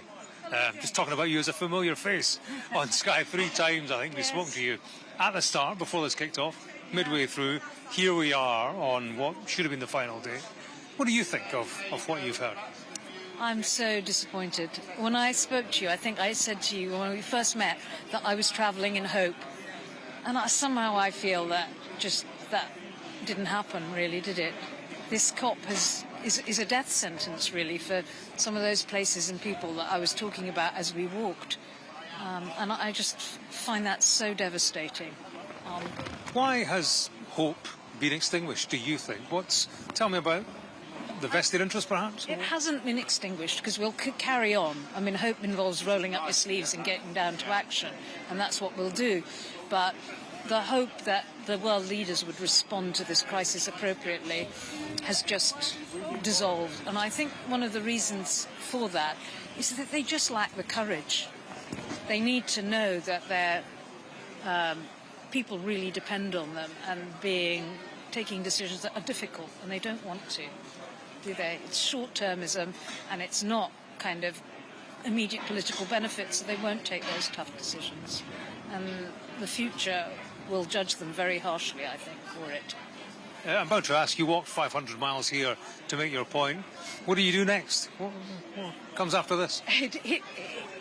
Sort of having a rest and processing it all and then thinking about it. I think, actually, we really need to go into communities. We need to talk about what the impact of this is and ask people how they think we can really change this narrative. People across the UK, we need to think about what we're doing. Melanie Nazareth, always a pleasure. Thank you very much. Let's just have a look at your banner. It says no faith in fossil fuels, because this is from Christian Climate Action. So when I spoke to you, I was Extinction Rebellion Faith Bridge, has Christian Climate Action, the activist group, in it, and this is our banner. All the colours of the political rainbow. Thank you, Melanie. Let's, if we've got time, let's just work our way along. You can see some of the banners that are here. There have been protesters out here every day representing, I think, a variety of political causes. Clearly, climate change has been at the heart of it all. And if we just swing left, let's have a chat with this gentleman here. Hello, sir. Hello. We're from Sky News. Hi. You're standing out here. Let's have a look at your banner. We are watching you. COP26. Slightly menacing. I feel threatened. But tell me, do you think they have felt threatened enough to make the changes that you wanted? I don't think they have. I think there's a lot of wheeling and dealing going there. I've spoken to a delegate on the train back to Edinburgh, and it's just business talking to business. That was the great thing. I'm disappointed, yes. Yeah. On the back of my rucksack, I've got the poster for the film The Day After Tomorrow. And that's where we're heading, really. That bad? I do believe it's that bad, yeah. Particularly where I experienced extreme weather last year. I was cut off by a landslide, and I live on a forestry track in Wales. And really, it's happening here? It's happening here, yes. And the flooding, yes. Yeah. And what next, do you think? What next? Politically, I think we're in a time of huge change. And I'm worried also about political instability and about political leaders taking their eye off the ball and giving excuses, you know, like the Russians looking at Ukraine, the Lukashenko pushing poor migrants to the borders of the EU. And I don't believe we have the quality or the calibre of politicians to take us out of this mess. Thanks very much indeed, sir. I appreciate that. Excuse me. Hi there. We're from Sky News. You're standing with a picture of the Earth on fire. Is that where we are? Yeah, it looks like it. I'm more worried about what's going to happen in Glasgow, because I was just saying to my friends here, it's such a poor city because of Westminster and the restrictions, the kind of global economy. I don't think we're going to be able to afford to implement changes. I don't think poor people in Glasgow are going to be able to really meet the challenge. So, yeah, independence for Scotland, and I think that might help a little bit. You're from Glasgow, yeah? Yeah. What do you think this has meant for the city? An event of considerable prestige. Yeah? What has it meant for the city? I don't know. I think it's just been... I think people are just really sad that the people here weren't able to actually come to an agreement. So I just think a lot of my friends are just really upset today, really angry. Yeah. Thanks very much indeed. Well, there you go. So, Matthew, you can gauge the frustration, the degree of upset and anger felt amongst the protesters out here at what they wanted, perhaps expected from in there, but, you know, it wasn't delivered. Hasn't been delivered yet. Thank you very much, giving us a good flavour of what is going on outside the conference centre. I'm joined now in the studio by Michael Jacobs. He is from Sheffield University, and he's also the lead of the COP20. Oh, beg your pardon. We've also got Milda here, who is the lead of the COP26 joint statement of the International Youth Organization. Very warm welcome to both of you. Michael, I know you've been with us for most of the day. Starting with you, Michael, hearing a lot of frustration and anger from people out on the streets, but you and I were having a quick chat just now, and you were saying, actually, you know, everybody has something they're not happy with, but generally speaking, it felt quite harmonious to you. But we shouldn't be surprised that people on the streets are not happy. This is about real people's lives in the real world. And we are a very long way from protecting the world from the worst ravages of climate change. And inside the conference, we're still, of course, wrangling about words, because that's all we have inside the conference hall.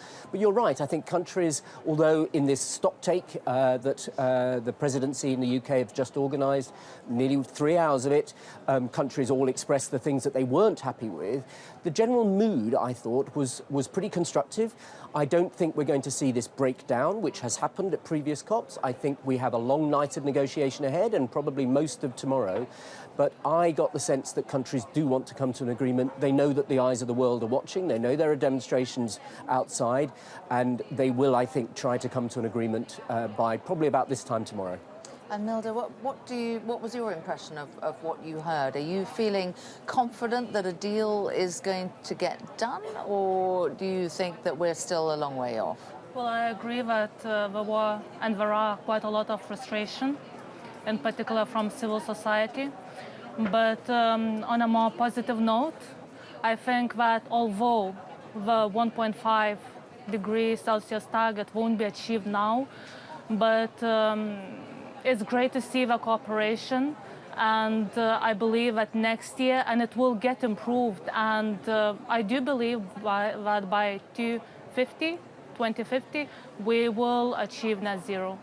2050, though, long way off, isn't it, Michael? But one of the things that is emerging, as people have already started to shift the focus away from Glasgow to Egypt next year, and talking about actually what they need to come to the table with next year. Is that positive, or does it really suggest that we haven't gone far enough Well, it's the most that this conference could do, because the thing that was difficult for people, I think, to understand about the conference was we were all saying, as we came to Glasgow, this is the one at which ambition must be raised.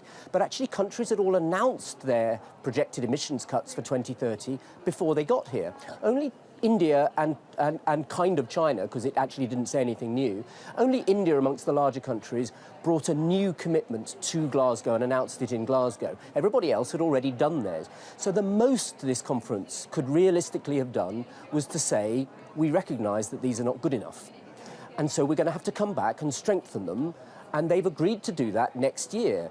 Now, that is more than I was expecting, to be perfectly honest. I thought countries would say, we'll allow countries to come back with new ones if they feel like it, and they haven't. This decision, if it stays in the text, and of course another 24 hours of negotiation, could still come out. If that stays, countries have accepted that they're not doing enough, and they've said we'll have to come back next year and strengthen them, which puts an enormous amount of pressure on the next year. Many countries have come here thinking that they've done as much as they can. You know, the UK has quite a strong target.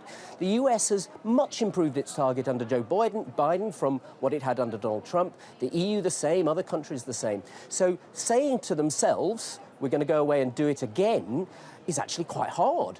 So this is going to be a really tricky year. And yes, now the focus is on next year to see whether they have met the 1.5 target, because of course they could come back next year and they've still not done enough. Yeah. So, you know, the question that the UK posed at the beginning of the conference was, is 1.5 degree, they want to keep 1.5 degrees alive.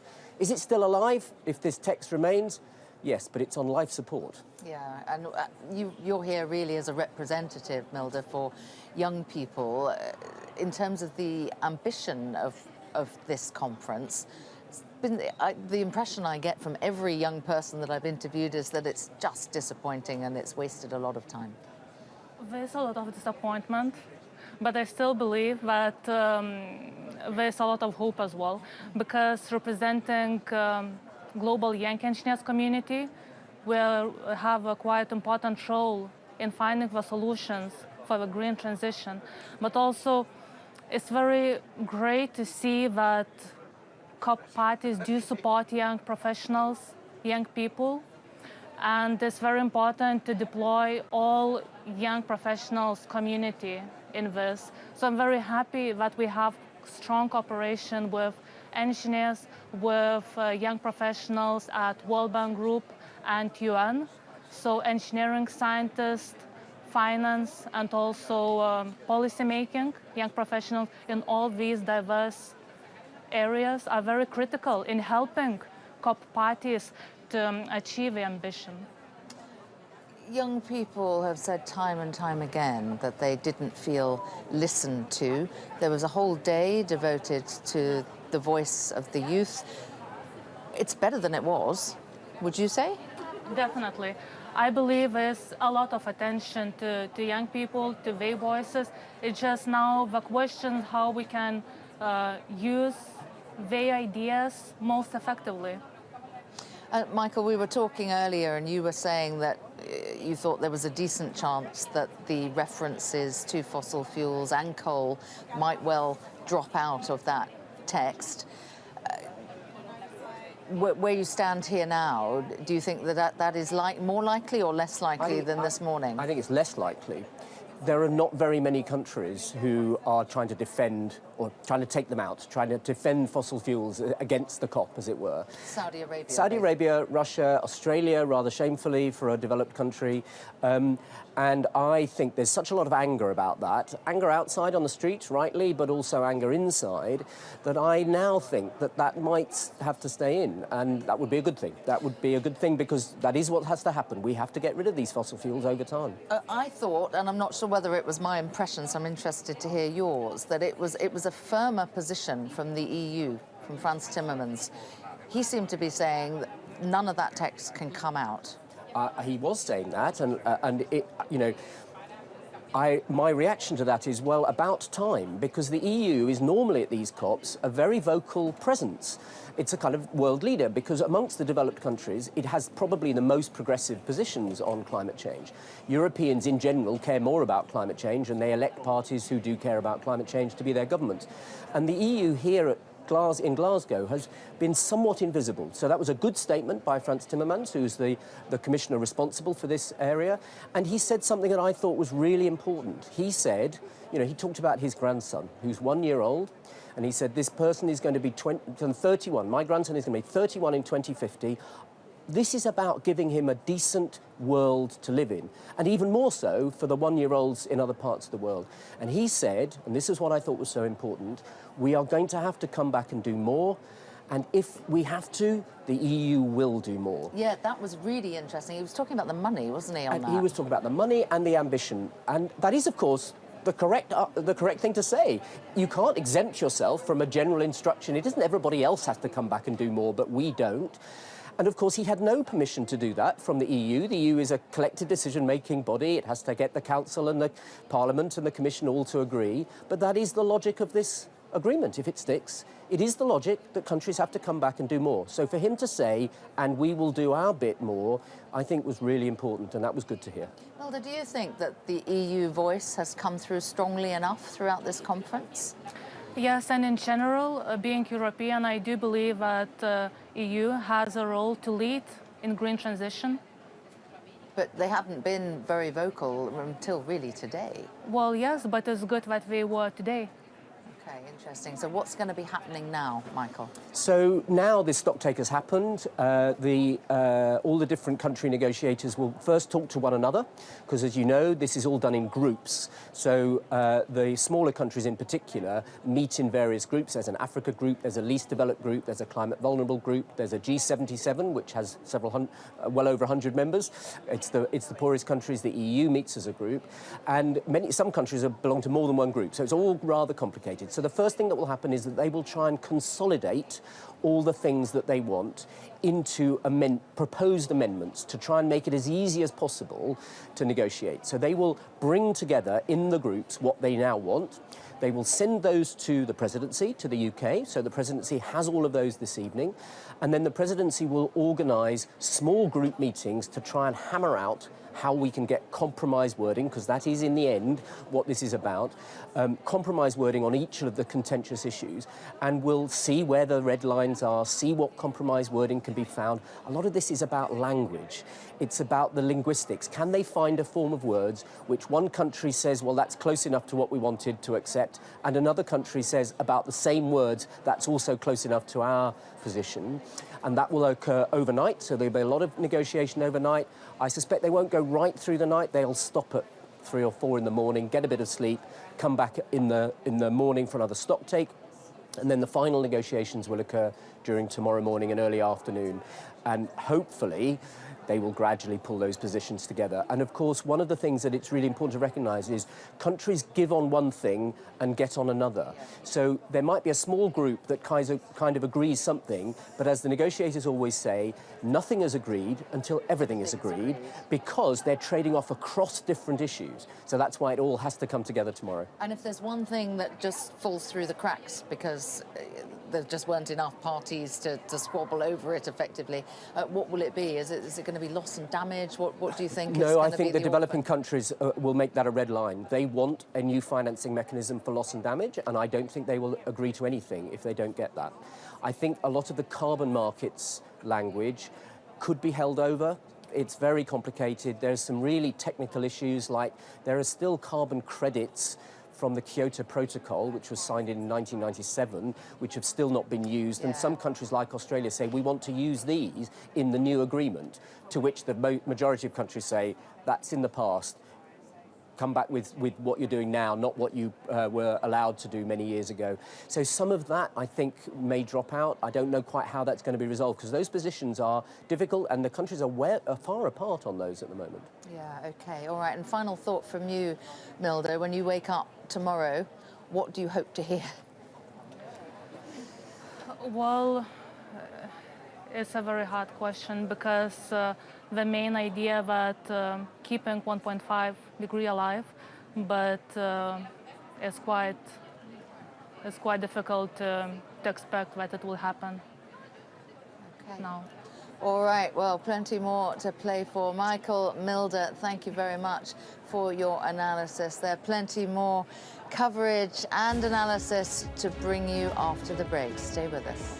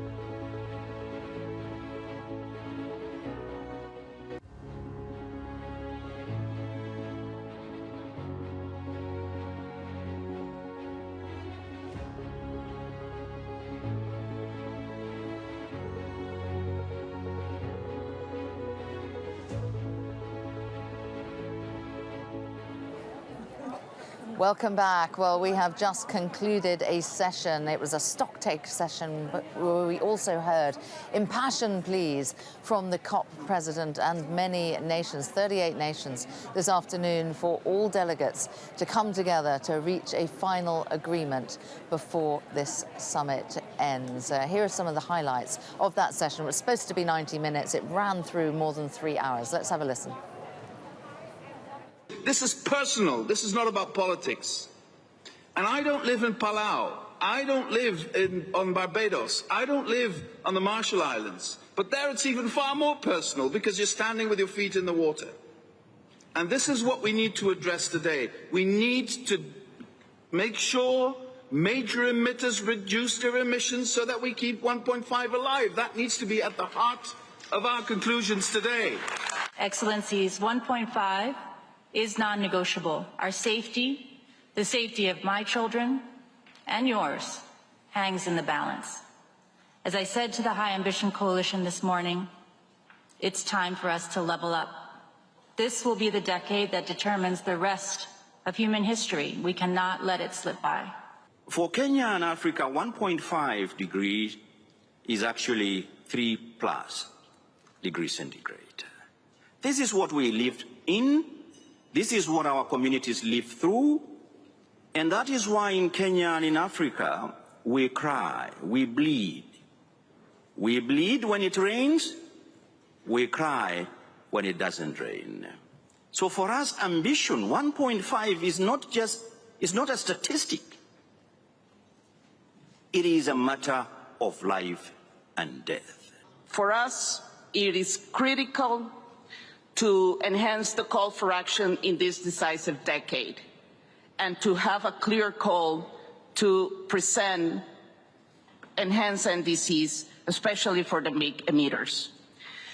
We understand that this is a systemic change in our economies, and for this reason, we also want clear languages on the need to eliminate all fossil fuel subsidies, not only the inefficient ones, and to accelerate the phase out of coal power. Many of you here, in one speech or another through the years, has said it's existential. And for many of you, it's not existential in the future, it's existential today. People are dying today. All around the world, the impacts are being felt today. And so we have to live up to the expectation of young people who don't want this place just to be a place of words. It has to be, in the next hours, a place of action. We are negotiating about our future. We are negotiating about our very existence. We call climate change an existential threat. So that should not really be negotiable. But yet we are spending time and effort to negotiate that particular aspect. And why are we negotiating? Is it just to keep the UNFCCC process functioning? It is just to keep the heart of UNFCCC ticking away? Or is it to deliver real change which science demands and which the future generation is always going to hold us accountable to? Now, deforestation in Brazil's Amazon rainforest hit the highest October level on record this year. Satellite data from National Space Research Agency, INPE, shows that about 339 square miles of forest were cleared last month. That is up 5% from October last year. Well, it comes after Brazil pledged at COP26 to end illegal deforestation by 2028. Now, that is 2 years earlier than its previous target. Well, joining me now in the studio is Leila Salazar-Lopez. She's Executive Director of the non-profit group Amazon Watch. Leila, really good to see you. From everything you have heard over these 2 weeks at COP26, is the Amazon in a better place or not? The Amazon is in a state of emergency, just like our climate. That's why we're here. That's why we came from our homes, and that's why there was the biggest delegation ever from the Amazon at a COP. Because the Amazon is on fire. The Amazon is facing the worst deforestation, the worst degradation. And the Amazon is at a tipping point.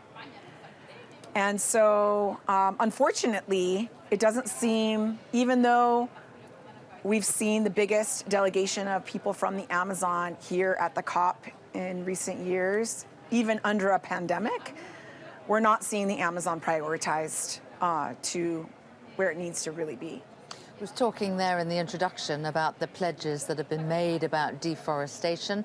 What do you make of them? They're not enough. They are not enough. The Amazon is at a tipping point of ecological collapse.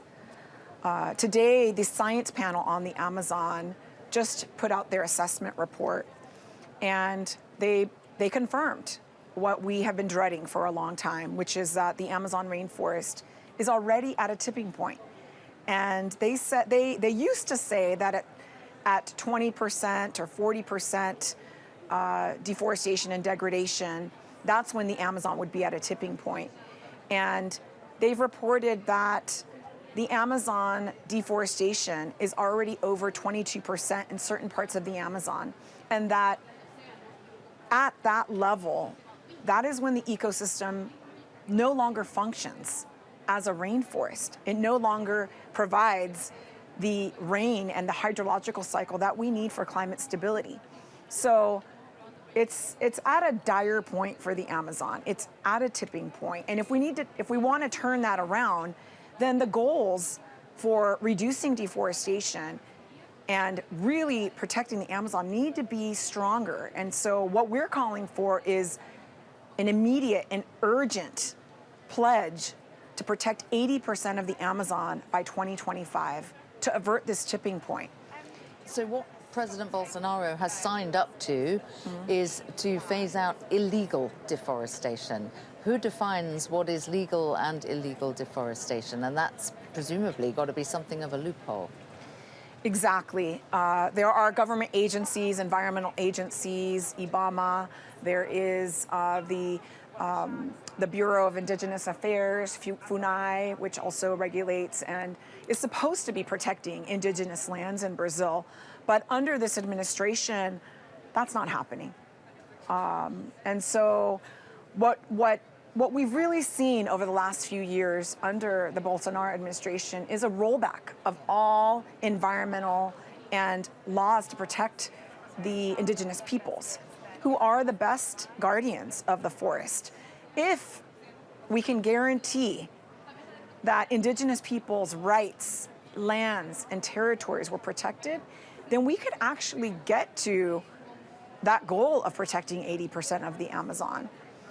But without that, we're not going to meet any of these goals. And so when we look at what's being discussed in the agreement right now, we're not seeing any discussion of, we're not seeing the Amazon mentioned. We're not seeing indigenous people's rights mentioned. And so we're in a very unfortunate scenario coming out of this COP. I mean, there's still a little bit of time left. We still have the end of the day, but what we really need to see in this agreement is a pledge to protect indigenous people's rights and are your territories. own delegates pushing hard enough, do you think? I mean, you talked there about Bolsonaro's policies rolling back the progress that had already been made. Maybe your delegates aren't negotiating hard enough. Well, it depends on who the delegates are, right? The delegates, the government delegates, are definitely not pushing hard enough. Not within those countries, are not pushing hard enough for the Amazon, are not pushing hard enough for Article 6 to include indigenous people's rights. We're talking about offsets and net zero commitments. We don't need net zero commitments. We need zero deforestation in the Amazon. Unless we make a pledge to zero deforestation, which is actually what the science panel announced today. We need zero deforestation. They didn't say legal or illegal. They said zero deforestation. And in other parts of the Amazon, because the Amazon is 9 countries, Brazil and another 8 countries. And in the western part of the Amazon, we need to also be talking about extraction. Oil extraction, mineral extraction. There are countries like Ecuador that are making commitments to reduce emissions, but they are continuing to expand extraction. Right. Just recently, the Ecuadorian government announced a doubling of oil production, a doubling of oil concessions in the Amazon. That's on indigenous people's lands. So we really are not going to get to where we need to be if we don't talk about if we don't talk about zero deforestation and a moratorium on any new extraction. Okay. Well, it feels a little bit like maybe the ship has sailed from Glasgow on that. Well, you know, I did wake up this morning with a little bit of hope, seeing the pledges from the countries like Norway and Sweden and Costa Rica committing to phasing out fossil fuels. And that's what we need many more countries to do. We are a part of a treaty called the Fossil Fuel Non-Proliferation Treaty. And we're calling for a phase out of fossil fuels. We're calling for exclusion of Amazon, exclusion of financing of Amazon crude, of Amazon oil and gas. And we need to do that just as we've done and we've committed in the Arctic, we need to do that for the Amazon. No more financing of this destruction, which is what is causing, if we really think about what is causing the primary cause of our fossil fuel the primary cause of our CO2 emissions That's are the fossil fuels. the fossil fuel industry, okay. but they're here in full force. All right, Leila Salazar Lopez, I hope that you wake up tomorrow with a positive surprise. But in the meantime, thank you for coming in to see us. Do stay with us. Plenty more coverage for you coming up here on Sky News Climate Live.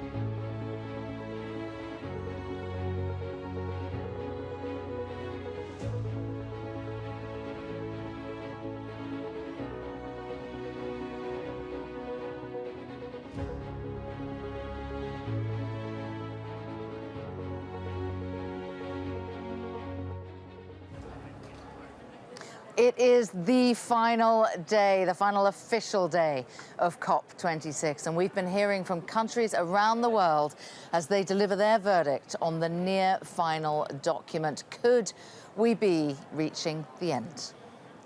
You're watching a dedicated channel. We are live for you here in the very heart of the conference. This is Sky News Climate Live.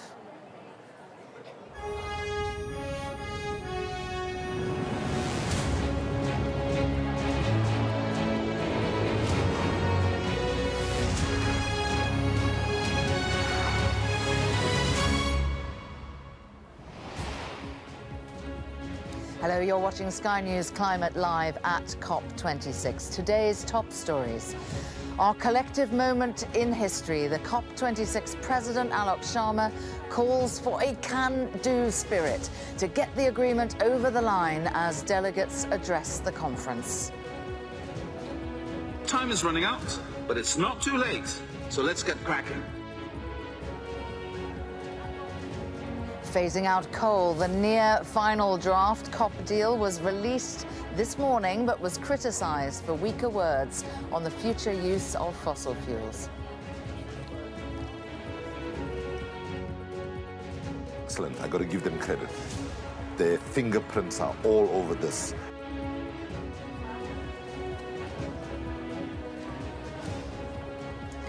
The People's Plenary protests erupt around the conference as we wait for the details of that final deal to be announced.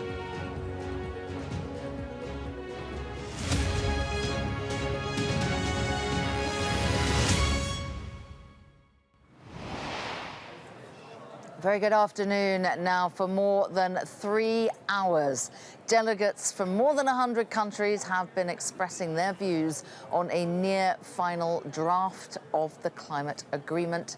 The COP26 President Alok Sharma opened the session here in Glasgow, saying negotiators have been working through the night because now is our collective moment in history. One by one, ministers from all around the world stress the importance of tackling climate change. But it's clear, it's abundantly clear, there are still some big areas of contention. So we do not yet have that final deal. This is our collective moment in history. This is our chance to forge a cleaner, healthier, more prosperous world. And this is our time to deliver on the high ambition set by our leaders at the start of this summit. We must rise to the occasion. You will know that at 6 p.m. yesterday, I was pleased to see that agreements that we have reached so far at this conference were adopted by consensus. And I do think this is a testament to the collegiate and constructive spirit of cooperation that I have witnessed throughout this COP, and I want to thank you.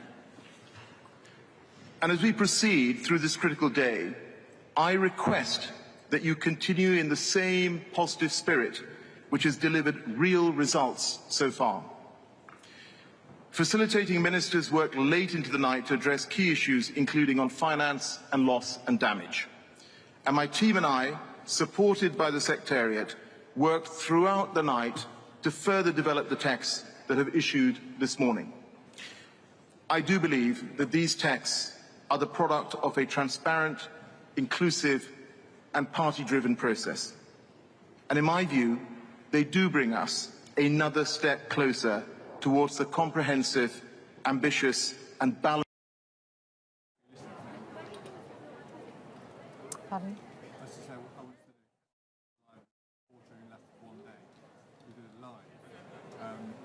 This is not about politics. And I don't live in Palau. I don't live on Barbados. I don't live on the Marshall Islands. But there it's even far more personal because you're standing with your feet in the water.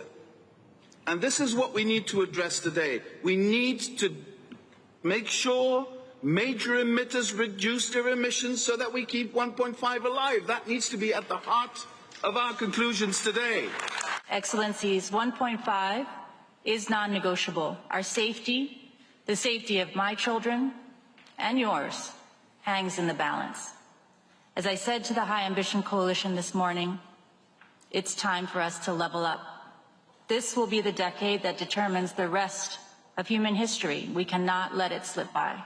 For Kenya and Africa, 1.5 degrees is actually 3+ degrees centigrade. This is what we lived in. This is what our communities live through. And that is why in Kenya and in Africa, we cry, we bleed. We bleed when it rains, we cry when it doesn't rain. So for us, ambition, 1.5 is not a statistic. It is a matter of life and death. For us, it is critical to enhance the call for action in this decisive decade and to have a clear call to present enhanced NDCs, especially for the big emitters. We understand that this is a systemic change in our economies, and for this reason, we also want clear languages on the need to eliminate all fossil fuel subsidies, not only the inefficient ones, and to accelerate the phase out of coal power. Many of you here, in one speech or another through the years, has said it's existential. And for many of you, it's not existential in the future, it's existential today. People are dying today. All around the world, the impacts are being felt today. And so we have to live up to the expectation of young people who don't want this place just to be a place of words. It has to be, in the next hours, a place of action. We are negotiating about our future. We are negotiating our very existence. We call climate change an existential threat. So that should not really be negotiable. But yet we are spending time and effort to negotiate that particular aspect. And why are we negotiating? Is it just to keep the UNFCCC process functioning? It is just to keep the heart of UNFCCC ticking away? Or is it to deliver real change which science demands and which the future generation is always going to hold us accountable to? Well, our climate change correspondent Hannah Thomas-Peter has more analysis on what we were hearing there in the plenary. The UK's view is very much that Alok Sharma is the man driving home this process, and he knows that there are some big problems still left to solve, however momentous the occasion. And we heard a little bit from 38 different countries there about their positions on some of them, and I think it's still true that there are big problems with the finance aspect of this agreement. Developing nations feel like they're being underserved, particularly on adaptation measures, although it seems to me from conversations with people on the ground here in the corridors that the adaptation section, that's the amount amount of money available for people to cope with the changes that are already locked in as a result of global warming, that paragraph is sort of inching towards conclusion. The most surprising element of the agreement text, which is not finalised yet but is still being worked on, is this language around fossil fuels and a promise to phase out unabated coal and inefficient fossil fuel subsidies. I think there was a real view that that language was going to disappear overnight. And we all woke up this morning, I'm just looking over my shoulder because all of the dignitaries and delegations are leaving now to see if we can catch any of them. There was a real view that some of that fossil fuel language would be weakened beyond all recognition or disappeared entirely. But it's still alive this morning, which was a real surprise. And I think there is now actually a hope that it will remain, particularly after pressure from the EU and others who have said that it must in order to be credible in the eyes of the public and to keep 1.5 within reach. There is some real wrangling still to be done, just checking my notes from the conversations I've had this morning on the issue of loss and damage. That is payments, really, to countries who've had loss and suffered loss and damage as a result of climate change. Often those countries, of course, have done the least to cause the climate crisis and are suffering the most. Certainly not there yet on loss and damage in terms of the negotiations.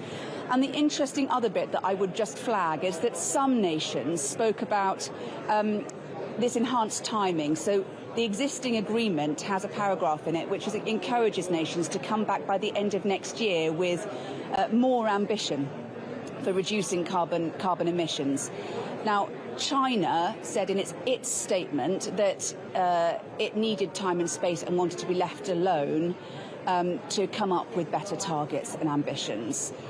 That is a position of some intransigence, I think, and a lot of work is going on behind the scenes to shift them, given that China opened the door to more cooperation with America in a political declaration earlier this week. Certainly the US and the UK believe that that language around ratcheting up a faster time frame for coming forward with enhanced carbon emission target reductions, all of that needs to stay in if 1.5 degrees of warming is to be kept within reach.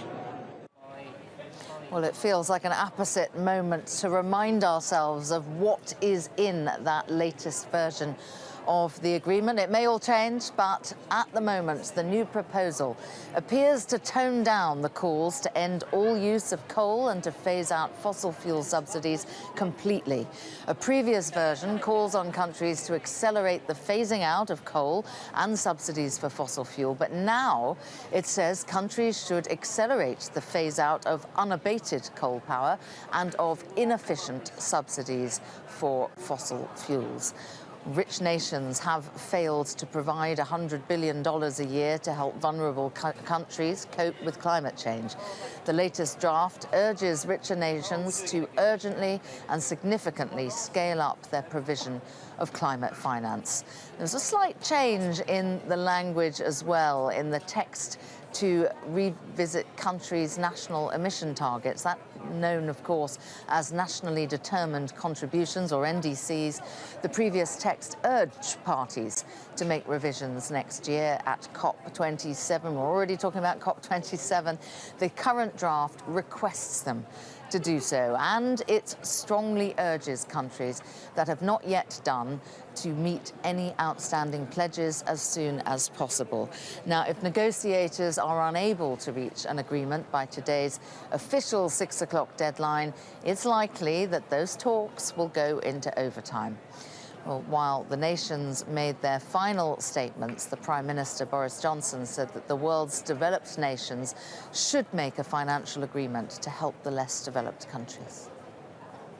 The developed world has to make that financial commitment to those who are on the path of development and who aren't responsible historically for those emissions. And that is where Prime Minister Modi of India is so emphatic. And, you know, frankly, he's right. We do need to see the cash on the table to help the developing world to make the changes necessary. But that's what needs to happen in the next few hours. People need to see that there's enough cash to make a start, there's enough commitments to make a start, and that if they can have the courage to do this deal, to agree the cover decision that's on the table today, then we will have that roadmap that will enable us to go forward and start to remove the threat of anthropogenic climate change. We won't clinch it all at COP, but we can start. Well, let's get some analysis on where we are. We've still got Michael Jacobs with us. He is Professor of Political Economy at the University of Sheffield and also professional COP observer, COP watcher. I know you've been to many in the past, Michael.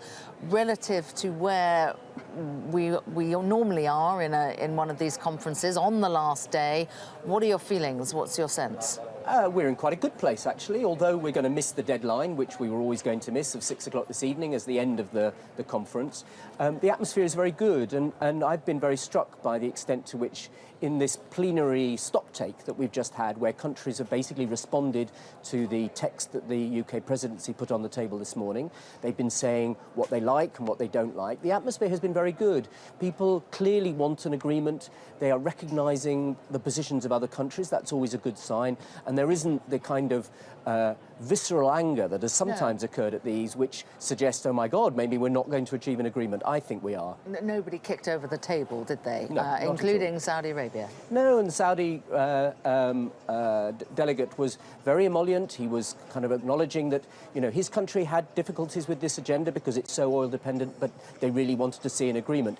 Now, of course, this is the public face of the negotiations. This is all broadcast live to the conference delegates here on your channel, and it's streamed by the UNFCCC. So these delegates are always on their best behaviour in these plenary sessions, and they don't always do exactly the same thing in the negotiating table as they say here.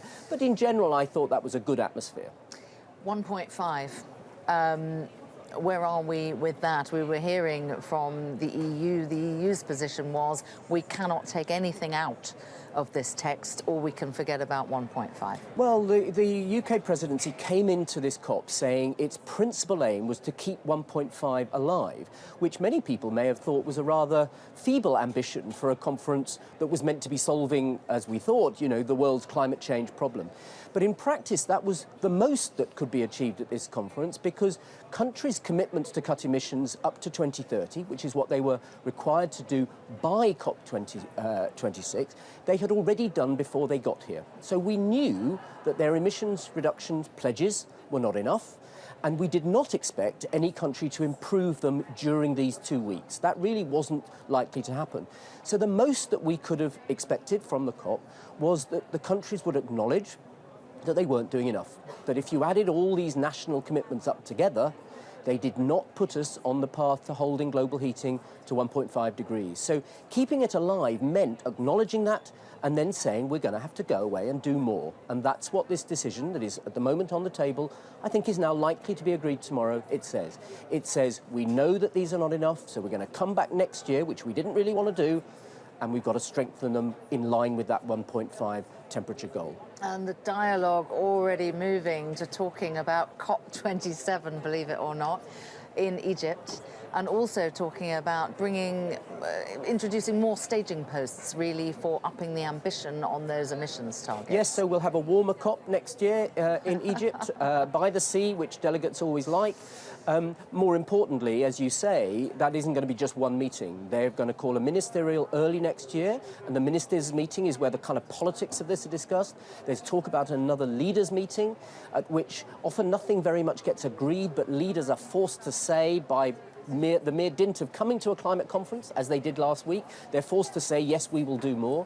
So those are all going to be pressure points. I would imagine that those demonstrators outside that you've seen again demonstrating today will be mobilising in force on the streets, online. They'll be pressurising their governments. I think you'll see a lot more young people, like we just had here in your studio, saying this is about our future, you've got to do this. So I think this is going to be a very tough year for governments.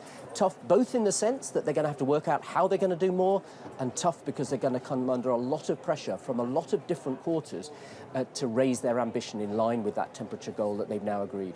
Now, with all the horse trading that goes on behind the scenes, so people having to give a little bit on their red lines, other countries having to give on their red lines, What's going to drop through the middle? What's effectively going to be the orphan of COP26? Is it Article 6? Is it carbon markets? The thing that I'm hearing just now is that the loss and damage provisions are the things that the vulnerable countries will not let go.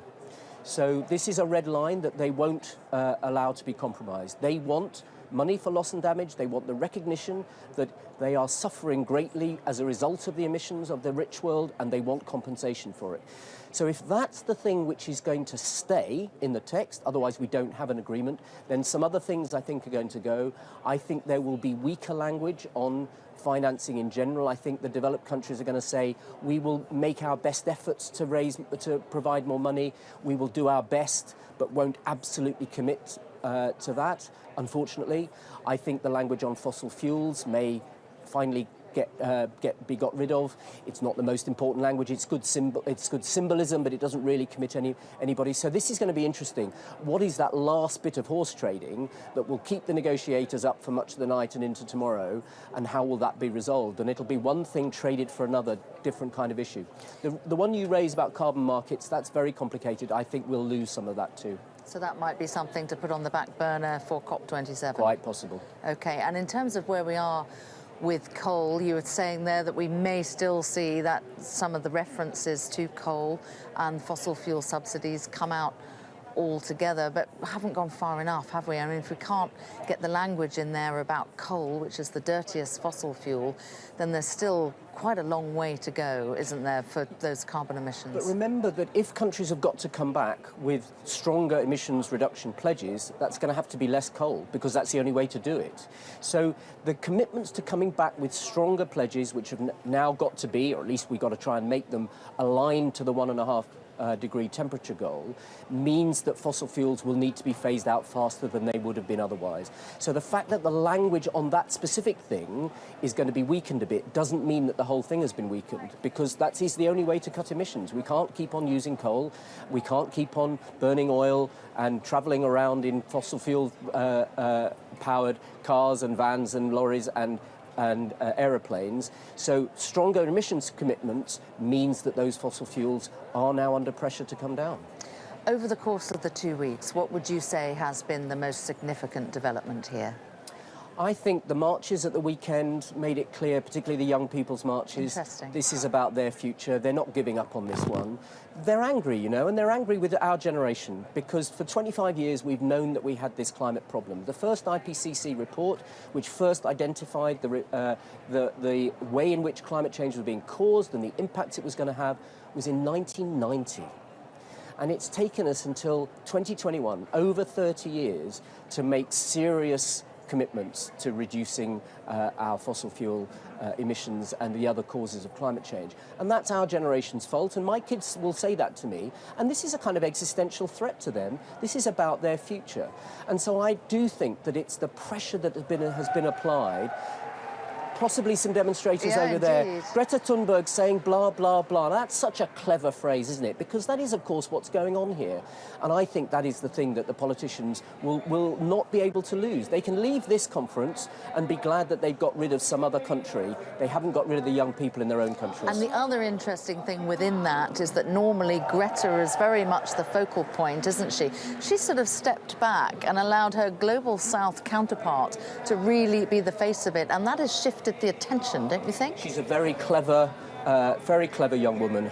The way in which she has articulated the problem, she's accepted no compromises on the science. We have to achieve this. And then, as you say, she's allowed other young people from other parts of the world to share the platform with her. I think is excellent, because it can't be left to the shoulders of one young woman. She's only 18. We've got to see this as a global movement of young people. And as I say, I don't think any leader is going to go away from here and going to be able to say, well, I've got rid of that, thank God. I think they're going to find that the pressure is even greater when they get home from the next generation of voters. And by 2030, some of the very articulate, passionate, informed people that we've been hearing from here are possibly going to be those leaders. They are. And I know some of them are planning to become MPs. And those ones will enter Parliament with a completely different mindset from the last generation. The last generation, most of them, with the exception of a few, came to climate change very late. You know, Boris Johnson only said he really understood this issue when he was briefed as Prime Minister. Now, that's a pretty disgraceful thing to say for a politician of his age. But unfortunately, it's true, and he's not the only one. The next generation have grown up with climate change. It's the issue that threatens their whole futures. They understand it's not just about them in rich countries like the UK, it's about young people everywhere, and they will make change. And I hope that we can see this conference as the beginning of that process. Yeah, because not just the leaders, but also the voters, aren't they? They are the next generation of voters, and young people in many countries are a majority. So the UK is an ageing population, and most of the rich countries are ageing. But most of the developing world have still very young populations, and those people are going to demand that their leaders, and when they become leaders, they're going to make those decisions to act finally on the climate change that we've known about for 30 years, but we've really not acted upon sufficiently. I'm being told that what we've got going on behind us there, Michael, you were referring to it, made a loud noise, didn't there? A bit of ruckus there. And it's a demonstration about fossil fuels. I understand it's being called the colossal fossil. And there's a fossil of the day leaderboard, and they're going to announce the fossil of the day. I'm not sure whether this is about fossil fuels or perhaps about the attitude of some of the people who are here. Well, the non-governmental organisations at every COP award a fossil of the day, which is a pun on the fact that it's fossil fuels, but also fossils are the old things which are defunct. And every day they award the fossil of the day to the country that has behaved the worst, or sometimes the companies that have behaved the worst that day. So we'll see which country is going to receive the accolade today. I'm just having a little look there. Yeah, I can't quite see who it is. Yeah, I think it's Australia. And perhaps also that looks like the Union flag as well. And perhaps the United Kingdom is up there as well. It's difficult to tell, but bringing colour, haven't they? All of these demonstrators bringing colour here to the conference for the last 2 weeks. And also you've seen the delegates from developing countries, particularly indigenous people, so people who live in forests that are being cut down around them, people who live on low-lying islands. They brought their national costumes. You know, I was standing in the queue behind a woman from the Amazonian rainforest in Brazil wearing the headdress that she might wear at home. And that's just given us an indication of how global this issue is. Yeah, and it's a big deal for people to travel here, isn't it? It's a very, very big deal. And they've been brought, they are the people who are suffering from climate change, if you like, experiencing it at its most dangerous. And they come into the conference centre and told us about it. And that's a very powerful thing, particularly from people from rich countries who are just often not quite aware enough of what it's like. Although in a lot of the speeches there was acknowledgement about the indigenous people who were here, but there doesn't seem to have been much progress in the text about the rights of indigenous people. No, and that's one of the carbon market issues. So in the carbon market question, a lot of the carbon market, that is, ways in which rich countries and companies buy emissions reductions somewhere else, usually in a poor country, because it's cheaper than doing it themselves. Many of those offsets, as they're called, are in forests where people live. And the people who live there should have rights over the environment around them. And that's what the indigenous people are asking for. And the text has been very weak on that. And that is not good enough. And those people have been forcefully telling us it's not good enough. You can't make decisions about our environments, they are saying, without protecting our rights. So do you think when we wake up tomorrow that there will be this final agreed text? That assumes, of course, that we've been to sleep. Yes, of course. I'm hoping to have had a few hours of sleep, at least. Where do you think we'll be in the morning? I think in the morning we will have another stock take, so I suspect the text will have been worked on. We may have a new text in the morning, or it may simply be that the presidency calls all the countries together and says, we're making good progress, you'll see some more progress in the text later on during the day. Because the individual countries will not be, not all the countries are in every little negotiating group now. It's really now down to the groups, and the groups are represented by the chairs of the groups. So all the African countries won't be in the negotiations tonight. It'll be the leader of the African countries and the African group. It becomes too unwieldy. So they need to report back to all of the African groups, and similarly in all the other groups. And then in that stock take, I would expect to happen tomorrow, everybody gets a chance to hear what's happened.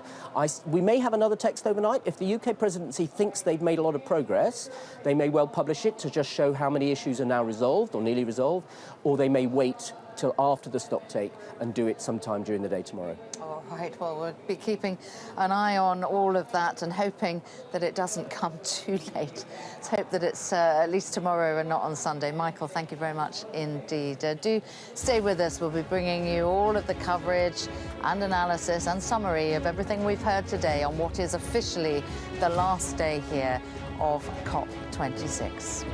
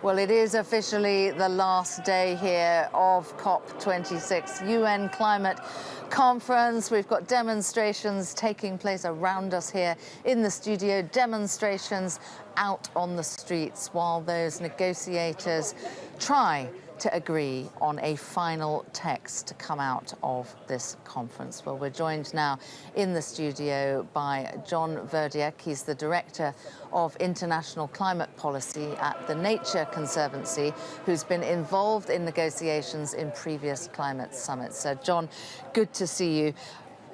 Listening to that stock take led by Alok Sharma there, what is your sense? Do you think that we are converging on something, or are we still quite far apart? I do. I think both. And I think time is becoming of the essence. In previous COPs, we often see this kind of towards the end. Negotiators often hold their final positions knowing there's a little time left.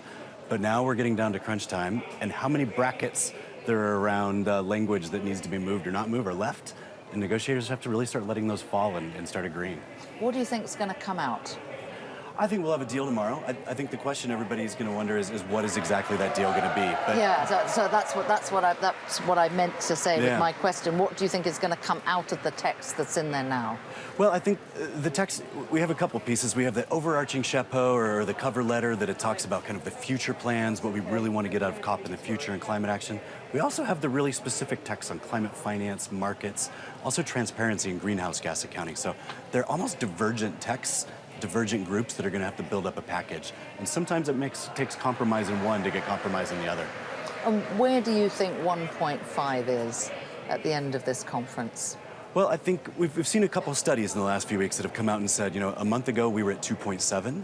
Now IEA said we're at about 1.8 or 1.9. But then Climate Action Tracker said it was 2.4. They did, but I think they're measuring two different things. Climate Action Tracker is looking at existing policies, so what countries already have on the books, and then the IEA is looking at NDCs. So these are almost their future pledges, which is what we want. We want countries to stick their neck out a little bit. We want them to be uncomfortable and hopefully have a stretch. So what's your sense? Has enough positive momentum built here? What will COP26 be known for, do you think? In my 10 or so years of doing these COPs, I've never seen this many announcements before COPs. Really? The leaders in the first 2 days, the amount of finance put forward, the amount of new ambition from new NDCs coming forward and pledges. I've never seen anything like that. So in a way, what I ask myself is, where are we going to look at COP26 with those pledges when we get next year to COP27 in Africa? Is that money hitting the ground? Is that action starting? But once you look under the bonnet of some of those pledges, there are a lot of loopholes. And what do you think has been the most significant thing that you've heard at this conference? I think just the size. I mean, obviously from the Nature Conservancy, we've seen $9 and $12 billion numbers out there for forests and nature and agriculture. We're starting to see more information of smallholders for farmers. We're starting to see all of these different pieces move together. At the same time, we're seeing renewable energy pledges. So To me, it's some of these pledges probably do have loopholes. Many of them are using some existing funding streams, but they're also adding funding streams to it. And you know, when you look at development finance coming out of a legislature in many countries, they have to go back to the legislature and get the money, right? So building upon previous years is actually important. I was interviewing a woman shortly before you who was coming to speak to us as a spokesperson for the Amazon. And she was saying, yeah, we had all these big pledges about deforestation. None of them saved the Amazon. Right. Well, I think we have an uphill battle in climate change. We have a giant system of the international economy that is working, and you know, sometimes $1 billion for climate is competing against $100 billion for something else. So this is where it actually starts to go to, how do we from here create programs or basically frameworks like the Paris Agreement that can help countries implement their own programs.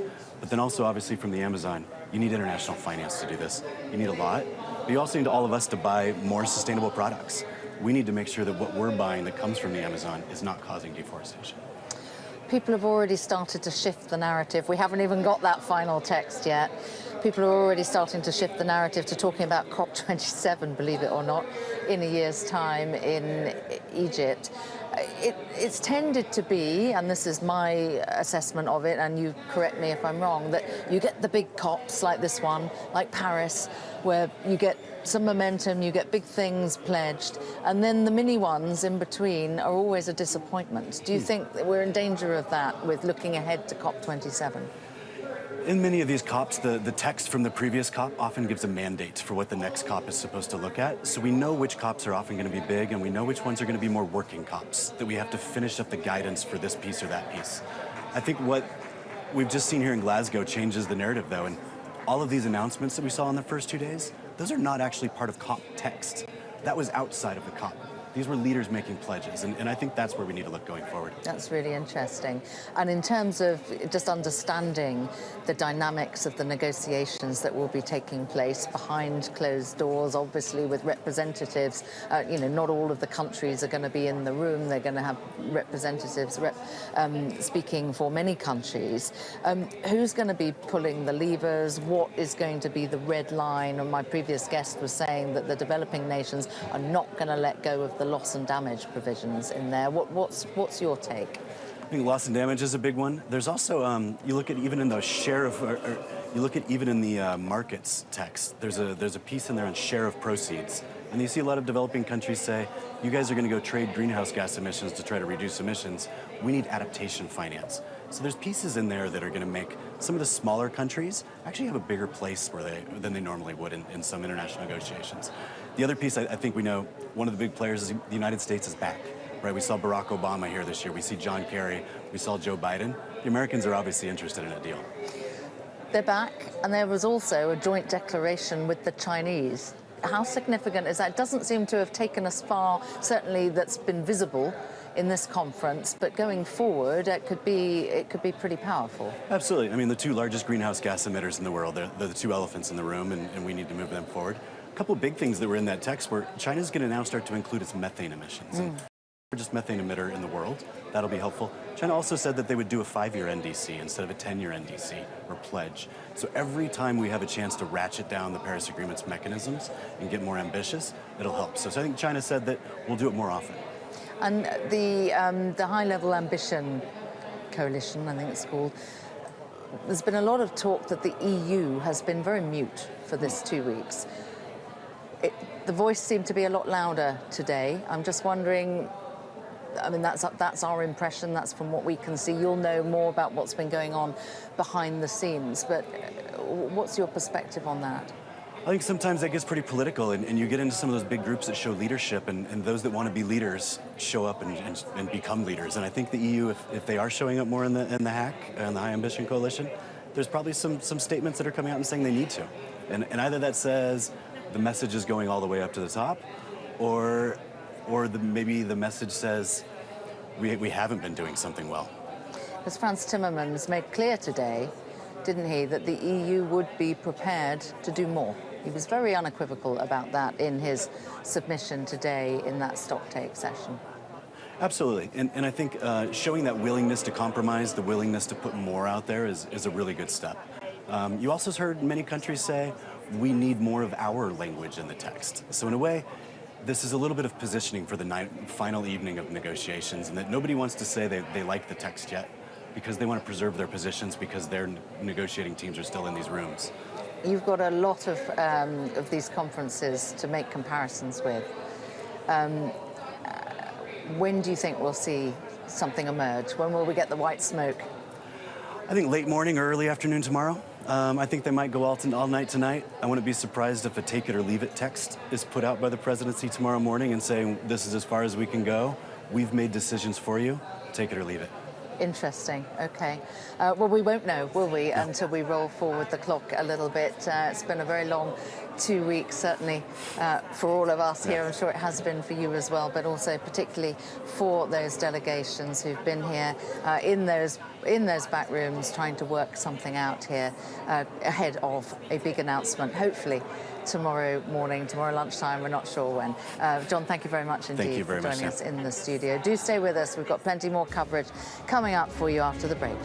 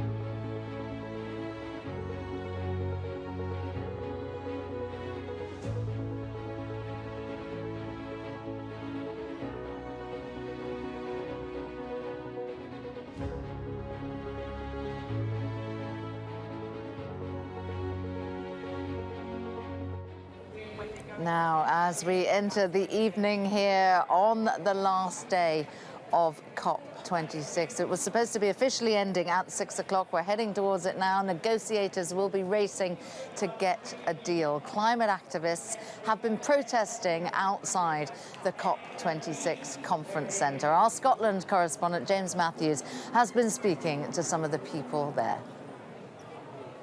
It's pretty quiet. Take a look that way. There were indeed protests earlier on today, something like a couple of hundred people gathered into this particular street right outside the venue. The protest they called the GTF protest. I won't articulate in full what that actually stands for, but a definition was given by Extinction Rebellion, who were organising it. I'll read you a couple of sentences from their Facebook trail for that protest. COP26 has failed from start to finish, they said.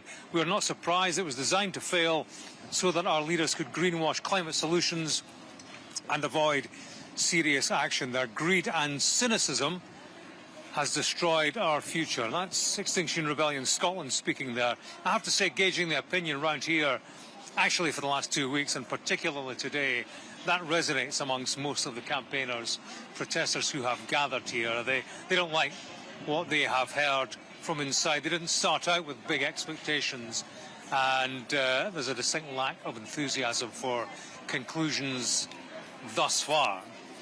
Let me just show you the line of police who are outside the turnstile entrances to the COP venue.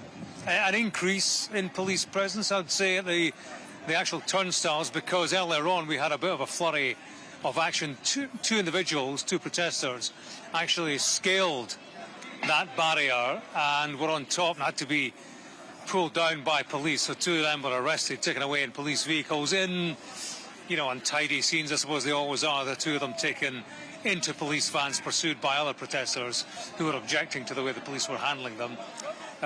All seemed a fairly routine arrest to me, I'm bound to say. There's a Squinty Bridge in Glasgow, the sun coming down. Over there to the right, of course, is where you are, Samantha, the venue itself, which is going into overtime. I'm going to try and have a chat with somebody who might be familiar to Sky News viewers. We've seen something offered in the past couple of weeks, because she and others went on a pilgrimage, came on a pilgrimage from London to Glasgow, 500 miles. They walked with hope in their hearts. Melanie Nazareth. Melanie, hi. Just talking about you as a familiar face on Sky 3 times. I think we spoke to you at the start, before this kicked off, midway through. Here we are on what should have been the final day. What do you think of what you've heard?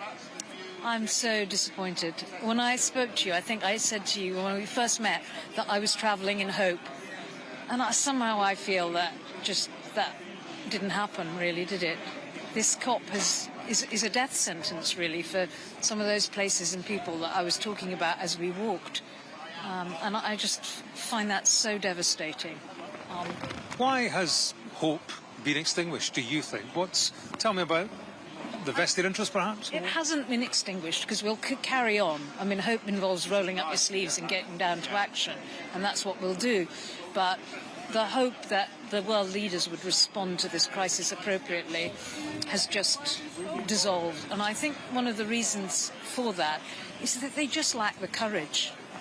They need to know that their people really depend on them and taking decisions that are difficult, and they don't want to, do they? It's short-termism, and it's not kind of immediate political benefits, so they won't take those tough decisions. And the future will judge them very harshly, I think, for it. I'm about to ask, you walked 500 miles here to make your point. What do you do next? What comes after this? Sort of having a rest and processing it all and then thinking about it. I think, actually, we really need to go into communities. We need to talk about what the impact of this is and ask people how they think we can really change this narrative. People across the UK, we need to think about what we're doing. So. Melanie Nazareth, always a pleasure. Thank you very much. Let's just have a look at your banner. It says no faith in fossil fuels, because this is from Christian Climate Action. So when I spoke to you, I was Extinction Rebellion Faith Bridge. It has Christian Climate Action, the activist group, in it, and this is our banner. All the colours of the political rainbow. Thank you, Melanie. Let's, if we've got time, let's just work our way along. You can see some of the banners that are here. There have been protesters out here every day representing, I think, a variety of political causes. Clearly, climate change has been at the heart of it all. And if we just swing left, let's have a chat with this gentleman here. Hello, sir. Hello. We're from Sky News. Hi. You're standing out here. Let's have a look at your banner. We are watching you. COP26. Slightly menacing. I feel threatened. But tell me, do you think they have felt threatened enough to make the changes that you wanted? I don't think they have. I think there's a lot of wheeling and dealing going there. I've spoken to a delegate on the train back to Edinburgh, and it's just business talking to business. That was the great thing. I'm disappointed, yes. Yeah. On the back of my rucksack, I've got the poster for the film The Day After Tomorrow. And that's where we're heading, really. That bad? I do believe it's that bad, yeah. Particularly where I experienced extreme weather last year. I was cut off by a landslide, and I live on a forestry track in Wales. It's happening here? It's happening here, yes. And the flooding, yes. Yeah. And what next, do you think? What next? Politically, I think we're in a time of huge change. And I'm worried also about political instability and about political leaders taking their eye off the ball and giving excuses, you know, like the Russians looking at Ukraine, the Lukashenko pushing poor migrants to the borders of the EU. And I don't believe we have the quality or the calibre of politicians to take us out of this mess. Thanks very much indeed, sir. I appreciate that. Excuse me. Hi there. We're from Sky News. You're standing with a picture of the Earth on fire. Is that where we are? Yeah, it looks like it. I'm more worried about what's going to happen in Glasgow, because I was just saying to my friends here, it's such a poor city because of Westminster and the restrictions, the kind of global economy. I don't think we're going to be able to afford to implement changes. I don't think poor people in Glasgow are going to be able to really meet the challenge. So, yeah, independence for Scotland, and I think that might help a little bit. You're from Glasgow, yeah? Yeah. What do you think this has meant for the city? An event of considerable prestige. Yeah? What has it meant for the city? I don't know. I think it's just been... I think people are just really sad that the people here weren't able to actually come to an agreement. So I just think of all my friends are just really upset today, really angry. Yeah. Thanks very much indeed. Well, there you go. Samantha, you can gauge the frustration, the degree of upset and anger felt amongst the protesters out here at what they wanted, perhaps expected from in there, but, you know, it wasn't delivered. Hasn't been delivered yet. Well, that's a pretty good summary of what is going on outside this conference centre. Also been demonstrations taking place inside this conference centre. We've just, one's just wrapping up just on the side of the set here. It's called the Colossal Fossil, and it's where they name and shame countries, leaders not doing their bit. And they've got a dinosaur there, and they announce who it is each month that they think has let the side down. Now, we were showing you some images of it earlier.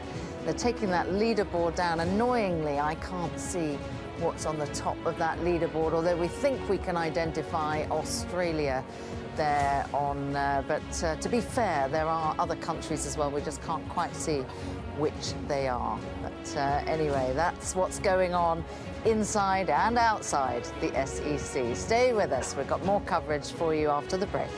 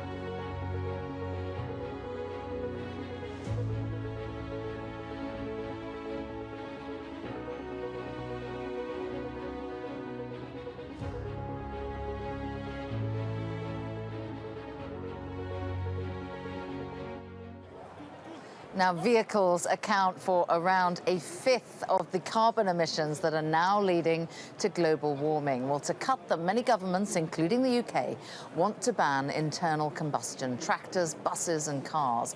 Well, Elon Musk's Tesla is leading the rush to electronic cars driven by batteries. But could we be missing a trick and overlooking alternative solutions involving hydrogen, one of the most widely available elements? Well, our editor-at-large, Adam Bolton, has been finding out. There are many miles to drive and many heavy loads to lift before we can end the petrol age and the burning of fossil fuels, which causes climate change.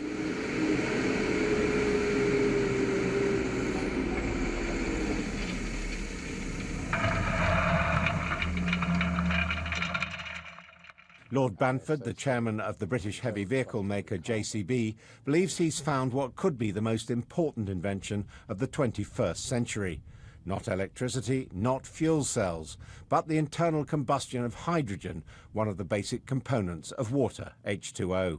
We started with batteries, and could we not have batteries across our range of machines? And we found for various reasons the batteries didn't work. So we had to look at an alternative, and the alternative was a fuel cell which is powered by hydrogen. The JCB team found that batteries were too heavy and fuel cells too complex and expensive. They also needed plug-in points. The technology for internal combustion engines is better known, adapted this time for hydrogen. We understand batteries, but we also understand the limitations of both the product and the infrastructure. We've experimented with fuel cells, and we realise that fuel cells have limitations. I think our customers always challenge us to produce machines that aren't too complicated, aren't too expensive for the market they serve, and this hydrogen combustion solution is just perfect for that. But hydrogen shares a problem with electricity. It'll only help save the planet if it is generated without burning fossil fuels. At the moment, around 95% of the hydrogen created for use in the UK is generated from fossil fuels. Where hydrogen has got a role to play is where the battery simply doesn't give us the functionality needed for longer distance travel or movement of heavier things. So could hydrogen be used to power lighter vehicles such as the family runabout? Fiona Spowers thinks so. She and her husband have raised £5 million through crowdfunding to build these prototypes in Wales.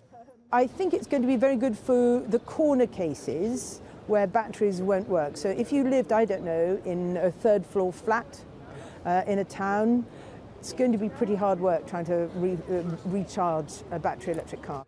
Hydrogen is potentially portable through pipes, compressed in canisters and in liquid form at super low temperatures.